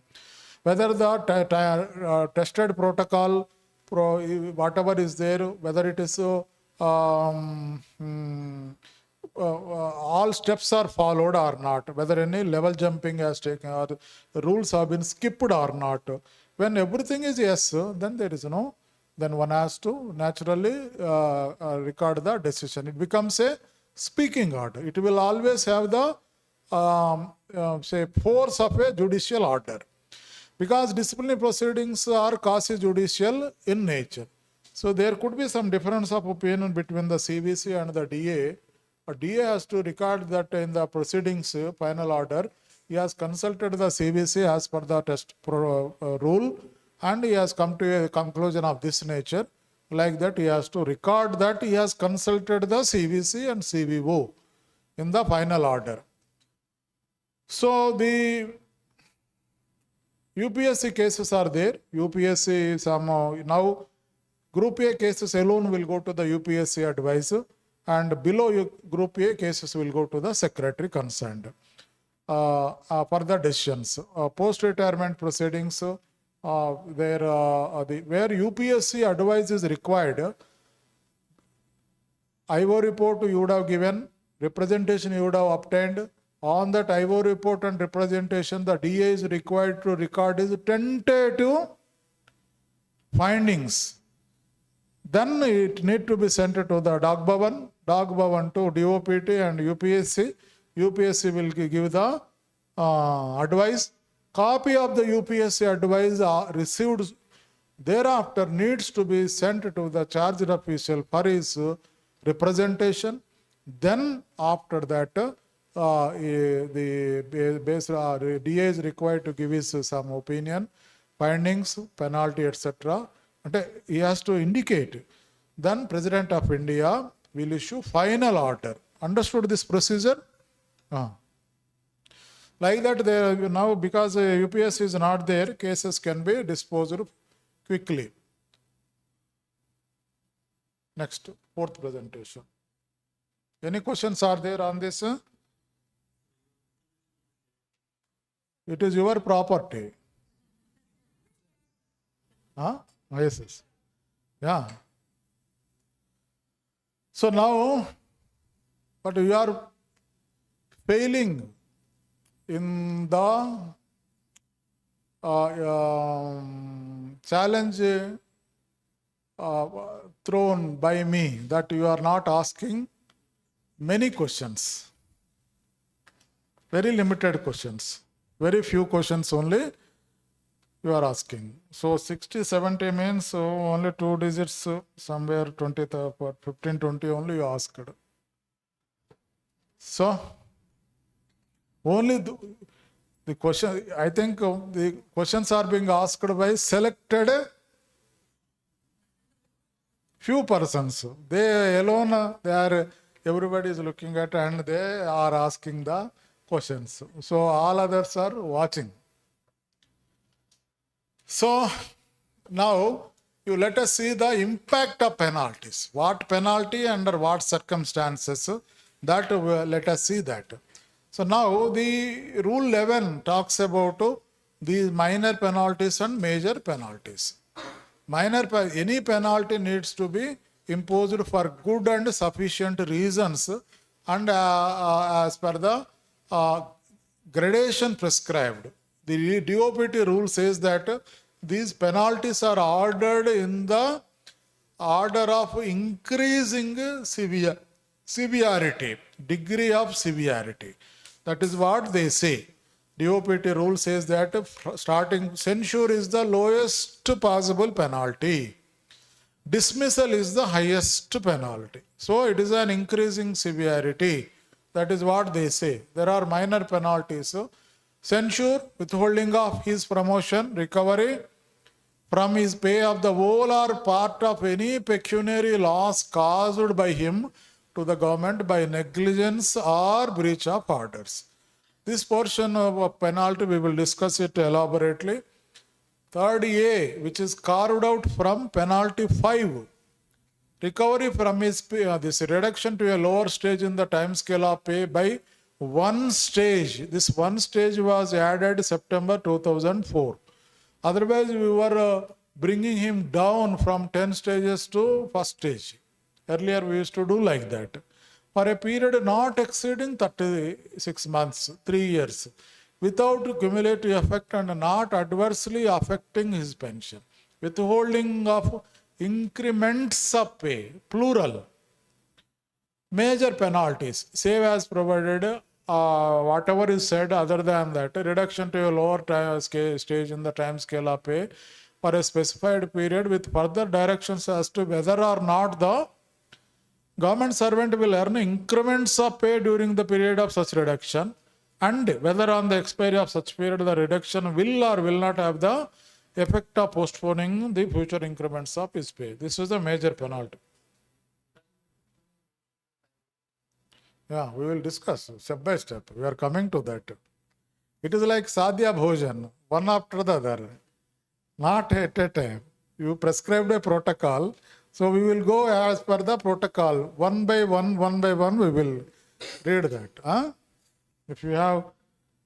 So now penalty 6, reduction to a lower time scale of pay, grade, post or service, which shall be a bar for promotion. Here there is a word which shall be a bar to the promotion of the government servant during such period, period of reduction. And after expiry of the period, we are required to record whether the period of reduction shall operate to postpone future increments of his pay. If so, to what extent? Government servant, whether he can regain his original seniority, compulsory retirement, removal from service, dismissal. These are the graded penalties which are there in our CCA rules. In our GDS conduct engagement rules 2020, one penalty is not there, but otherwise by and large these are penalties copied from this rule only. Now let us see censure. Censure is nothing but it is a warning, formal warning. when after conducting the Rule 16 or Rule 14 proceedings, the intention of the disciplinary authority is to impose a penalty. The minimum penalty that can be imposed is censure. It is a formal warning. After completion of the inquiry, if the charge-sheeted employee is proved to be at fault, charge is sustained, the minimum penalty that need to be imposed is censure. Cannot be less than that.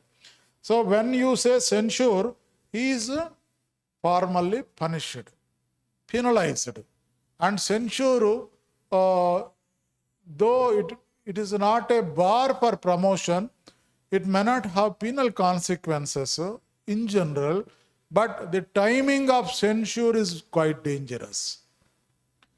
How means we will see it a little later.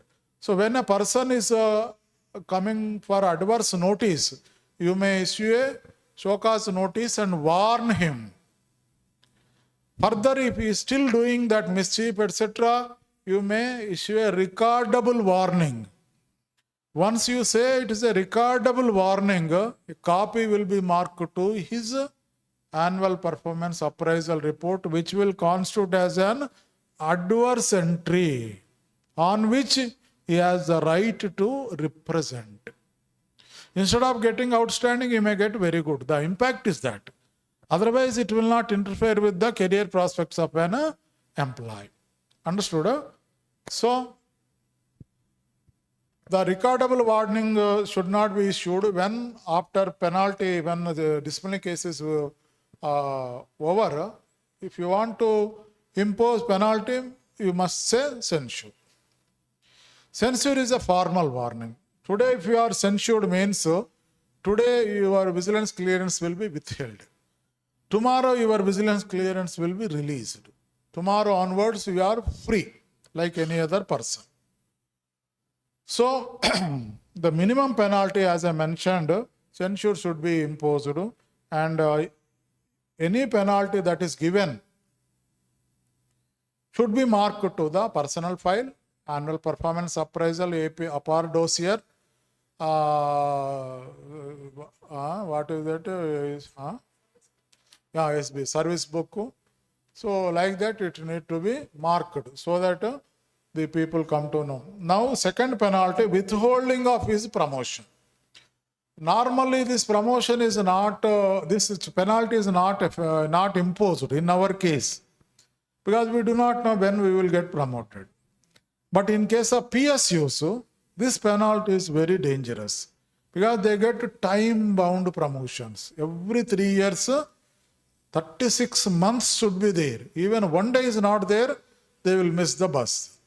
Then if they will rank becomes junior to their batchmates. Time-bound promotions up to DGM, what is the DG, Deputy General Manager, time-bound promotions are there. So there if you withhold the promotion during that period, though they are eligible to be promoted, promotion will not be given effect to because of the withholding of his promotion. While imposing this penalty of withholding of his promotion, period should invariably mentioned by the disciplinary authority. What they should say, the penalty withheld his promotion for a period of, they have to say 2 years, 3 years, 5 years, till his retirement also one can say. There is no, that is why this particular penalty, though it is mentioned in the minor, depending on the situation, it causes immense damage to the government servant or public servant. In our case, we do not get promoted regularly. Impact is less. Very few occasions may be there wherein earlier in the GDS penalties, debarring him for promotion, for postman and group D, like that. Many penalties of that nature are infructuous. Because he was not having eligibility, our people have imposed that penalty. In not overall effect is 0. When he is not eligible, where is the question of he being promoted? At what time is the T? T. T30, no? Yes, another. My mind is properly working. Okay, good. So withholding of promotion means it must be mentioned. That period should be mentioned in the promotion order. One cannot say that promoted indefinitely. That word should not be there. In months, years, it should be mentioned. Huh? Any promotion is a promotion. Whether it is a direct promotion, which, yeah, any promotion is a promotion. Any promotion is a promotion. So this will impact he being promoted. Was anybody is imposed with penalty?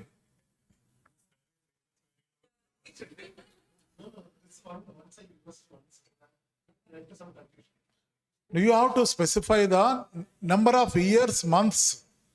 That is important. Indefinitely it cannot be there.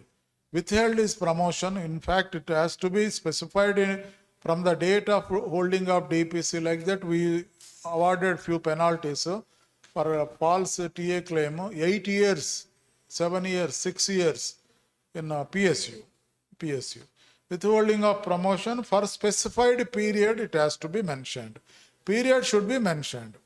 Now this particular penalty, recovery from his pay of the whole or part of any pecuniary loss caused by him to the government by negligence or breach of orders. Negligence, breach of orders, here if you read, if you split it, recovery from pay means the money is being recovered from pay. Complete whole, complete or part of that. For what purpose? He has caused the pecuniary loss. How he caused the loss to the department? Because of his contributory negligence, or he failed to follow certain procedures. So you need to qualify these statements while imposing a penalty of recovery from his pay. That is very important. So now you see this particular penalty. In our case, it is day in and day out we are using this particular penalty.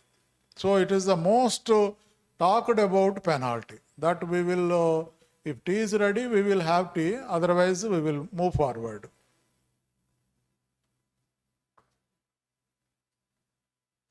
So the recovery, there is frauds are taking place, and as a result, department is sustaining a loss.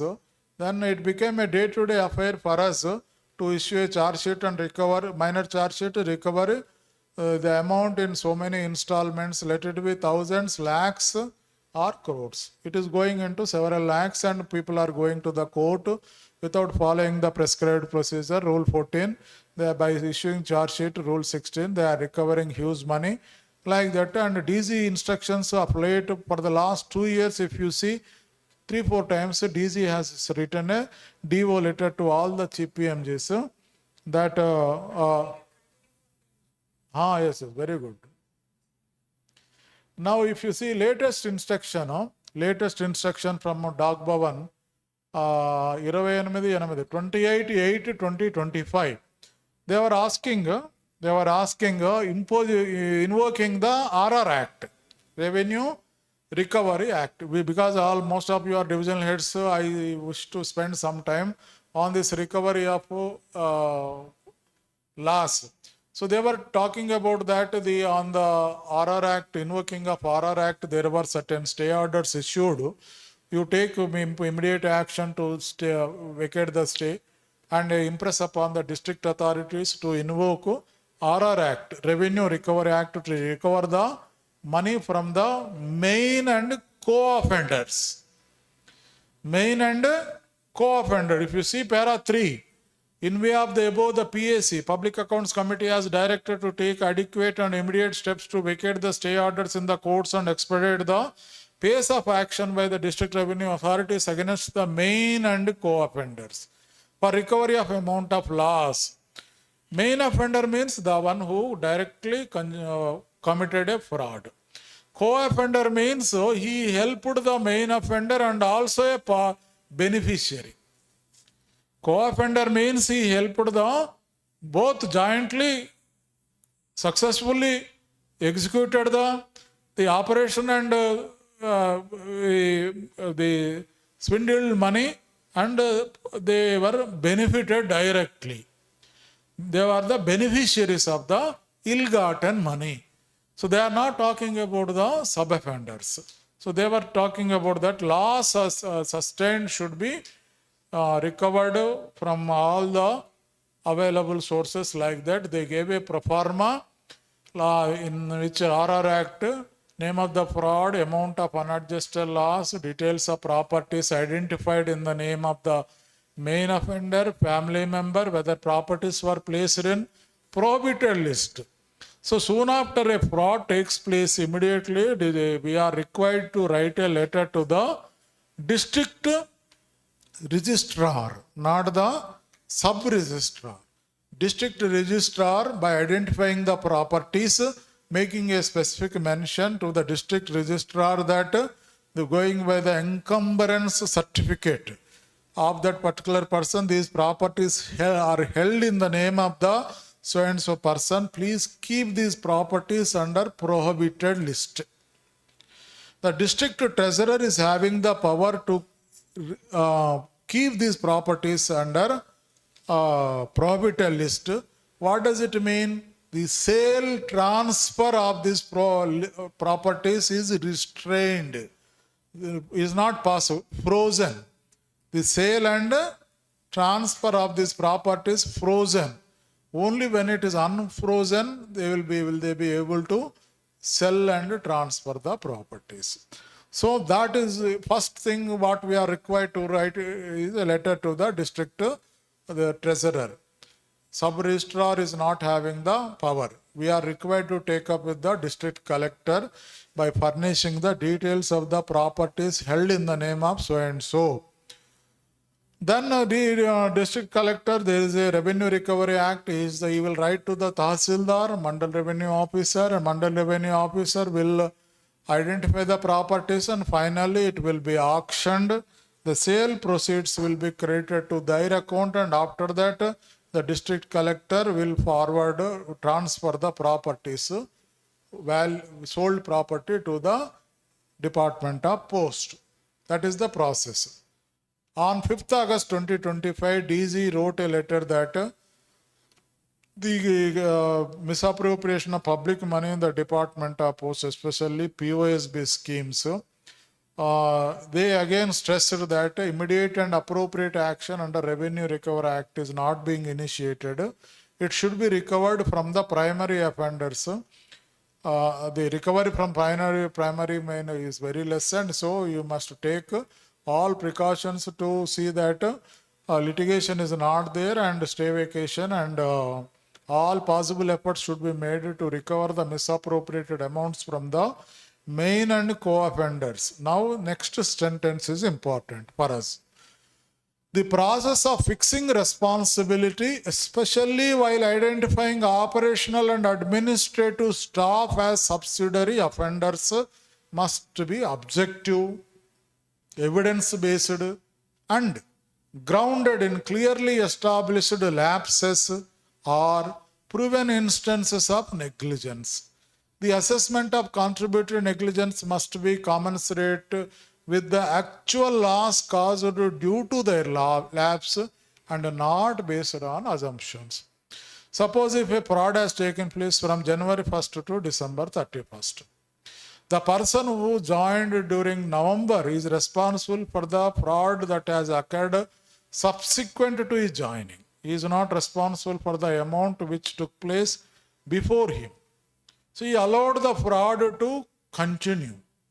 The person who joined in the month of January, his responsibility is much more than the person who joined subsequent to his joining.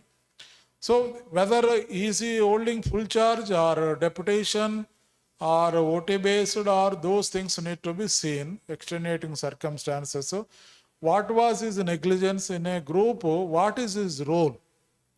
They say in a LHG office, HHG office, everybody is having the nominal role responsibilities.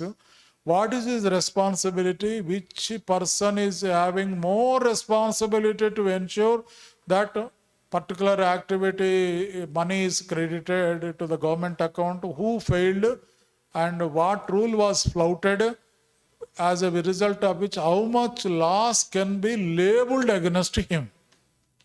This is the manner in which we are required to objectively analyze the fraud and fix the responsibility commensurating their contributory negligence. Because they are negligent in following certain procedures, protocols, as a result, the fraudster gained access and continued further unabatedly, and as a result, fraud has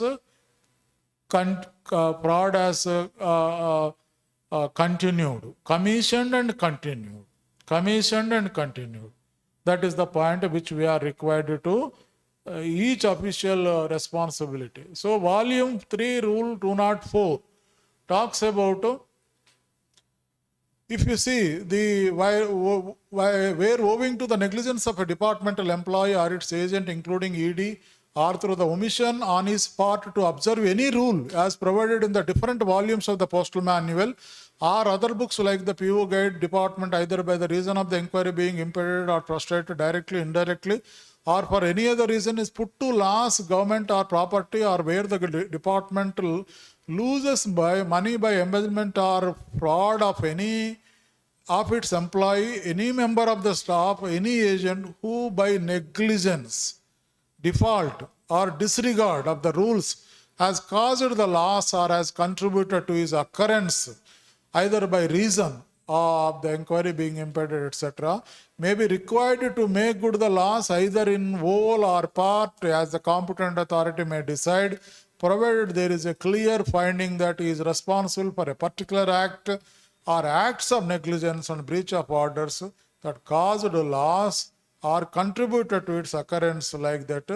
Rule 204A talks about these things.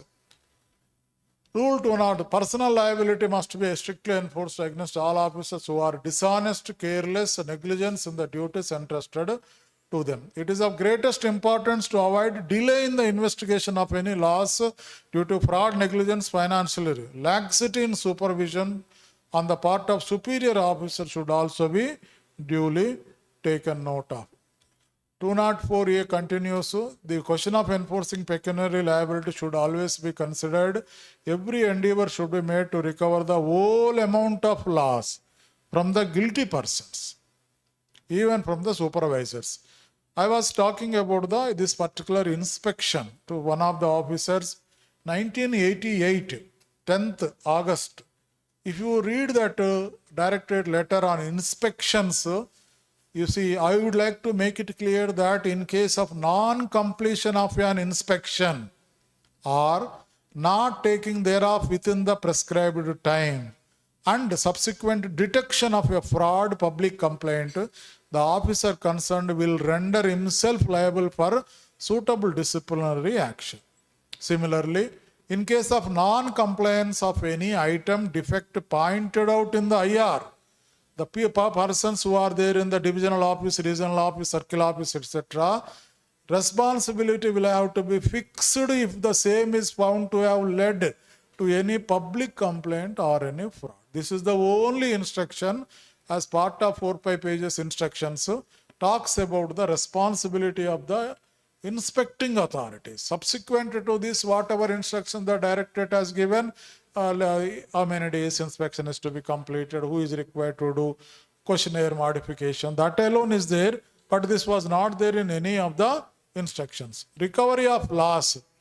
They said that 100% it should be recovered from the, there is earlier department used to follow 1/3. They said that it is not 1/3. The rule DOPT has scrapped that provision. 100% recovery should be made in spreading the installments and without causing hardship to the employee. There is no restriction with regard to the number of months, years that installments can continue. So like that it is made a mention. Directorate letter 2021, 2022, what they say, A need has been felt to sensitize the disciplinary authorities about the adverse outcome of such faulty identification of offenders and making recovery from them for no lapse or lapses which are not relatable to the commission of a particular. It should be clearly understood by all the DAs that an official can be punished for good and sufficient reasons, but the penalty of recovery can be awarded only if the lapses on their part have led to the commission of fraud or misappropriation. Because of the laxity or the not following prescribed procedure, if fraud is committed, then they should be made responsible. This does not mean that for the alleged lapses, an official cannot be identified sub-offender, but is only to emphasize that in case where contributory negligence cannot be explicitly attributed to a particular offender, pecuniary liability cannot be recorded instead of penalty of recovery. Any other statutory penalty can also be imposed like that. They are making a mention. So entire loss is to be recovered. That is what? Postal Manual Volume 3, Imposition of Penalty of Recovery.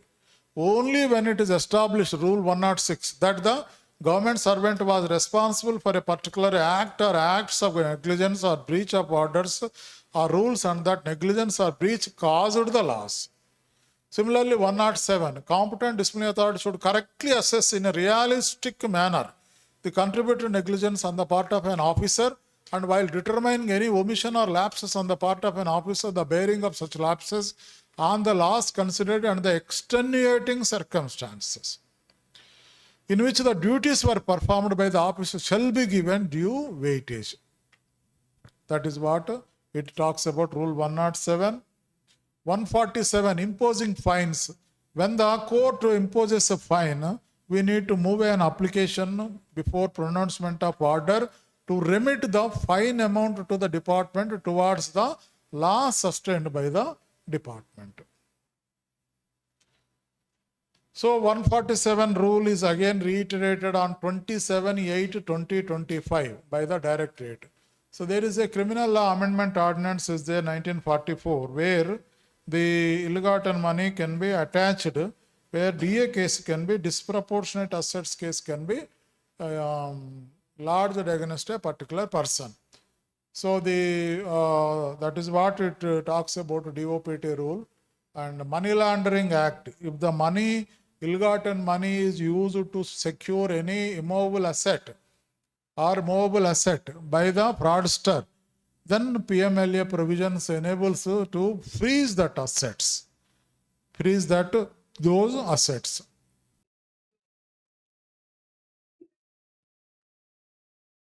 So there is a complaint. There is a complaint. What is that complaint? You tell me.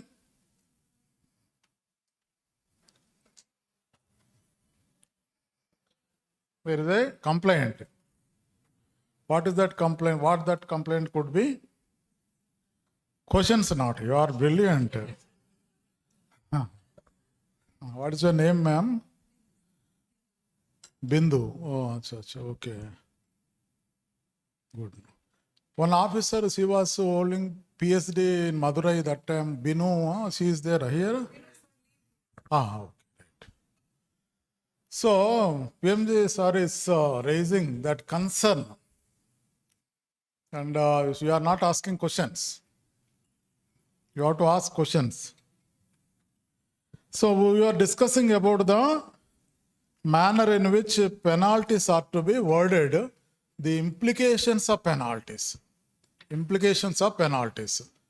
So before breaking for tea, so we were discussing about the other penalties. Now we are going to discuss this particular penalty 3A, which is carved out from the penalty 5. Here, reduction to a lower stage in the time scale of pay by one stage for a period not exceeding 3 years without cumulative effect and not adversely affecting pension. This one stage was added during the year September 2004. Prior to that, we used to bring down, even if there is 10 stages, we used to bring him down. That was very harsh, so government has decided, DOPT issued amendment by inserting one stage. So now effect is that we can reduce the stage, only one stage, not exceeding 3 years. And with in other words, and this will, you understand the concept of cumulative and non-cumulative?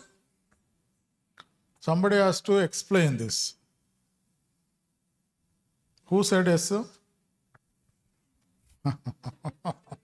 Other than the vigilance officer?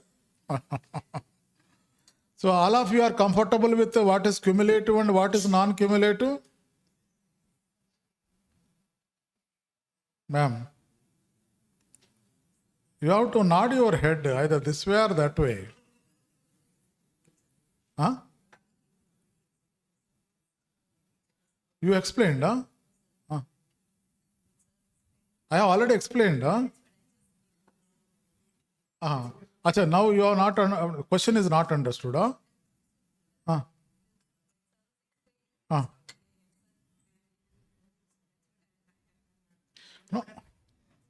No, point is that we were discussing what does cumulative or non-cumulative mean? Here the word is reduction to a lower stage in the time scale of pay by one stage for a period not exceeding 3 years without cumulative effect. What does it mean? After 3 years, it will not continue. Cumulative means, it will continue means what is the impact? That one stage will be foregoing forever, lifetime. His pay will be depressed by one stage. Entire service and impact will be felt on his promotion, the pensioner benefits also, because his pay will be reduced by one stage. So this is a minor penalty. Now the wording is, the impact is that. So during the, let us say, a person, employee A, pay is reduced by one stage. Let us say stage is 100 rupees. From 4,500 to 4,400 for a period, let us say 3 years. What is the pay drawal? How much he will draw? This year 1, year 2, year 3.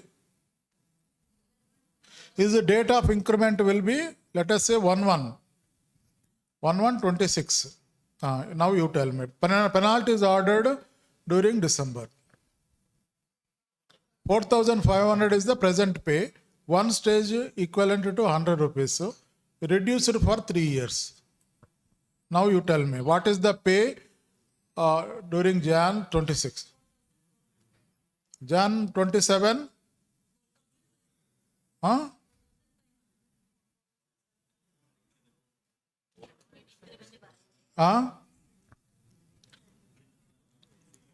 Increment is 1/1.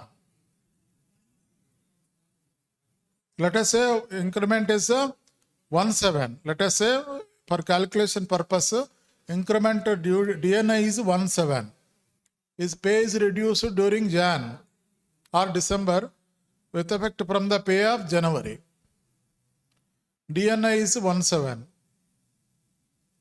What will be the pay for August 2026?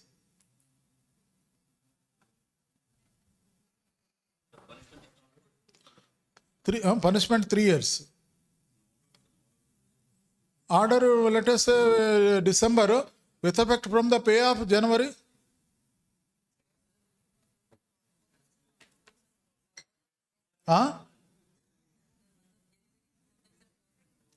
Yes. 1/7.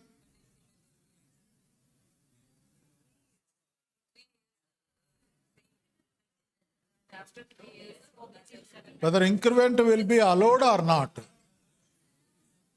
Whether increment will be allowed or not.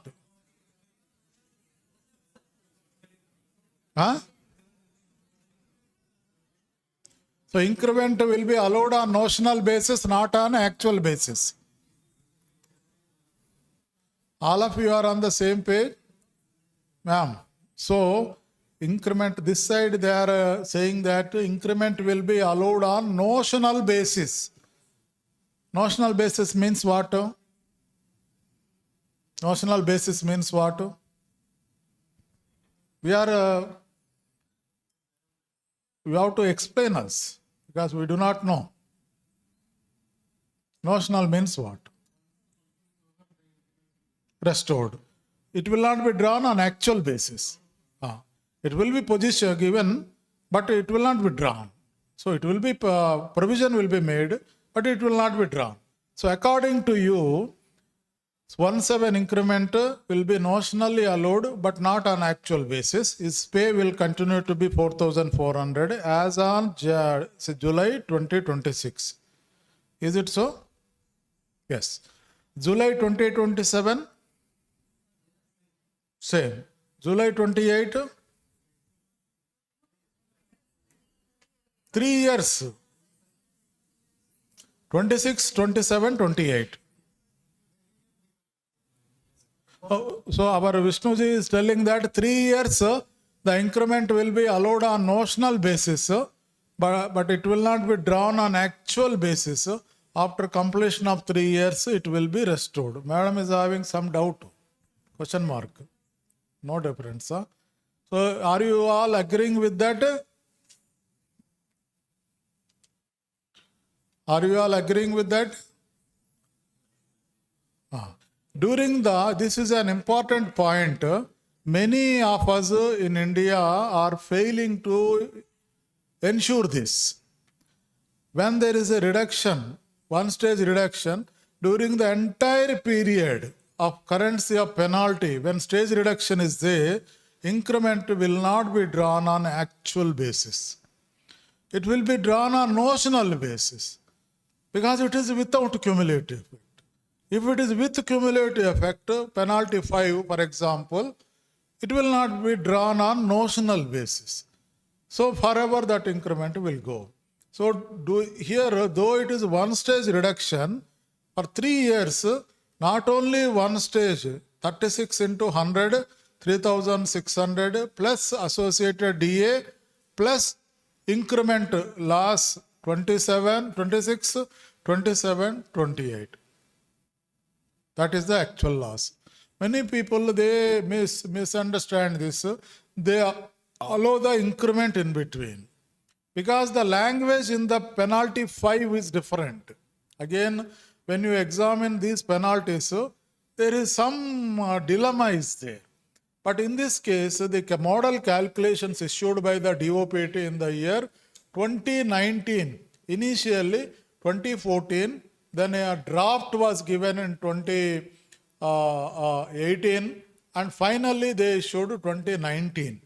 In 2019, they cured the defect and they said that during the reduction of pay, the pay remains constant throughout during the currency of penalty. 1 year means 1 year. 1.5 years means 1.5 years. 3 years means 3 years. Not more than 3 years. That is one thing. Second, when you award a penalty, you are required to give prospective effect, not the retrospective effect. Suppose this is today is 17th October. You want to reduce one stage. You can better you reduce with effect from the pay of November only. Don't say October. Because October 17, already 17 days are over. You cannot touch the pay which was already accrued to the government servant. When you issue a penalty, at the most you can touch the pay from tomorrow onwards. Prospective. So better to give a easy understanding. From the pay of November, you can order like that. Flexibility is there. With effect from the pay of November, whatever is due for a period of dash months and years, not exceeding 36 months, you can. Understood? Very good.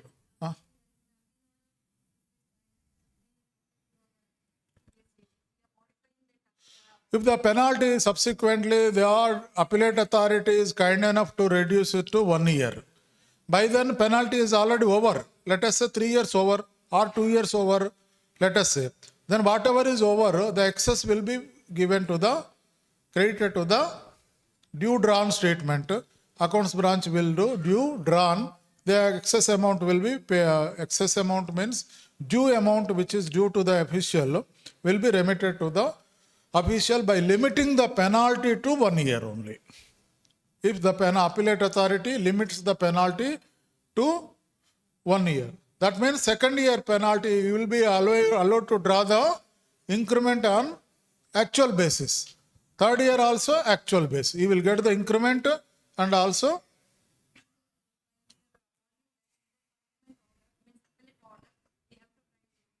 simply one the penalty set aside and is modified as the payoff should so and so reduced by one stage for a period of I'm coming to that. 12 months, whatever we pay, whatever commencement date, you cannot change. Subsequent thing, 3 years means you can make it 2 years. Starting from January 2026 in our case, that you cannot alter. January 26 to December 26 only you will limit it. It is clear to everybody, no? These are the model calculations. If you have time, you can read it. Now this cells concept has come from one cell to other cell. Appropriately, we are required to modify the penalty because 6th pay, grade pay was there. Subsequently, this was there. So now it has come. Cells concept has come. Accordingly, you need to word it. In the main, whatever penalties are there, in bracket you can, in order to make it understandable and implementable, you can supply additional mentions also, no problem.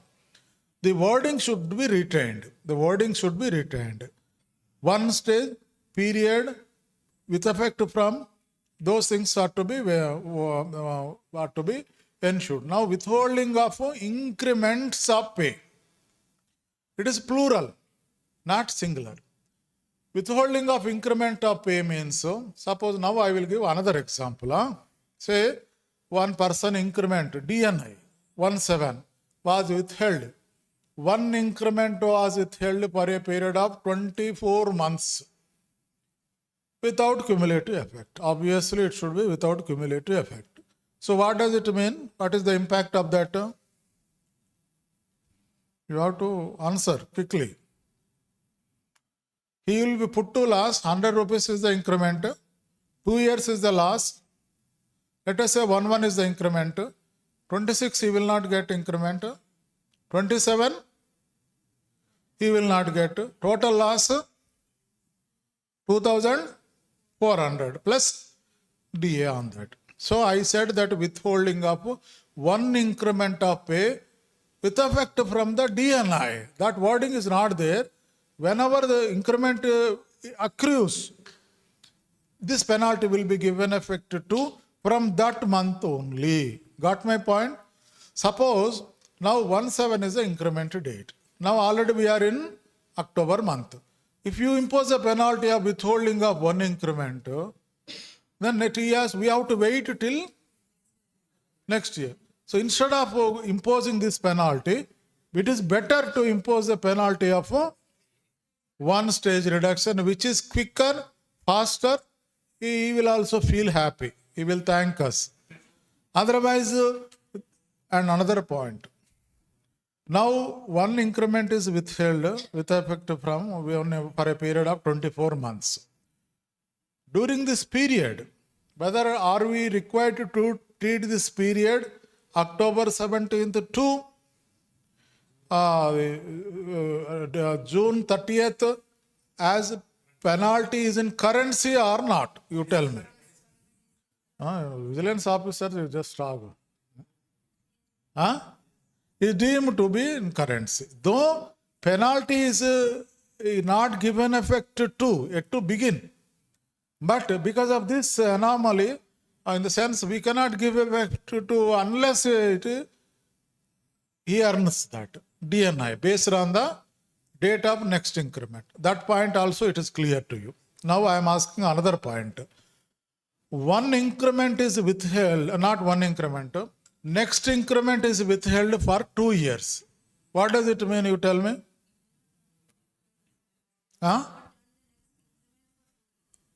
1126 increment he will earn? No. 1127? No. Why? I have not said 2 years. Huh?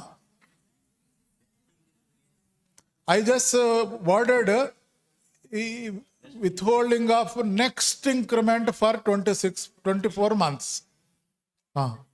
Next increment. I used the word next increment. Without cumulative effect only. All these minor penalties are without cumulative only.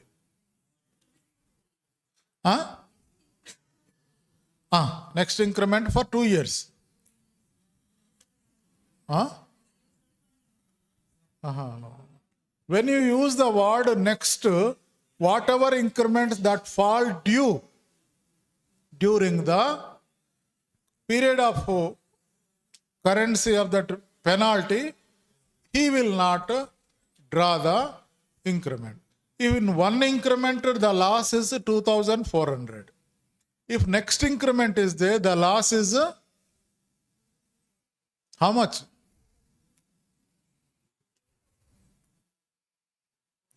The loss is how much? The loss is 3,600. So because first increment 24 months, second increment 12 months. So total put together 3,600 rupees.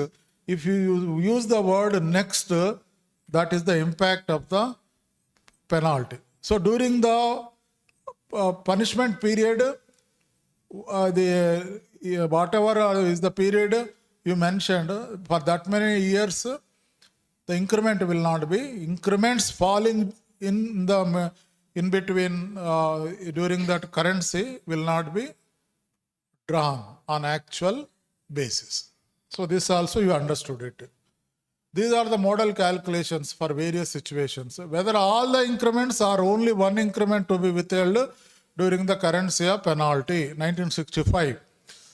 When the penalty of withholding of increment is awarded to an employee, it is obligatory on the part of the disciplinary authority to specify the period for which the penalty should remain current. A doubt has been raised whether in such a case all the increments falling due during the currency of the penalty or only one increment should remain withheld during the specific. It is clarified that an order of withholding of increment for a specified period implies withholding of all the increments admissible during that period and not the first increment only. Like that they clarified it. Now penalty 5. Penalty 5, what are the combinations? When you award a penalty under 5 of Rule 11, the operative portion of the penalty should be like this. The pay of Sri is reduced by dash stages from to with further instructions that during the period of reduction he will not earn increments of pay and on expiry of the penalty of reduction it will not have the effect of postponing his future increments of pay. Here how many combinations are there? So penalty could be more than one stage. Penalty could be more than 36 months. Penalty could be withholding of increment of pay. Penalty could be releasing the increments during the reduction of pay. Penalty could be with cumulative effect. Penalty could be without cumulative effect. If you order a penalty one stage reduction not exceeding 36 months, it is invariably minor penalty. In order to circumvent that, if you have to issue a major penalty, either you have to make it more than one stage, cumulative effect, or say, but here the point is that when your stages are reduced, are we required to say during the reduction of pay, he will earn increments of pay? If you write, then he will earn increments of pay during the reduction.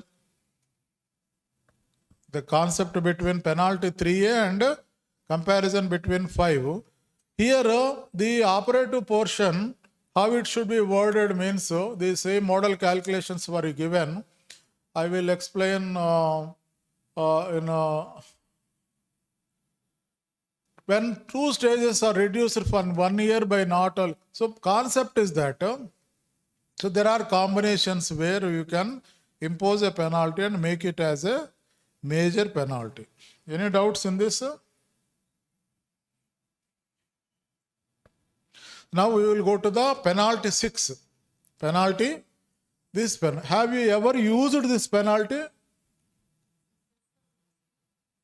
You used, imposed, handled.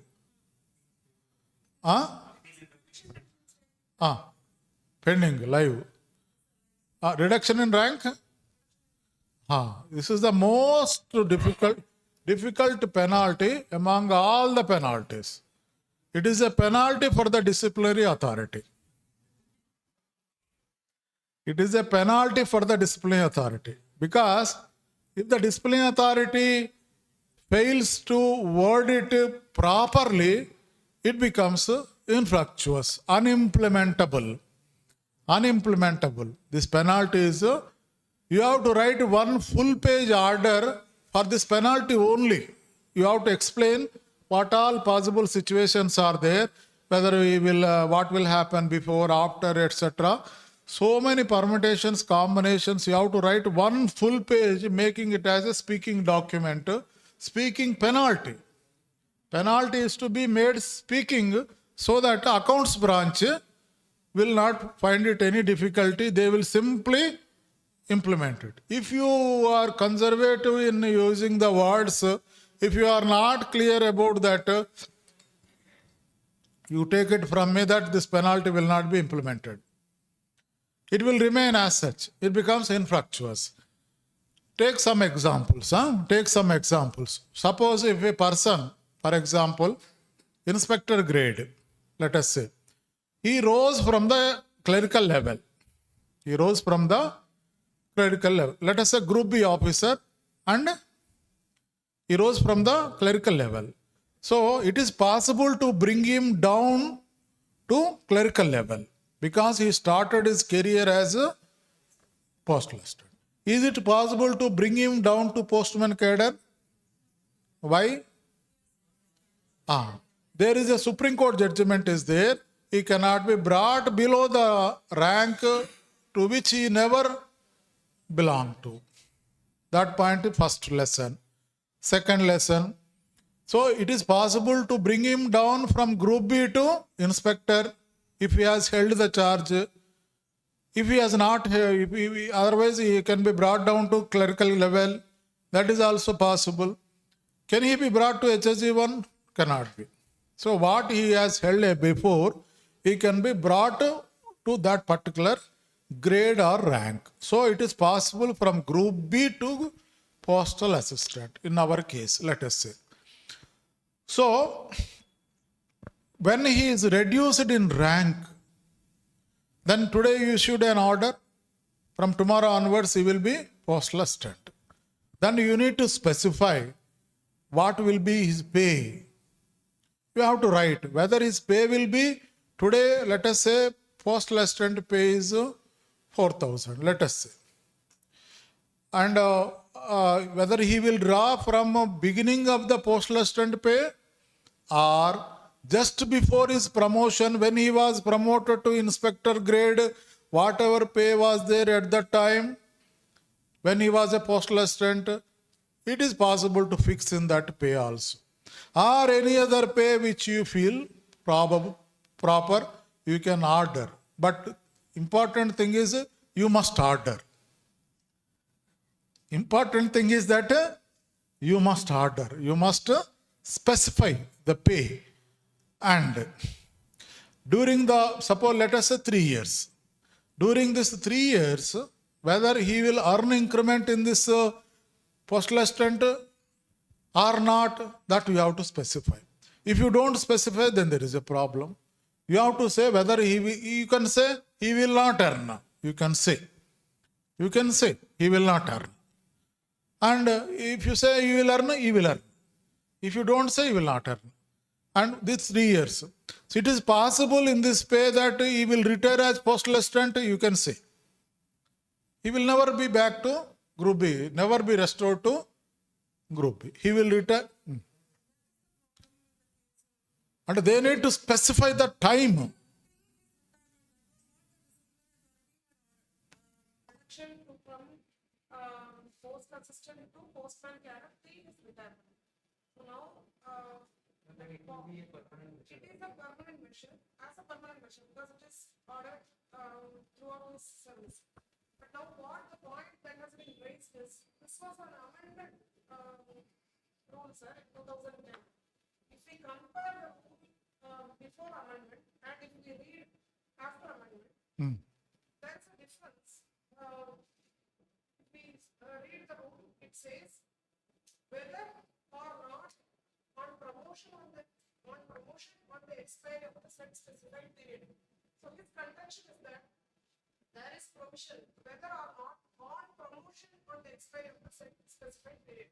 So means that the intention of the rule is that he will be obviously promoted. That is why it is giving a direction to the disciplinary authority to specify whether or not he will be restored, whether or not he will regain his original seniority. So that is there. So he says this penalty which was imposed as a permanent measure in his retirement is defective. So they are here, nothing is defective in the sense that point is that the disciplinary authority, if he had ordered in clear terms, he cannot keep it open-ended. Every aspect with regard to his increment, with regard to his seniority, whether he will be restored, if restored, on restoration, whether he will occupy the junior most position in that, as on that date, whoever was the Group B officer, or whether his seniority will be restored on restoration, or he will be the junior most among the Group B officers as on that date, it is a blank check. It is a blank check. So, the whatever words that are used, the most important thing is that the order should be clear with regard to seniority, with regard to increment, with regard to period of penalty. It has to be very clearly stipulated in the order itself by giving a detailed mention to that. One, it is mentioned, I will show you the orders also. Once it says that it is like this, during the period of reduction, he is barred for promotion. Straight away. There are two penalties that will bar the employee for promotion. One, withholding of promotion.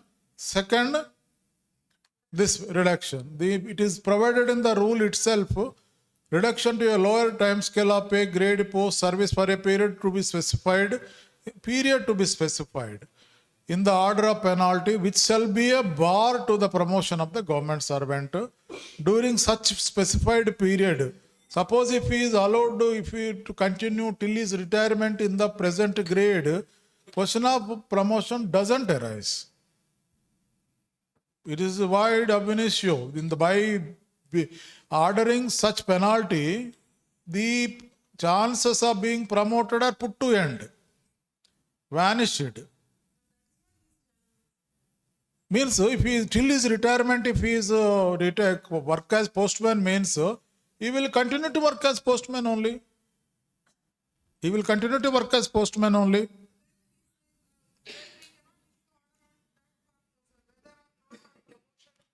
And for this, there are illustrations are given. I will show you that. This is for the major penalty under Rule 11.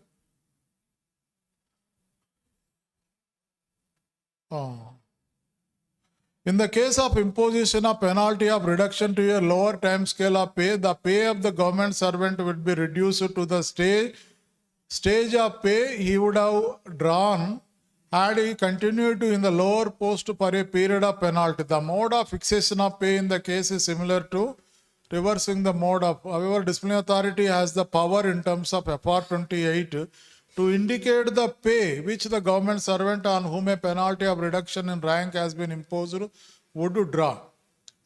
So he can prescribe the pay what pay he would draw. It may also be noted that government servant cannot be reduced in rank to a post not held by the, that already there. Some examples are there. He cannot be reduced by way of punishment to a post in a lower time scale of grade service to post which he never held before. This was there. I will show you some.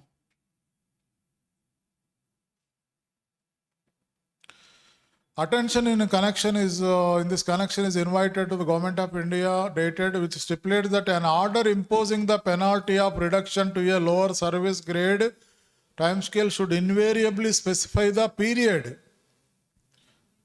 Invariably specify the period of reduction. Invariably specify the period of reduction unless the clear intention is that reduction should be permanent or for an indefinite period.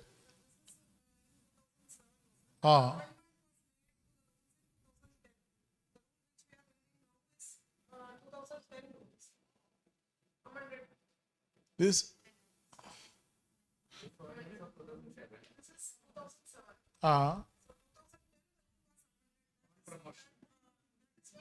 Wordings have been introduced in the rules on promotion, whether on promotion. On promotion, that's what he's underlining. So the intention is he should be promoted and at the end of a certain period. He cannot retire as postman.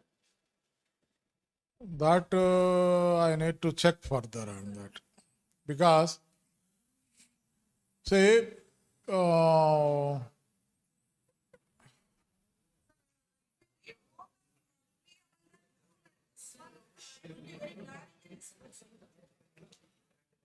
time scale of pay from which he was reduced with direction as to whether or not on promotion of the on the expiry of the said specified period, when he is allowed to function of retirement, where is the question of promotion?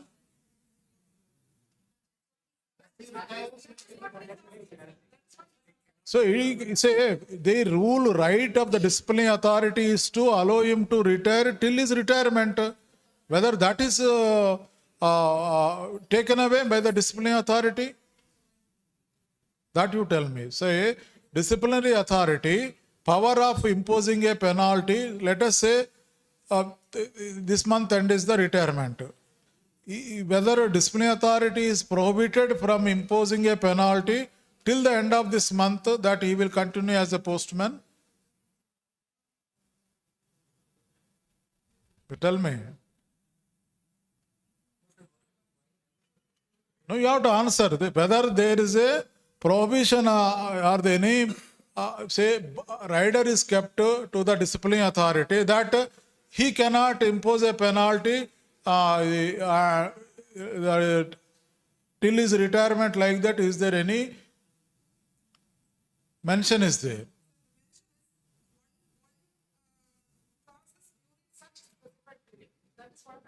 He will not get promoted. That is sure, for sure. What is the period, you tell me? Is there any limit of period? No.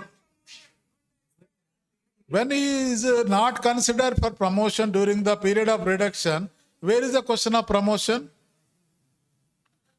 You see, when during the period of reduction, that's all, he will not be considered for promotion, he will not get any promotion.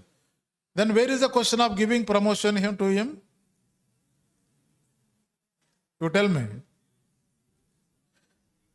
There is no question of giving promotion. No? During the period of reduction, he will be not getting any promotion.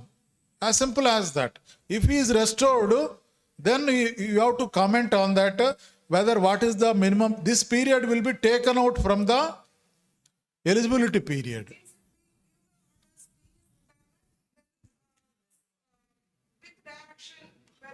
You should say that instead of saying till retirement, you should specify the period. So, point is that during the, please silence 5 minutes. So, during the period of reduction, he will not get promoted. There is no bar for the disciplinary authority, we will see later. The period limitation is not there. and the disciplinary authority is given such power, he can be placed in the postal assistant scale in the beginning 4,000 also. There is also whether he will draw increment or not. On expiry of that is seniority in the group B also, whether he will earn or not, or whether he will lose seniority or not. This particular period will not count as feeder grade service to the group B. To that extent he will rank junior to the, because he has not worked as a group B during this period. For group A, this particular period, let us say 5 years. So 5 years will be excluded from the reckonable period, if he is restored to the group B after completion of the 5 years. So during this period, question of promote him doesn't arise. It is only when he is restored, then is this promotion, if at all, if is there as per his normal turn. Again, his seniority, subject to his seniority. If he is junior most, he will be junior most. If he is bunched to along with his batchmates, that batchmates. But feeder grade service, because he has not worked in the feeder grade, he will not, he will not, next group A, whatever number of years, this period of penalty period will be excluded from that. Now you appear to be somewhat convinced. We need to show. I will give due weightage to what you said. I need to search further. So, all these are explanations only. You see, so many, these are, you go through it. This present 2019, there are various situations are given. Reduction to lower grade for 2 years without postponing future increments, and he will regain seniority after punishment period. That is one example. Another one, reduction to a lower grade by 1 level from L9 to L8 for 2 years without postponing, and he will regain seniority after. In this, because the calculations part, mathematically, so many these increments, how he will be allowed to draw and how, what pay will be there, that is mentioned. So in penalty 5, GB Singh book says that, GB Singh, penalty 5. In penalty 5, 2 stages, so per a period with, without. So there what he says that, if we have not allowed the fourth point, the pay of employee X is reduced to a lower stage, more than one stage in the time scale, with further direction as to government servant will earn increments of pay. When you allow the increment to be accrued, you cannot postpone the increment. That is not correct. That is what it says. Fourth option is, got my point.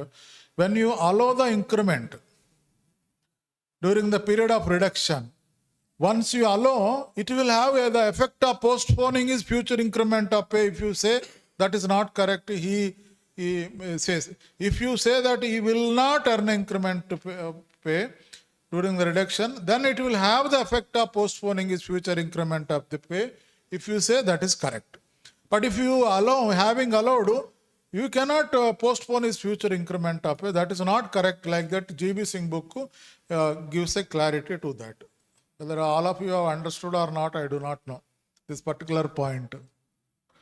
Whether understood or not understood, appears to be. Reduction to a lower time scale of pay under Rule 11. This we have already discussed, and this point also we discussed. Implementation of second penalty imposed during the currency of the first penalty. Can there be two penalties? That situation? Yes or no? Yes. Suppose if a penalty is ordered, one stage reduction, and another penalty in another case, again, one stage reduction is ordered. One stage reduction for 3 years, one stage reduction for 1 year. Whether both will run concurrently or one after the other. Huh?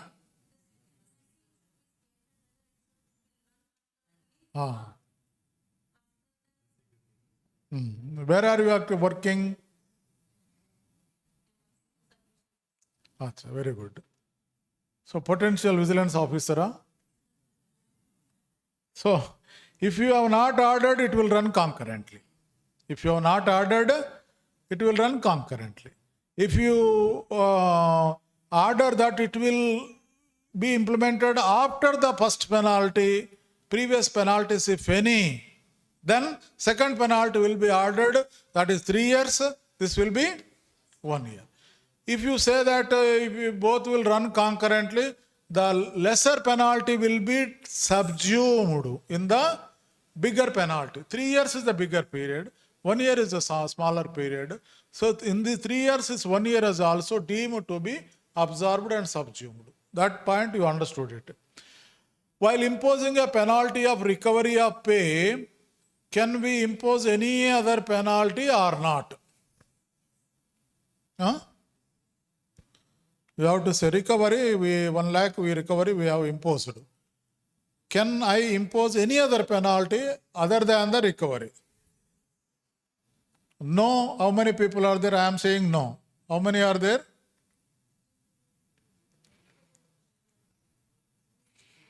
So all of you are correct. Huh? Correct. Okay. So along with recovery of pay, we can impose any other penalty also. That is there. That dispensation is there only for the recovery of pay, not for any other penalty. Understood? Yes. So the FR 29 says the government servant is reduced. If a government servant is reduced as a measure of penalty to a lower stage in his time scale, the authority ordering such reduction shall state the period for which it shall be effective and whether on restoration the period of reduction shall operate to postpone future increments. A penalty 5. In the FR 29 also it is discussed. Further to regulation of pay in so many words, this is there in the we discussed these things. Drawal of increments accrued intermittently.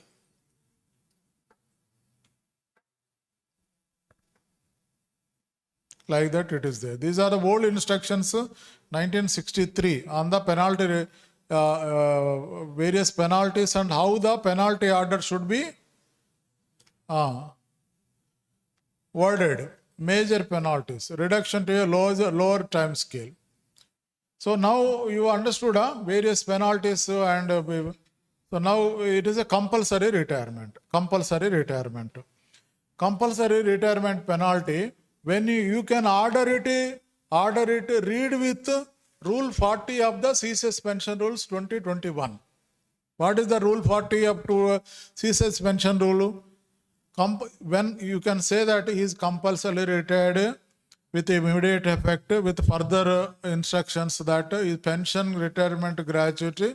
So up to 1/3 you can impose such penalty, pension, retirement, gratuity are at a rate not less than 2/3 and not more than full superannuation.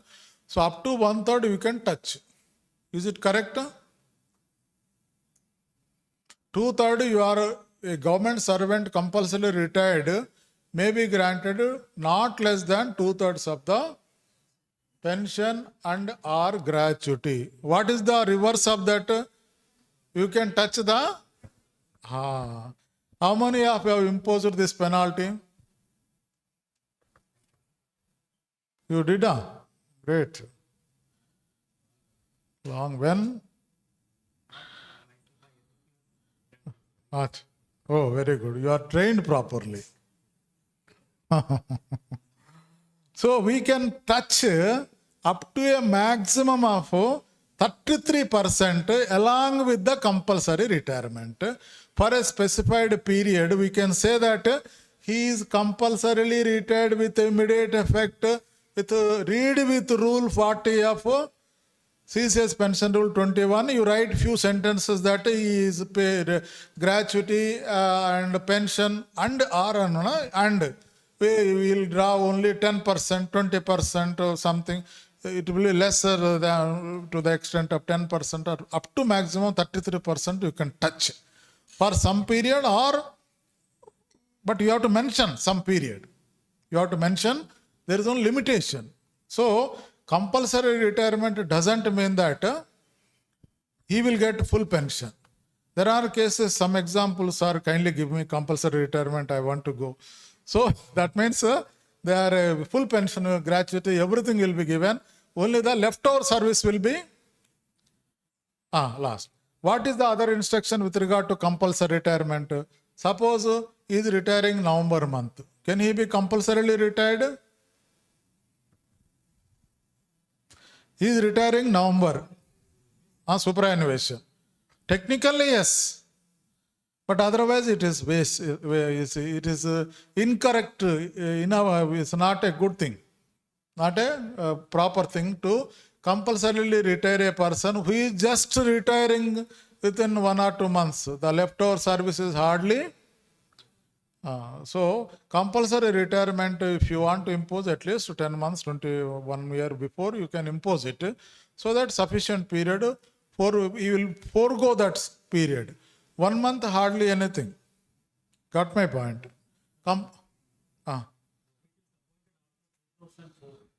Yes.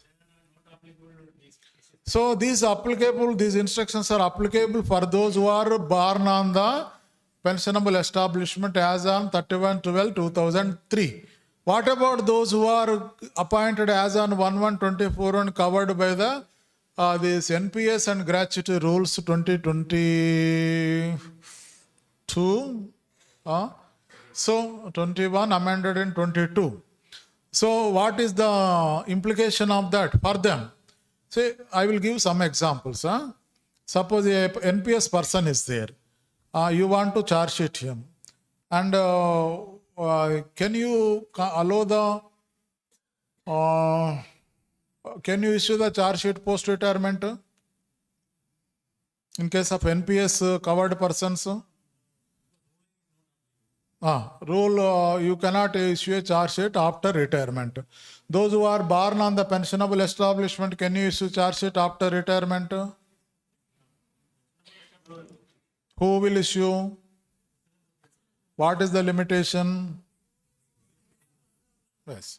In case of NPS, the charge sheet can the charge sheet be issued before retirement, and can he be allowed to retire? Now this is the problem. No, suppose he is retiring this month. I want to issue charge sheet, major charge sheet. Can I issue or not? Okay, paucity of time, I will just mention. In case of NPS gratuity rules 2021, charge sheet can be issued, major charge sheet before retirement. When he was in service, he can be allowed to retire, but the gratuity is subject to the outcome of this one, and his proceeds will not be affected.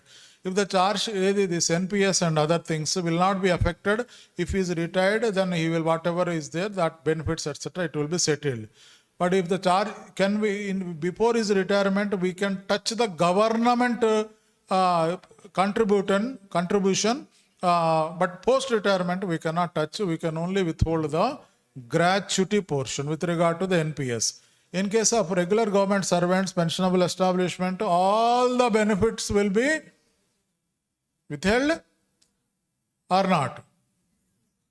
Withheld or not? All the benefits will be withheld. So all the benefits means, retirement benefits means what all the benefits? Gratuity?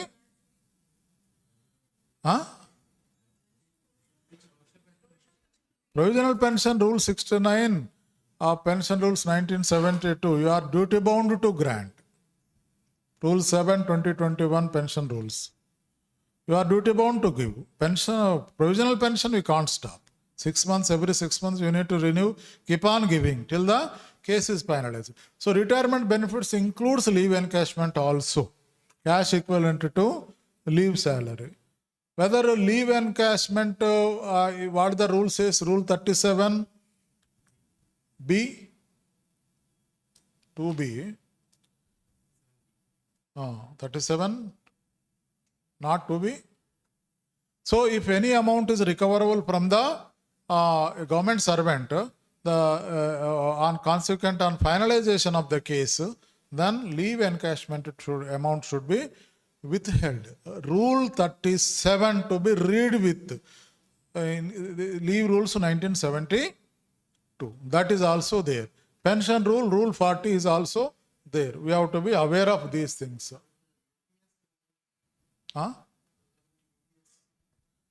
Rules are yet to come because NPS so far they took lot of time. The UPS, yes, again some more instructions may come. It takes some time, maybe another 5-10 years. So, so these things is suppose if you have not imposed a penalty, compulsory retirement, but within 3 months you can take a call. That is also there. Compulsorily retired, you issued it, but after that you want to touch the up to 1/3. Within 3 months you can issue separate order, not simultaneous, but subsequent also you can issue like that. Rule says. Removal from service shall not be a disqualification. Suppose a GDS is removed. Again in that division one notification has come. Can he apply? Can he apply?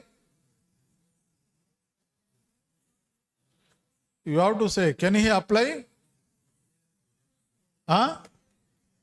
Yes. It has come. In one case we faced. He was removed. Again he was elected. Because of virtue of his merit, that point of time. Dismissal, he cannot. Or he puts an end for public employment. He cannot. And the old rule says that all dismissed persons should be published in the Gazette and circulated across India to all the district collectors and everybody authority so that nobody engages him. Rule 24, 2021, forfeiture of service on dismissal or removal. Dismissal or removal of a government servant from a service or post shall entail forfeiture of his, what does it mean? How much he will get the money on his, how much money he will get on his retirement, on removal dismissal? Provident fund? GPF. GPF alone he will get. Entire service becomes zero. Compassionate allowance. What is the meaning of compassionate allowance?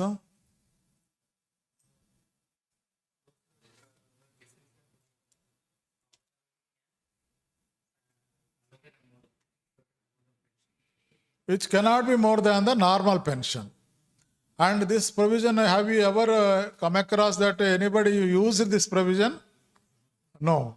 There are rules are very strict and one has to record it within 3 months from after the date of issuing of penalty dismissal or removal.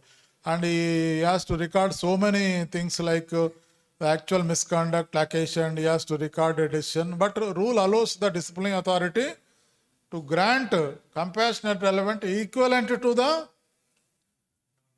normal pension. That much is the power is there. But we are not using that. So these are certain instructions. Suppose if the person during the course of inquiry died, what will happen? During the course of employment, this inquiry,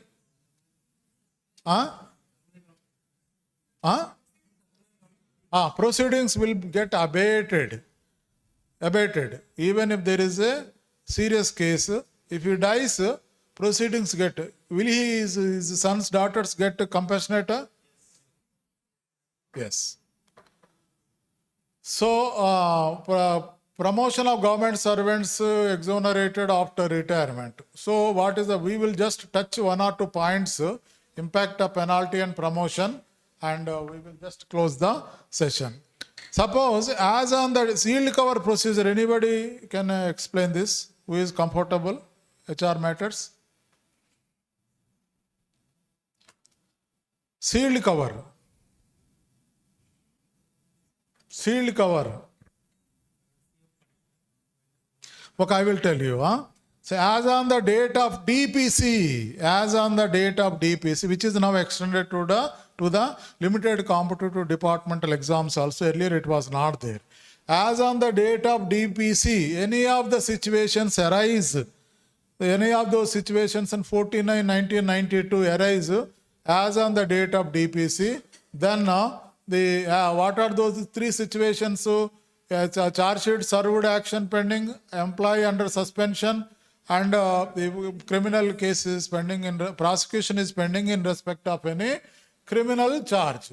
In that case, the findings of the DPC will be kept in the sealed cover without taking into account the reason as to why he is placed under suspension. Then, if he is exonerated subsequent to that, then sealed cover will be opened and findings will be given effect to. If he is imposed with a penalty including censure, the sealed cover 1 of that particular DPC will not be opened even though you would have been recommended for promotion. He will miss the bus. Understood or not understood? Understood? Not understood? Not understood, huh? Okay, in our case, cut-off date for promotion is 1/1 in central government. So in the December month, suppose somebody was charge sheeted. And as on the date of DPC, that is, DPC is holding, and for the year he was placed under suspension, charge sheet served, action pending, some criminal cases pending, prosecution pending in respect of some criminal charge. So without going into the reason as to why he is served with major charge sheet, minor charge sheet, etc., the DPC will assess his suitability for his promotion. Last 5 years, subject to the benchmark of very good, they will examine and they will say recommended for promotion. The DPC minutes will contain a bare mention that the findings of Sri so and so are kept in the sealed cover. They will not say he is recommended for promotion or not recommended. The findings will be kept inside the sealed cover, sealed with case mark in respect of so and so. The charge sheet which was given before the DPC, if it ends with penalty of censure, the sealed cover which is sealed will not be opened, even though he was recommended for promotion. Next year, DPC 2027 will examine his case afresh. So he will miss the bus by at least by 1 year. Suppose 4 years he charge sheet inquiry conducted. 4 years, 4 sealed covers will be there.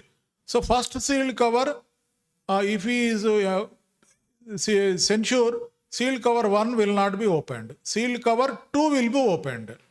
In that, if he is promoted, he will be given effect to with effect from the junior of sealed cover 2. Select list, whatever. Suppose he is not promoted, sealed cover 3. Then again sealed cover 4. Got my point? So that is the impact of the timing of the penalty, let us say censure. Suppose if he is exonerated, then sealed cover 1 will be opened. If he is exonerated after 10 years, sealed cover 1 will be opened, and sealed cover 1 on the date whoever was there with reference to his junior, he will be promoted notionally with effect from the date of his junior. With regard to the financial benefits, competent authority may decide. That is the wording. And he will gain his seniority. He will gain the seniority. Suppose he retired, what will happen? After retirement, he is exonerated. Then in that case also, the notionally the seniority will be protected. The notionally increments will be allowed. The financial benefit will be reflected in the pensionary benefits. But he will not be actually promoted. He will lose us. 10 years means he would have become so authority, but that DPC, it will, if he is in service, some benefit will be there. In respect of persons who are kept in the sealed cover, 1 vacancy needs to be earmarked for that. The subsequent promotion, suppose if he is exonerated, the junior will be reverted if required. Understood my point? Yes. So that is the effect of the sealed cover. Then various penalties, except withholding of promotion and reduction in rank, no other penalty has got inherent power to limit the promotion of an employee based on the penalty itself. Suppose before the DPC, a penalty is ongoing. Penalty, one stage reduction, now you issued it. It is carried forward for next 2 years. It is going on. DPC held is promoted. When will he be promoted?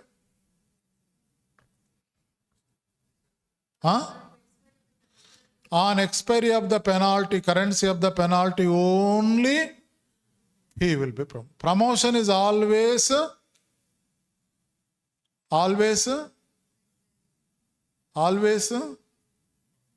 prospective. 2004, Alok Saxena letter, mana postal officer. So promotion is always prospective, not retrospective. After currency of the penalty. Censure, today is censure. Tomorrow, you can be promoted. Recovery? Recovery? No. That is for considering him for promotion is not a penalty. But to give effect to Alok Saxena letter DOPT comes into picture. Any penalty but we are making mistake in the field. Any penalty which is in currency, it is a statutory penalty. If it is in currency, an employee will have right to consider him for promotion, but employee will not have the right for promotion. Understood or not understood? Janakaraman versus Union of India case. So, as on the date of promotion, the employee should be free from any punishment, clean, clear vigilance. Suppose an employee is promoted to Group B. He relinquished the charge at Thiruvananthapuram, going to Kochi. En route he was trapped or served with charge sheet. What will happen to his promotion? Nothing will happen. Some more education is required. Ma'am?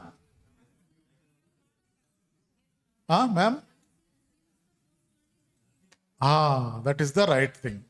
One employee, once he relinquishes charge here, Thiruvananthapuram, he got into the bus, going en route, he was trapped, or somebody chased him and served one charge sheet, and he has to deboard the bus, come back to Thiruvananthapuram.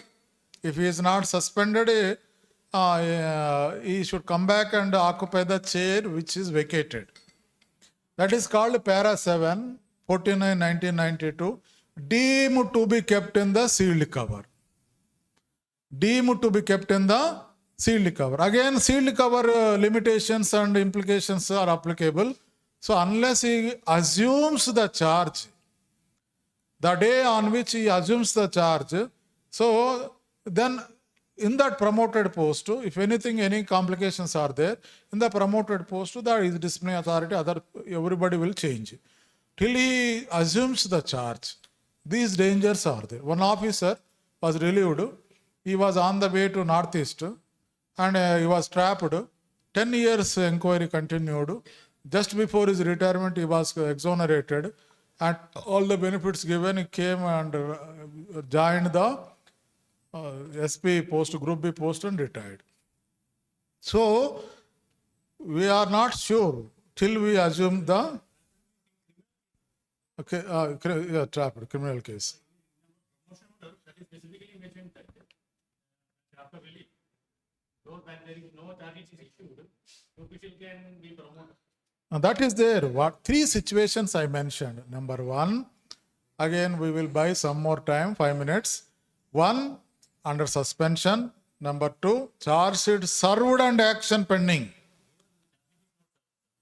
Where, which case? No, there is a criminal case. Prosecution is pending in respect. No, that is what I am saying. Charge sheet served, no. Not before relief. After relief, they cannot say some charge sheet came before you say. There could be some situations in Andhra, somebody, Group B officer promoted, he is supposed to join. They issued charge sheet and before his relief, that authority alone is having the power to issue the charge sheet. Before his relief is okay, but subsequent to relief, if his disciplinary authority is the president or the DG, If the official should be promoted, if till the date the charge sheet is not issued. If any criminal case in between it will happen, we can withhold the promotion. LCD you are talking about, LC, limited competitive departmental exam, that is defective. The orders issued by the department of para 4, para 3 are defective. They are not in conformity with the MS Bali signed 49/1992 DOP to OM. Now I am talking about normal promotion only. Any promotion is a promotion. So point is that before assumption, he should be free from vigilance clearance. Before promotion, he should be free from vigilance clearance. So deemed to be kept in the sealed cover, para 7 of 49/1992, before he assumes any of these things will happen. So some officers have misused this provision recent times. As a result, there was a problem. LDCE, Limited Departmental Competent Examination, 2-3 versions have come so far. But even today, the para 4, para 3 are not in sync. They are not in line with the 49/1992. Pension, then service gratuity, debarring a person from receiving gratuity. Suppose criminal proceedings and suppose murder of a government servant. So the difference between 21 previous and this one is that the family pensioner is also covered under this. So if any criminal case is there, pension is subject to future good conduct. This provision is made applicable for the family pensioner also. Earlier it was only for the pensioner. So if the wife indulges in murder of a person, this was not the case in 1972. So that's all. Any questions are there?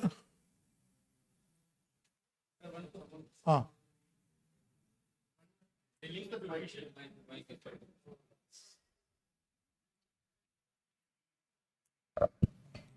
One delinquent official request for an AGS because he is confident on that AGS. He is confident. That AGS can present his case very perfectly and clearly. Then he is confident on him. Okay. He is requesting and he is also willing. That AG is also willing. No problem. Then we are requesting for that AGs for defending that case. Then that disciplinary authority not permitting. It is IVO who is required. Yes, sir. to permit. That I am telling. But we are that denying a reasonable opportunity to the official because he is confident. Not understood your point. Sir, one official, that is one delinquent official. One charge-sheeted employee Yes, is charge-sheeted asking official. for the AGS. assistance of AGS of his choice. Yes, sir. He submitted an application to the IVO. IO. IVO has agreed or not agreed? Not agreed, sir. On what grounds? Only two grounds. Number yes, one, if he is a retired person, he should not be having more than 7 cases. If he is a serving person, there are no number of cases. He is having all qualification because he is eligible Not for qualification. No, sir. For he is eligible for appointing as AGs. That is there. Second, is he from the same station where records and charge-sheeted employee is also staying? No. He is from Headquarters. same station. Yes. That is also there. Yes. In that case, there should not be any objection to the IVO. In case if IVO objects, the disciplinary authority can overrule that. But if disciplinary authority also overrules, nothing can be done. Nothing can be done. But governing principles are only those two. 3 are there. If he is a serving officer, the controlling authority has to express his willingness to relieve him. Is he serving or retired? No, serving, sir. Then controlling officer, did he express his willingness? No. Huh? Controlling officer did not give the willingness for, Gone, one test failed. sir, my question is, then we are denying reasonable opportunity to the. Reasonable opportunities, doctrine of pleasure, rule 310 of the Constitution of India is subject to certain limitations. Sir, that Just kindly, you are emotionally attached to that. But point is that I could see that, I could read, I am a vigilance officer. But point is that principles of natural justice are, it is not about, it is not a open check. And the subject to these three conditions. These are there in the rules also. Number one, number of ceiling, retired. Number two, headquarters, same headquarters. Number three, his controlling officer should be willing to relieve him whenever they. If IVO is required to check with this, if he is satisfied, IVO can permit. If IVO denies, if these three conditions are fulfilled, the charge sheeted employee can prefer appeal on that. Though there is no appeal provision, rule allows that the disciplinary authority can entertain appeal on that disposition. Either of this one, if any one condition is failed, then we cannot permit him. A defense assistant can be having charge sheets, suspension, or whatever his vigilance history may be adverse. But that is not subject subject to be considered. It is not a requirement to consider him as a AGS, as an AGS. Subject to these three fulfilled, then he can be. Not fulfilled, either of this, he cannot be.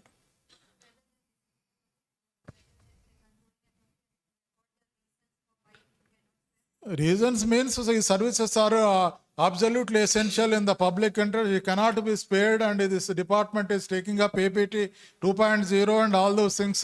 Already there is a 30% shortage is there. He is such an indispensable human resource asset. Gone? Yes? Sir, one more question.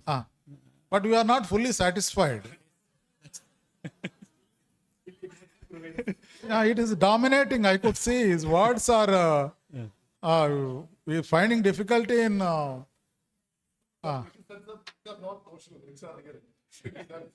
oh, that is there. That is why I could see. I read it. Next. I am asking one example, nothing other thing. Sir, one advocate came to my office 2 days back. If PO is one point I missed, if PO is not an advocate, then we cannot allow the AGS to be practitioner. That point I missed. Okay. Actually, I am not the DA in this case, but one postman is charge sheeted. Okay. But the rule under Rule 40. Okay. The postman is actual belongs to his area. His postman. Advocate. That advocate. Advocate area. That he has been practicing for the last 45 years. Right. In the league. And he came to office. I need some clarification regarding the appointment of that AGS, having a legal background. He want to be that AGS for him, that postman. If he is a practicing advocate. No, yes, practicing. Then I told him that if the PO is a legal background officer, you can act as that AGS. Then I told that normally our department will not permit you, because our department not having any legal background officer to defend the case on behalf of the department. But the provision is not preventing for engaging legal practitioner in our department. Small window is kept there. Yes, sir.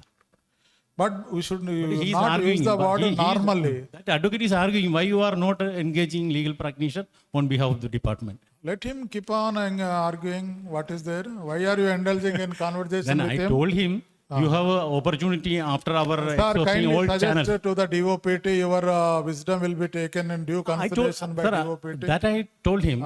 I told one more thing.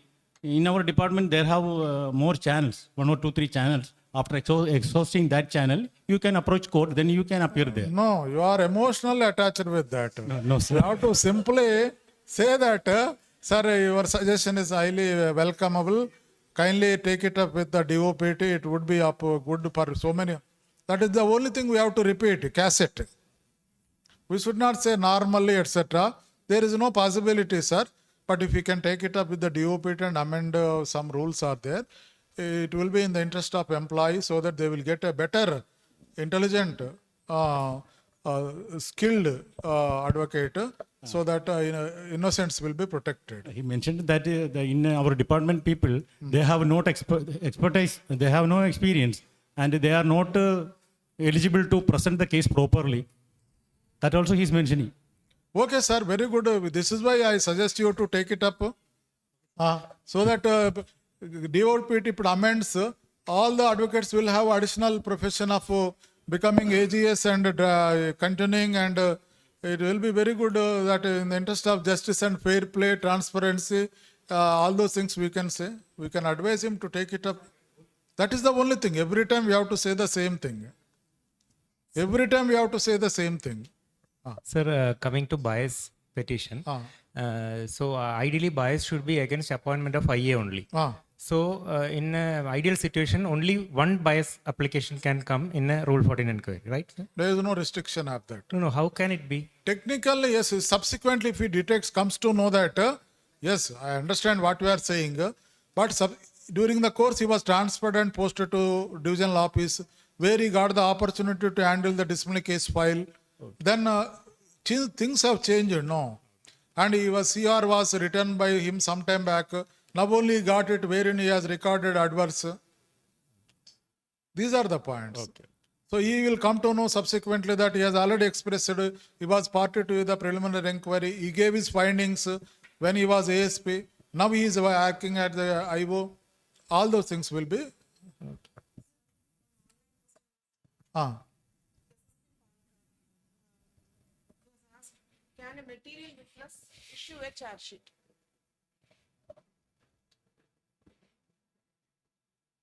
Yeah, DA is a material witness.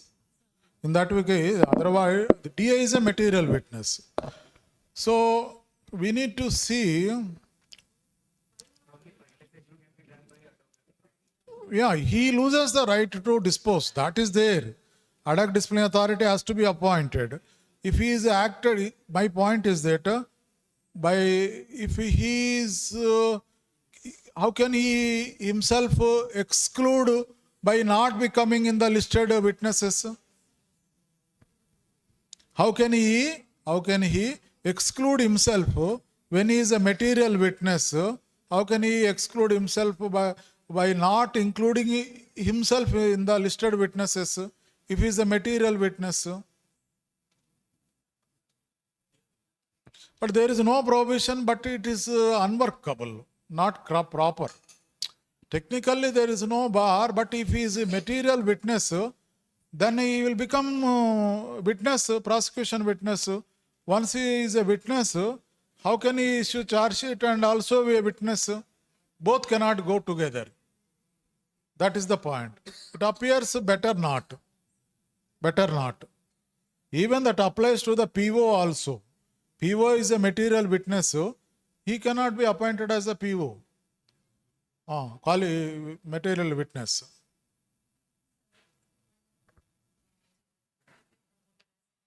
When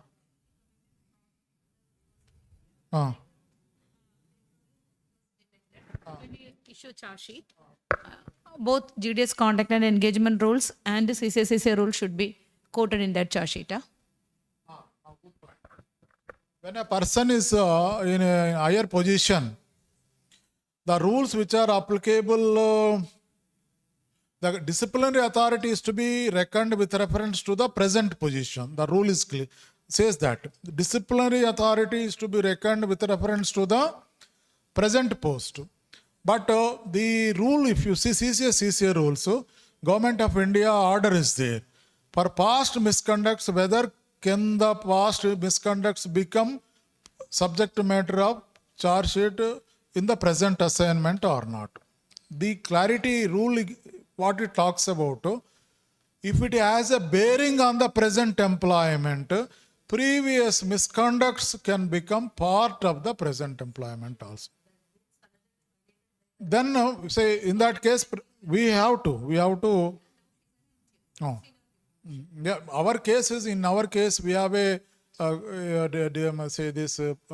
system of ED system in our postal setup, which is not there because they are outside the civil service.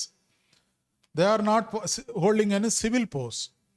So the rule in general, which the Government of India DOPT says, if their past misconducts have bearing on the present employment, for example, the past misconduct is submitted bogus caste certificate, for example, secured BPM job, for example.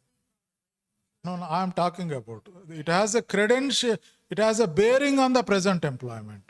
She has committed a fraud, in that case, became MTS. We cannot write off that. Which rule is to be immunized? Because the rules allegedly violated by her herself in this conduct engagement was 2020, but now she is into 2024. She became a MTS. So she says conduct rules govern the. We have to use but it is a very difficult case because this is GDS means penalties are different. Please silent. Penalties are different. Disciplinary authorities are, in this case, disciplinary authority will be the current disciplinary authority. But what rules need to be? You just say present rules do not have any application because when she was working as a BPM, she committed fraud. Then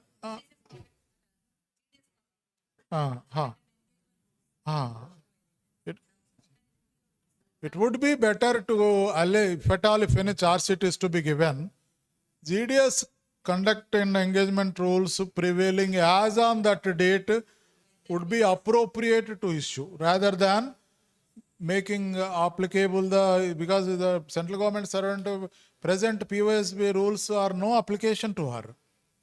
Whatever rules that were in vogue at that time when she was BPM, that rules need to be alleged and the charge sheet need to be given by the present disciplinary authority.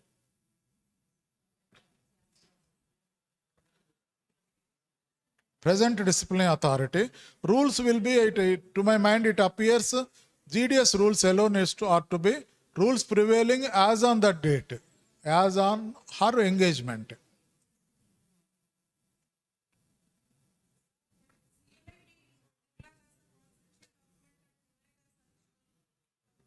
If reference is not drawn to that, then in that case, reference is not drawn, we have to treat it as a confidential document. We will not disclose it. If drawn, we have to. If any attention is drawn to this CLI, then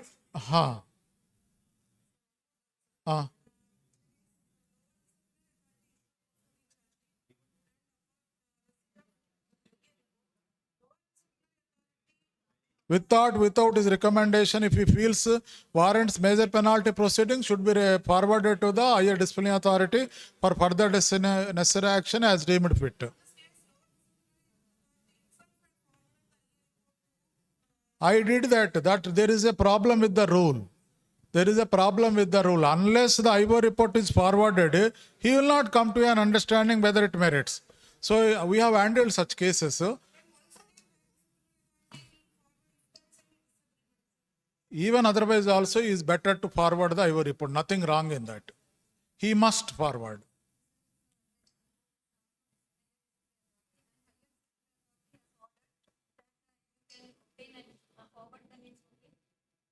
You can means who? No. Once it reaches the higher disciplinary authority table, he has to handle it for himself.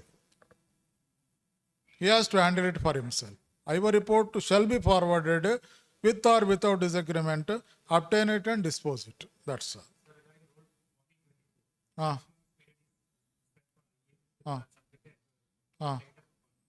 In between bias application stuff, and it took some 1 year to dispose of bias appeal. So will that period be excluded to the 6 months?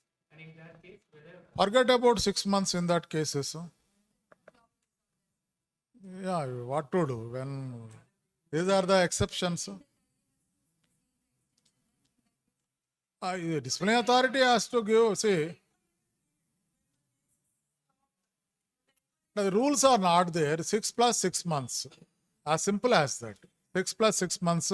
They have not made any provision for these unusual occurrences.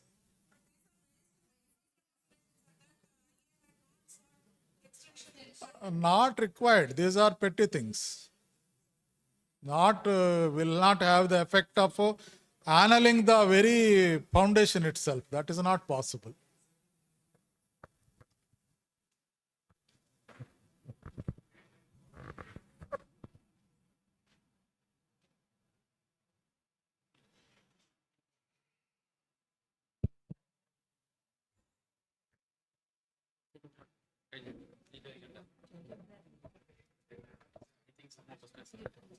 Please.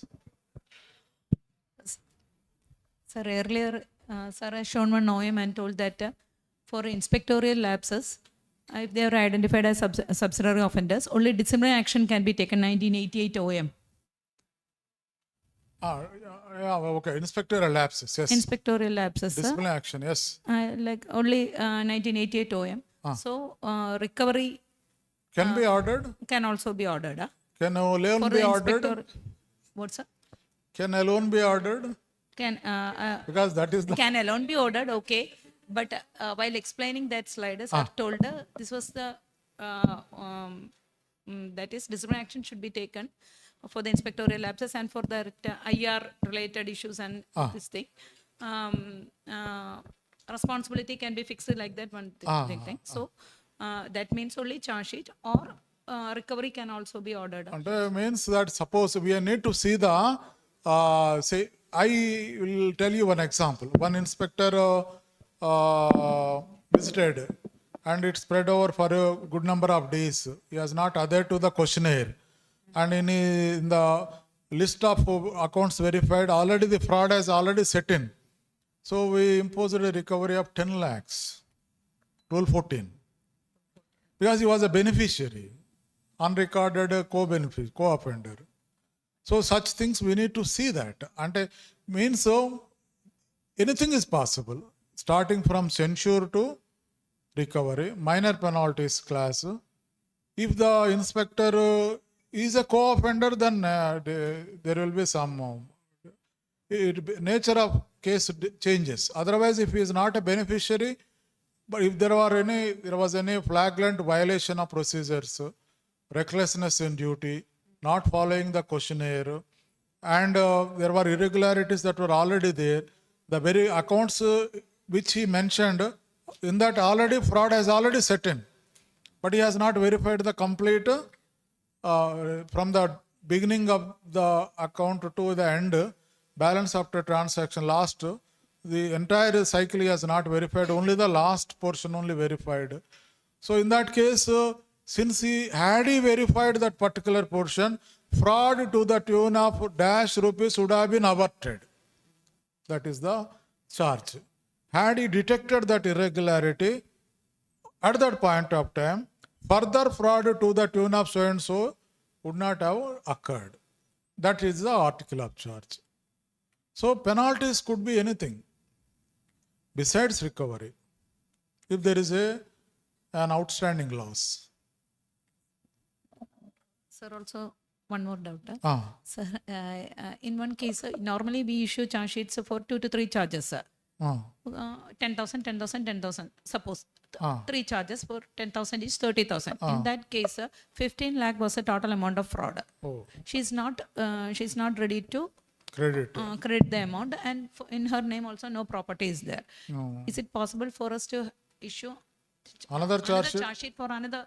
Yes, yes. But in that particular case, court has ordered not to. Bindia case is there now. And we have to see that in the first charge sheet itself, did you mention 15 lakhs amount of fraud?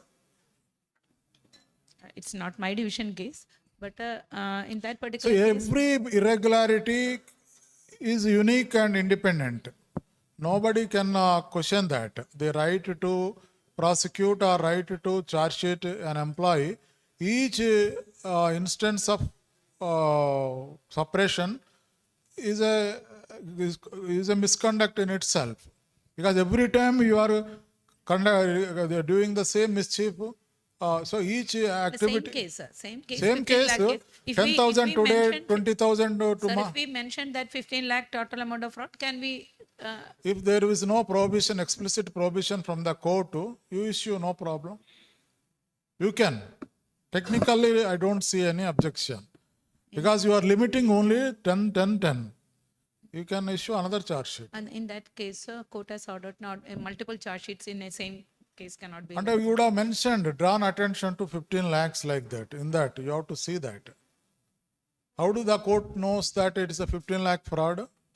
During defending of that case. No, there may be normally what we will do, we will mention the total loss and limit the charges to some major accounts. So better not to mention the total loss. Better not to mention the total loss. Because if you mention, then your article of charges all put together, it is working out to 30,000 only. They will say only 30,000 rupees. How you are qualifying it as a 15 lakh fraud? Relevant details are not there, no? Annexure 3, 4 are not there. You are not making, you are making him responsible for the detail fraud which you have not furnished. Any opportunity to defend is not given. You are attaching a stigma.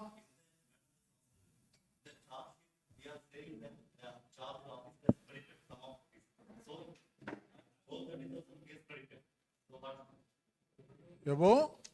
So in that charge sheet, 30,000 is the total amount we mentioned. But she already credited 50,000, but remaining 14.5 lakh is still pending. Then mention about that amount to more than 30,000. So I think say we have failed somewhere. So in the sense that why only 10,000, 10,000? Why not few lakhs of rupees to begin with? In individual cases, 10,000 only, sir, maximum. RD fraud, one book. No, you would have gone for another 5, 6 charges. 5, 6 charges only 50,000 or 60,000, sir, not this 15 lakhs.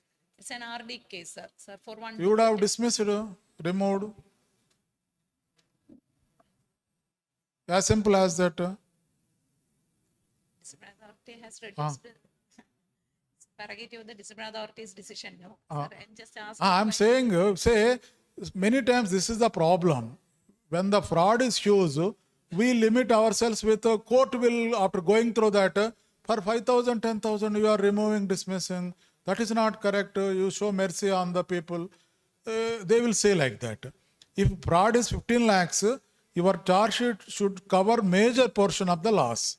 So that Now in many divisions. major portion of the loss. Otherwise, going by the charge sheet, they will think that 10,000, 20,000 you are removing, dismissing. It is not correct, they will say. And you cannot make him responsible for the 15 lakhs amount when your articles of charges total only 30,000.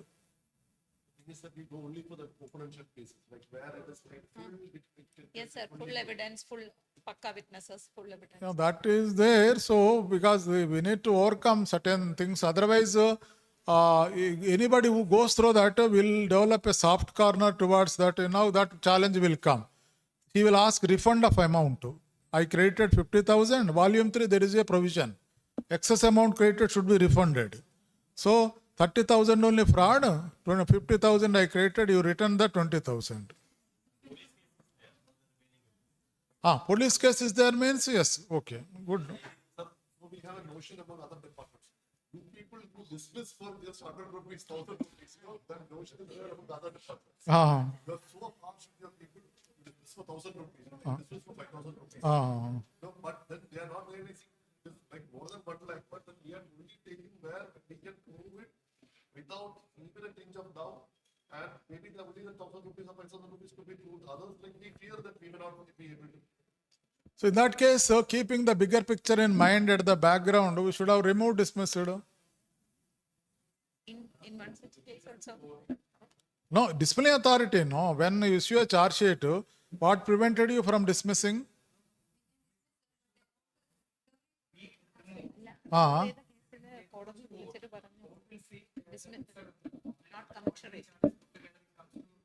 No, you see, Kerala only it happens that.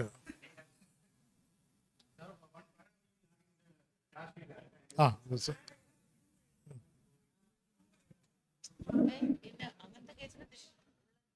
So, thank you so much for your patient listening.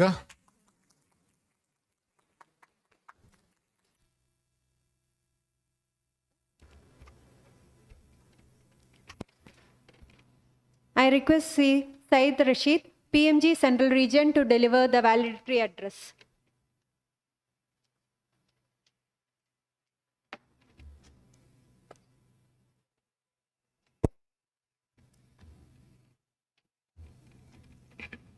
Most respected Dr. Vennam, Upender, PMG Kurnool region. Dear colleagues, friends. Today was a long day, I know, for all of us, but I am very sure that it was a very interesting session. Actually, this particular topic, as all of you know, it's a bit drag and it's a bit dry, but I'm very sure with Sir's knowledge and the way he had taken up the class, it was interesting. And for the short period of time I was here, I too found it very interesting. But I have to admit that most of the time when we attend disciplinary classes, it is not this interesting. Sir, thank you so much for the way you have taken the class. And, it is no wonder that this class was interesting because Sir is one of the most learned officers in this particular area, in staff as well as investigation and discipline.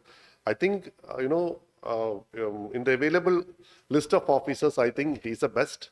So we had got the best to, amongst us today in this particular area. And all of you know that, only knowledge is only half of the picture.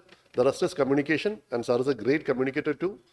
So at the end of it, today we had a great class, and I'm very sure all of you would be having a lot of positive takeaways from this class. Thank you, sir. And one more thing which I would like to mention about Sir is that Sir is a great philatelist also. He's a philatelist among officer and again very few officers among philatelists. So, sir, once more, on behalf of all of us present here, I thank you, sir, for this great class which you had taken, and also the way you had handled the class. And I am hopeful that we'll again be calling you, sir, because